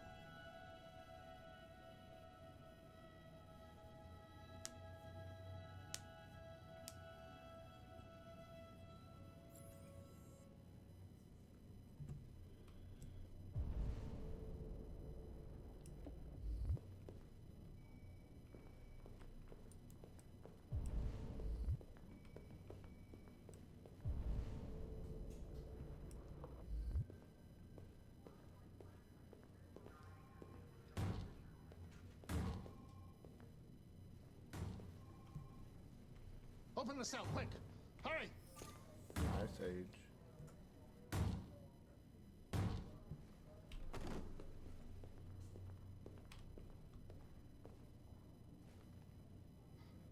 I'll call CyberLife. Clean this mess up.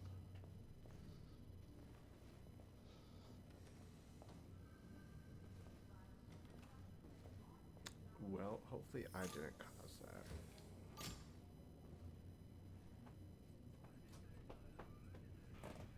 Sage.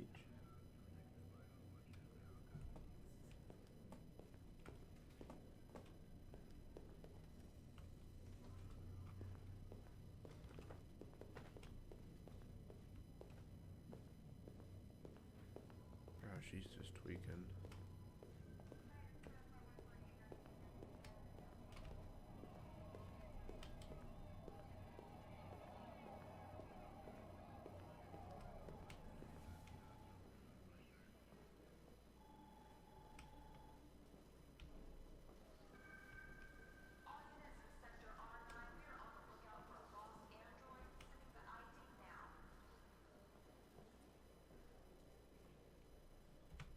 I get the impression my presence causes you some inconvenience, Lieutenant.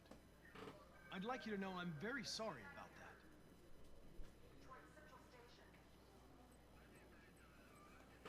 I'm gonna try to be positive about it. In any case, I'd like you to know I'm very happy to be working with you. I'm sure we'll make a great team. Is there a desk anywhere I could use? No one's using that one.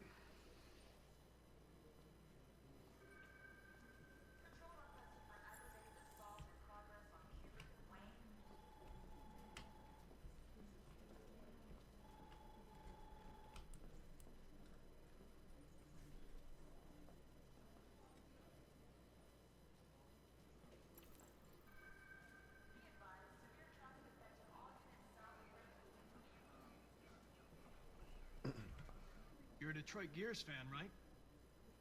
Denton Carter scored 53% of his shots from the three-point line yesterday. Did you see the game? That's what I was watching at the bar last night. Oh.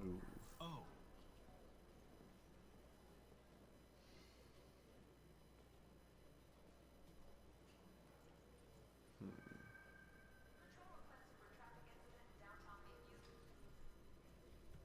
You have a dog, right? How do you know that? The dog hair's on your chair. I like dogs. What's your dog's name? What's it to you? Sumo. Call him Sumo.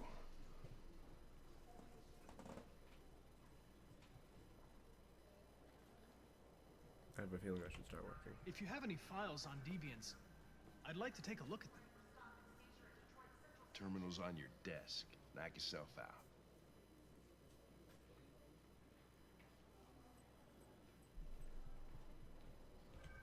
I was wondering, do you always arrive at the office at this time? I arrive when I arrive. Stop busting my balls, okay?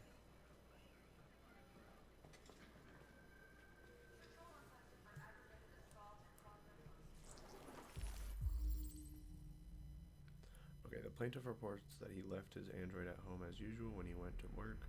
When he returned, the android was nowhere to be found. No trace of break-in in the apartment. The android may have left the home without being ordered to.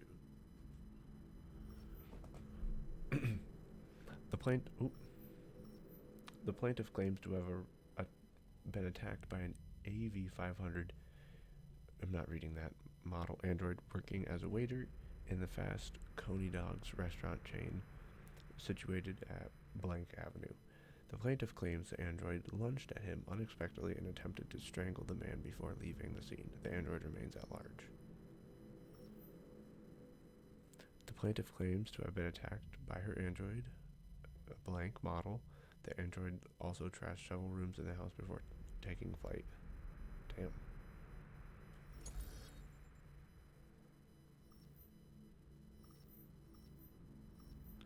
The plaintiff, the manager of the eating club, reported the unexplained disappearance of a sex android.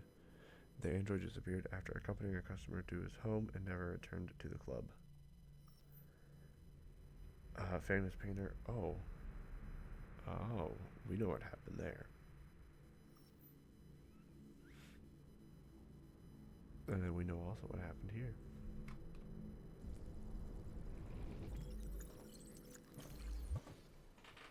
$243 files, first dates back 9 months. It all started in Detroit and quickly spread across the country. An AX-400 is reported to have assaulted a man last night. That could be a good starting point for our investigation.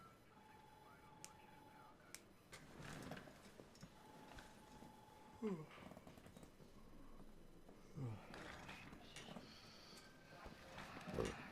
excuse me, chat. Sorry, I get sleepy.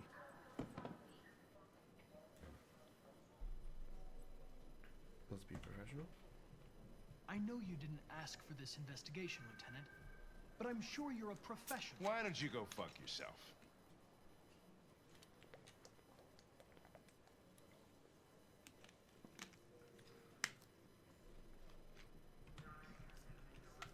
Come on. I've been We can go. assigned this mission, Lieutenant. I didn't come here to wait until you feel like working. Listen, asshole. If it was up to me, I'd throw the lot of you in a dumpster and set a match to it. So stop pissing me off. But things are gonna get nasty. Lieutenant, sorry to disturb you. I have some information on the AX-400 that attacked the guy last night. It's been seen in the Ravendale district. I'm on it.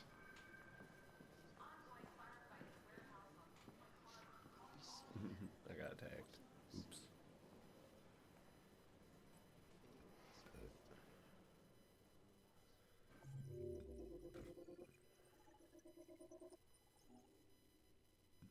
Alright. Ooh. Excuse me, chat. That was grody. Damn, does it always rain in Detroit, man? What the fuck? We're constantly raining, I swear.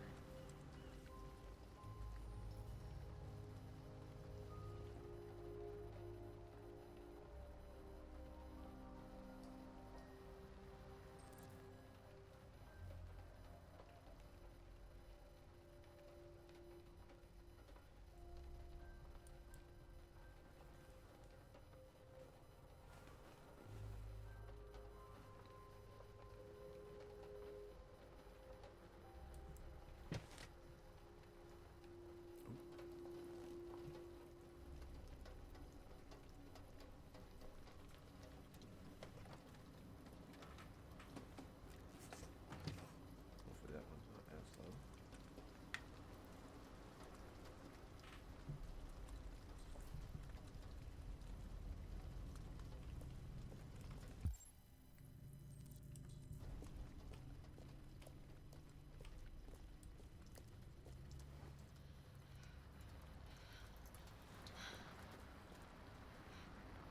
Ooh.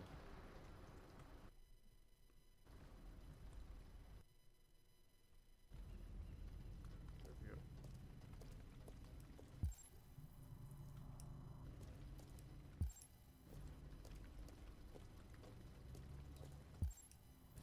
Oh, we got the trunk.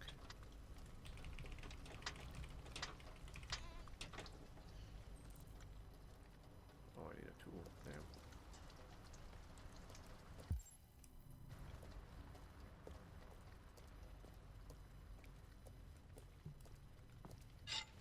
Exactly what I need.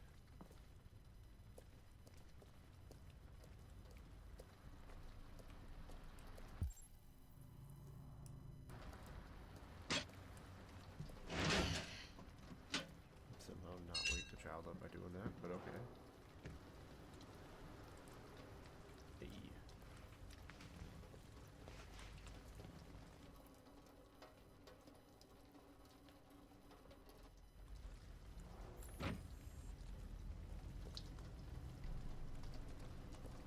I'm released in the jacket now.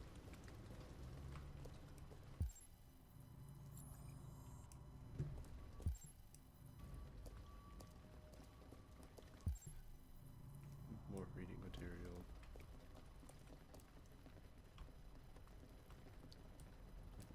Skizzers.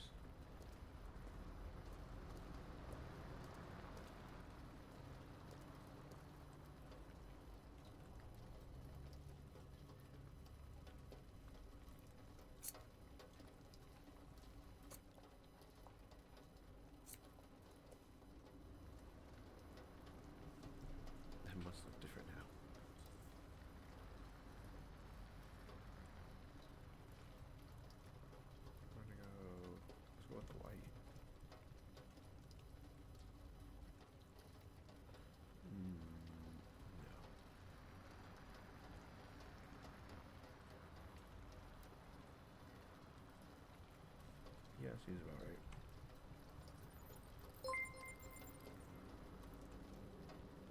Hey, shout out the humankind for the follow, or the human Khalid. Sorry, I can't read. Thank you for the follow. I appreciate it. Let's remove this chip. Oop, I fucked up. I fucked up.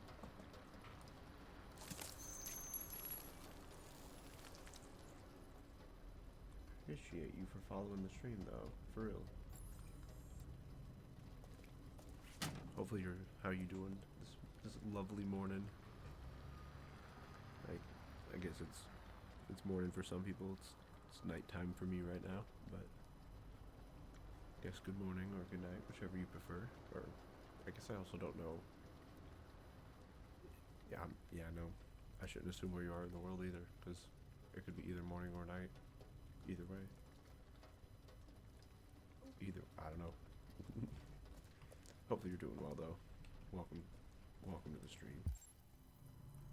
Alright, let's go explore a little bit.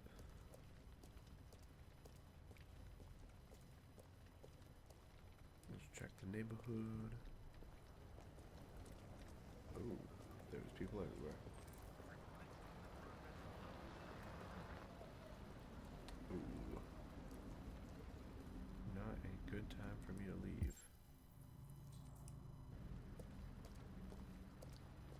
Well, time to wake up Alice, I guess. Come on, Alice. Wakey, wakey. It's time for school.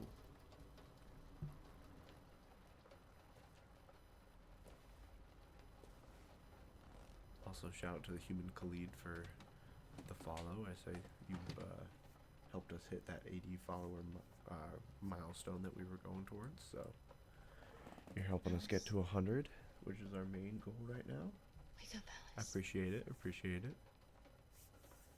You are really the best for that. So it wasn't a nightmare. No, it's not a nightmare, I promise. No, it wasn't a nightmare. Why do you look different? How do you feel? Sick. I'm cold. Like, What are we gonna do now? I have That no android idea. we saw yesterday, he gave me an address. He said we could get help there. The train passes just on the other side of the road. The station can't be far. You feel okay to walk a little? I mean, she's probably Let's go then. tired as shit. Like, tired, cold, asking her to get out in the rain again. Heck no. That's wild. You're pretty like that. Well, You thanks. really look like a human now. I guess I try to be. Well, we gotta go this way. Come on, Alice. Oop, no more policeman. The police are on our trail. Alright. That's all for now. Free to go. Oh, shit. You've got officers sweeping the neighborhood in case anybody That's saw not good. anything. Okay, well, let me know if they turn anything up. What are you gonna do with that? I have no idea.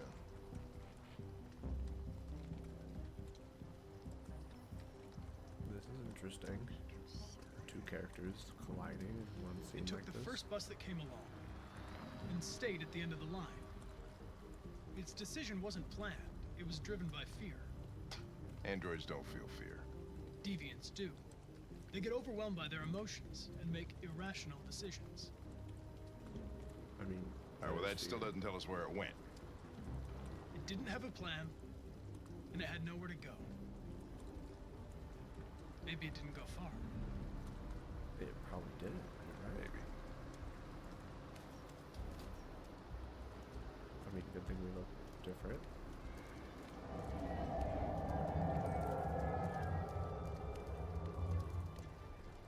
Alright, let's try to reach the train station.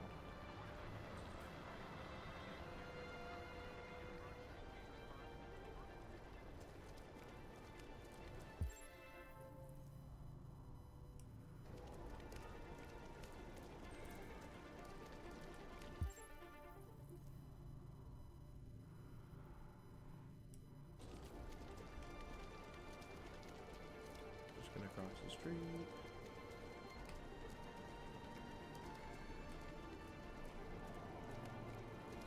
You won't notice me, right? Right?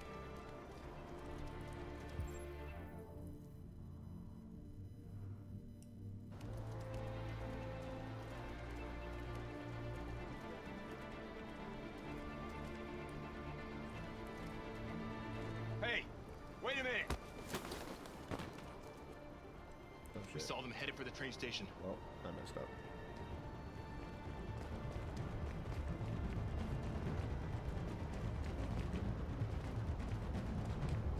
I just had my camera from that one window.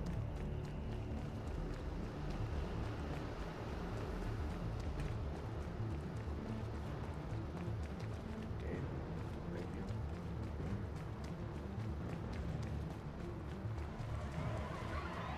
They're over there!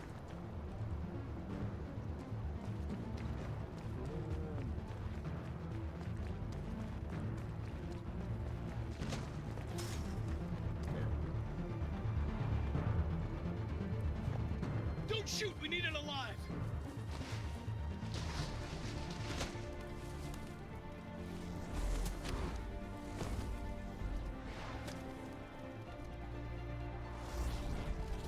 Damn. Let's play Human Frogger. Oh, fuck! That's insane.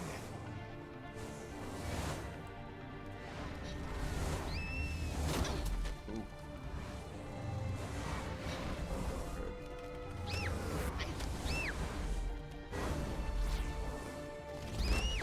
Oh.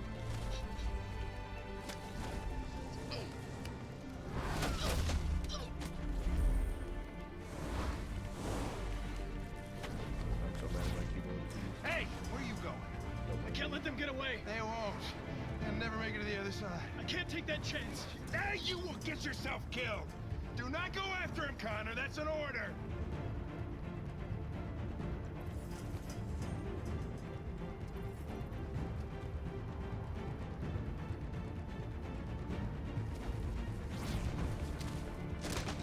Okay, I'm just failing all cutscenes.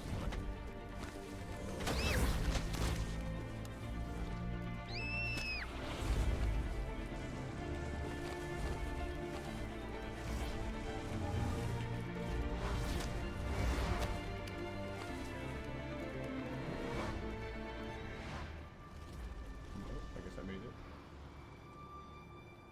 Just barely, chat. Just barely. Are you okay?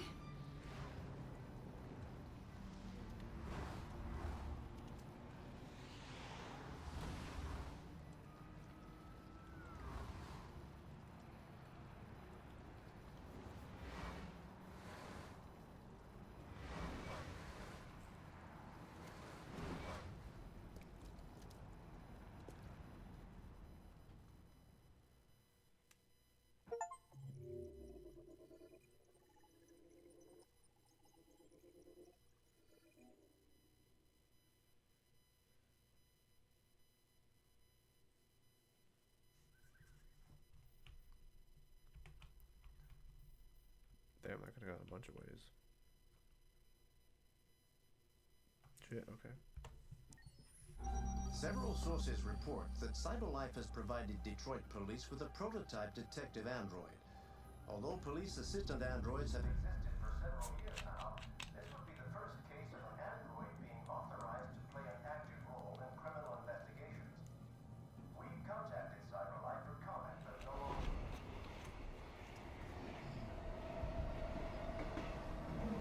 We are now approaching Ferndale Station. Please take care of stepping onto the platform.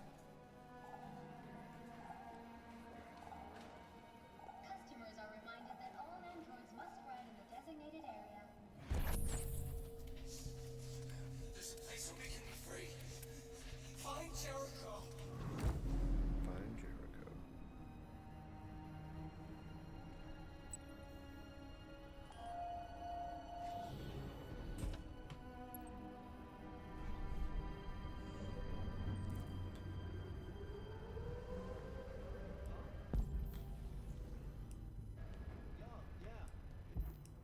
I'm good. How about you? They missed me. You spare some change? Oh, yeah?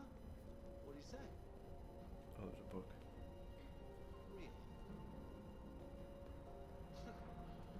Surprised. I heard that Android boyfriend's gonna be sick. Yeah. I know. It's crazy, right? Sure. I'll talk to you later.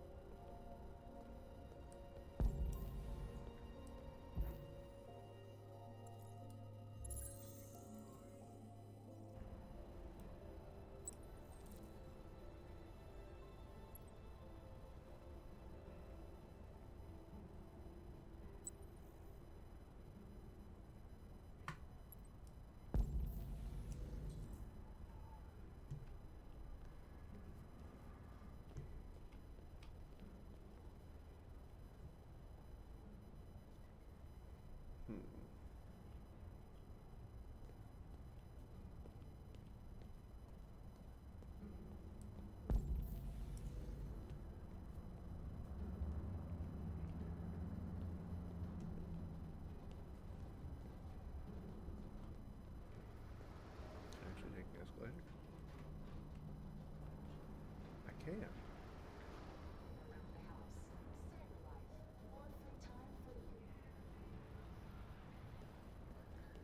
It's kind of cool.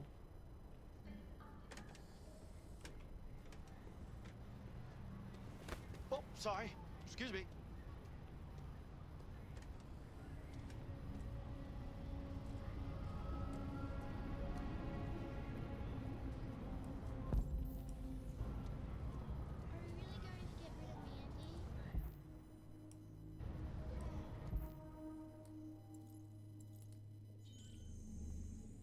I found what I'm looking for.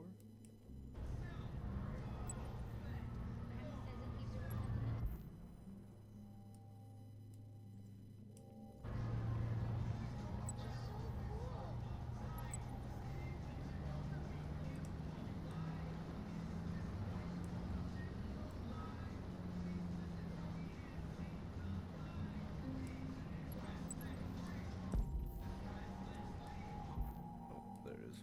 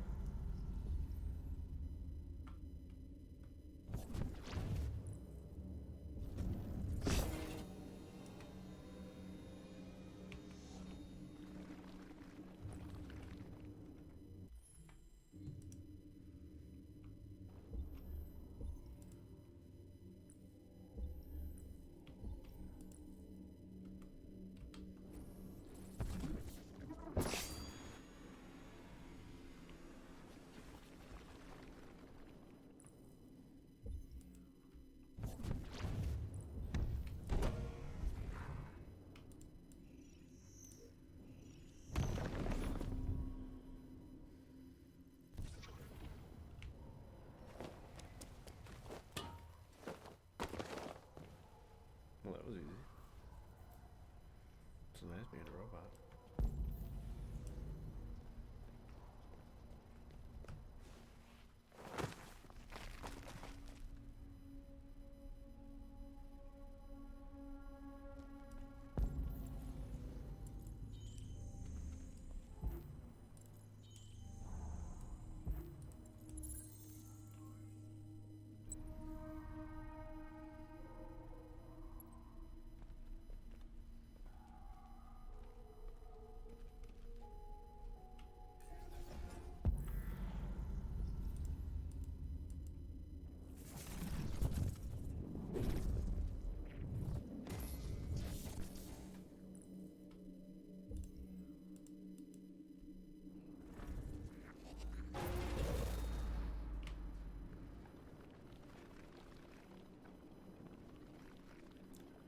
Looks like we gotta find another way jet.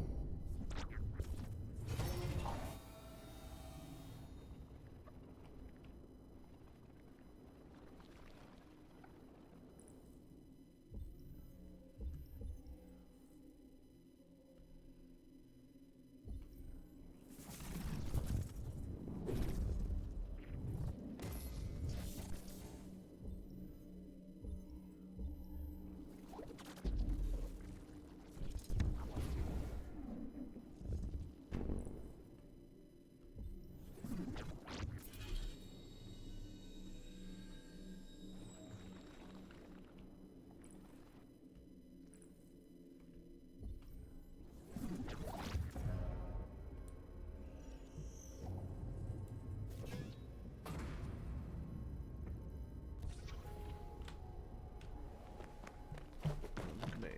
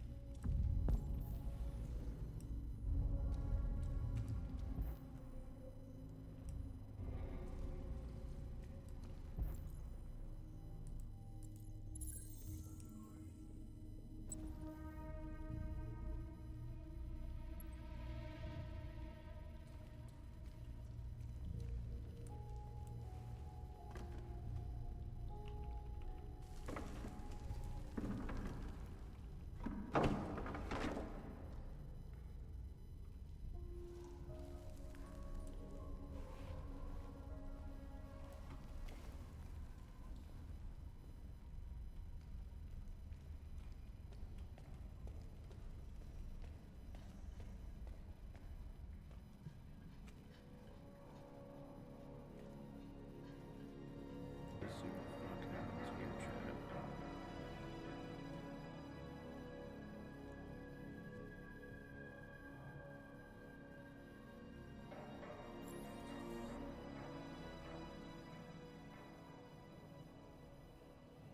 Ooh. I'm gonna be honest with y'all. This is probably gonna be where I'm gonna cut it off right here.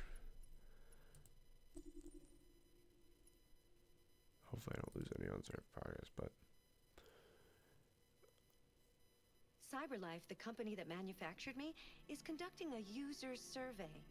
Would you like to participate? what? Great. Let's start. Would you consider having a relationship with an android that looks like a human? No. Do you think that technology could become a threat to mankind? Yes. If you had to live on a deserted...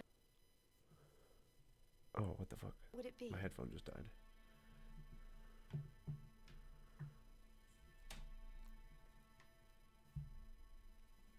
If you had to live on a deserted island and could only bring one object, what would you bring? A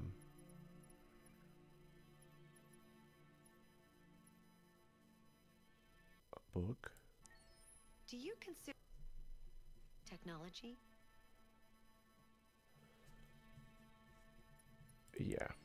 What technology do you most anticipate?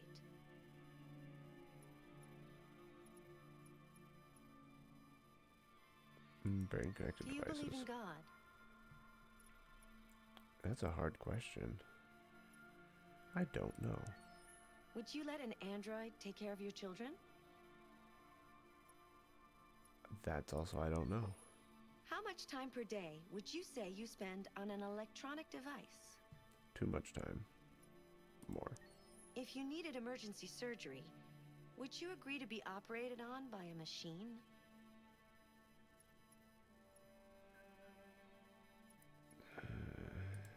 Yeah. Do you think one day machines could develop consciousness? Yes.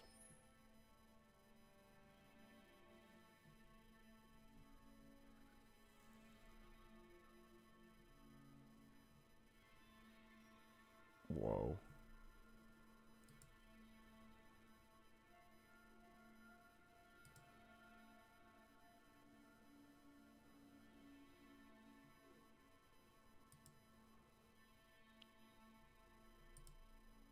That's kind of cool.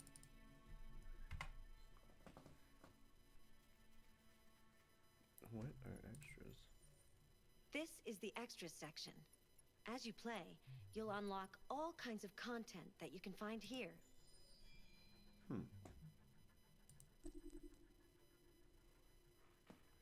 That's kind of cool.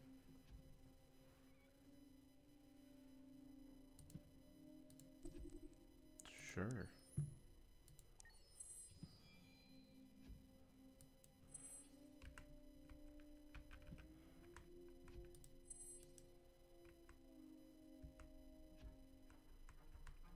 Do I get to keep any of these? Be cool if I could use them as like a background.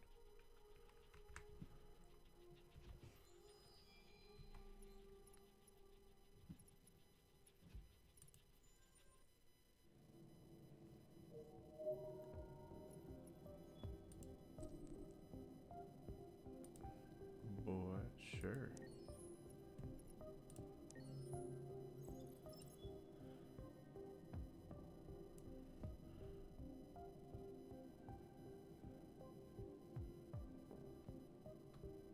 That's kind of cool.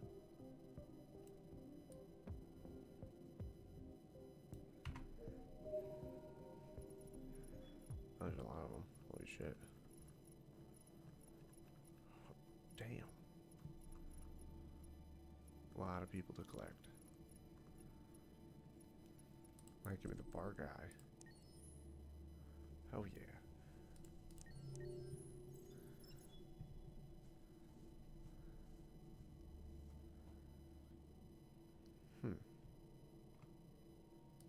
Oh, there's no variation. Damn.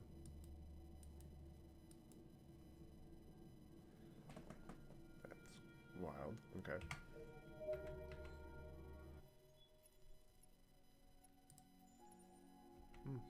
Survey. Wonder if there's gonna be multiple. Alright, let's return to desktop. Yep.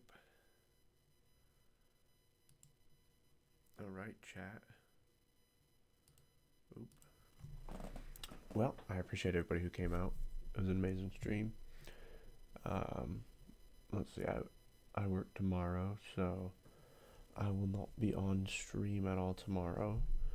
Well, more than likely. I don't think, nah. When I get home, I probably won't want to stream, to be honest. My voice will also probably be tired because I'll be teaching a class all day, so I imagine I probably won't want to stream. I probably won't end up streaming till, let's see, Sunday night probably will be the next stream, because I'll have Sunday, Monday, Tuesday off night wise, so that'll probably be my stream schedule. We'll end up seeing, and then the week after that, who knows, I might stream more because I won't be teaching the class necessarily. They'll be out practicing what they've learned, so I probably will have more energy to stream when I get home. I don't know. We'll see.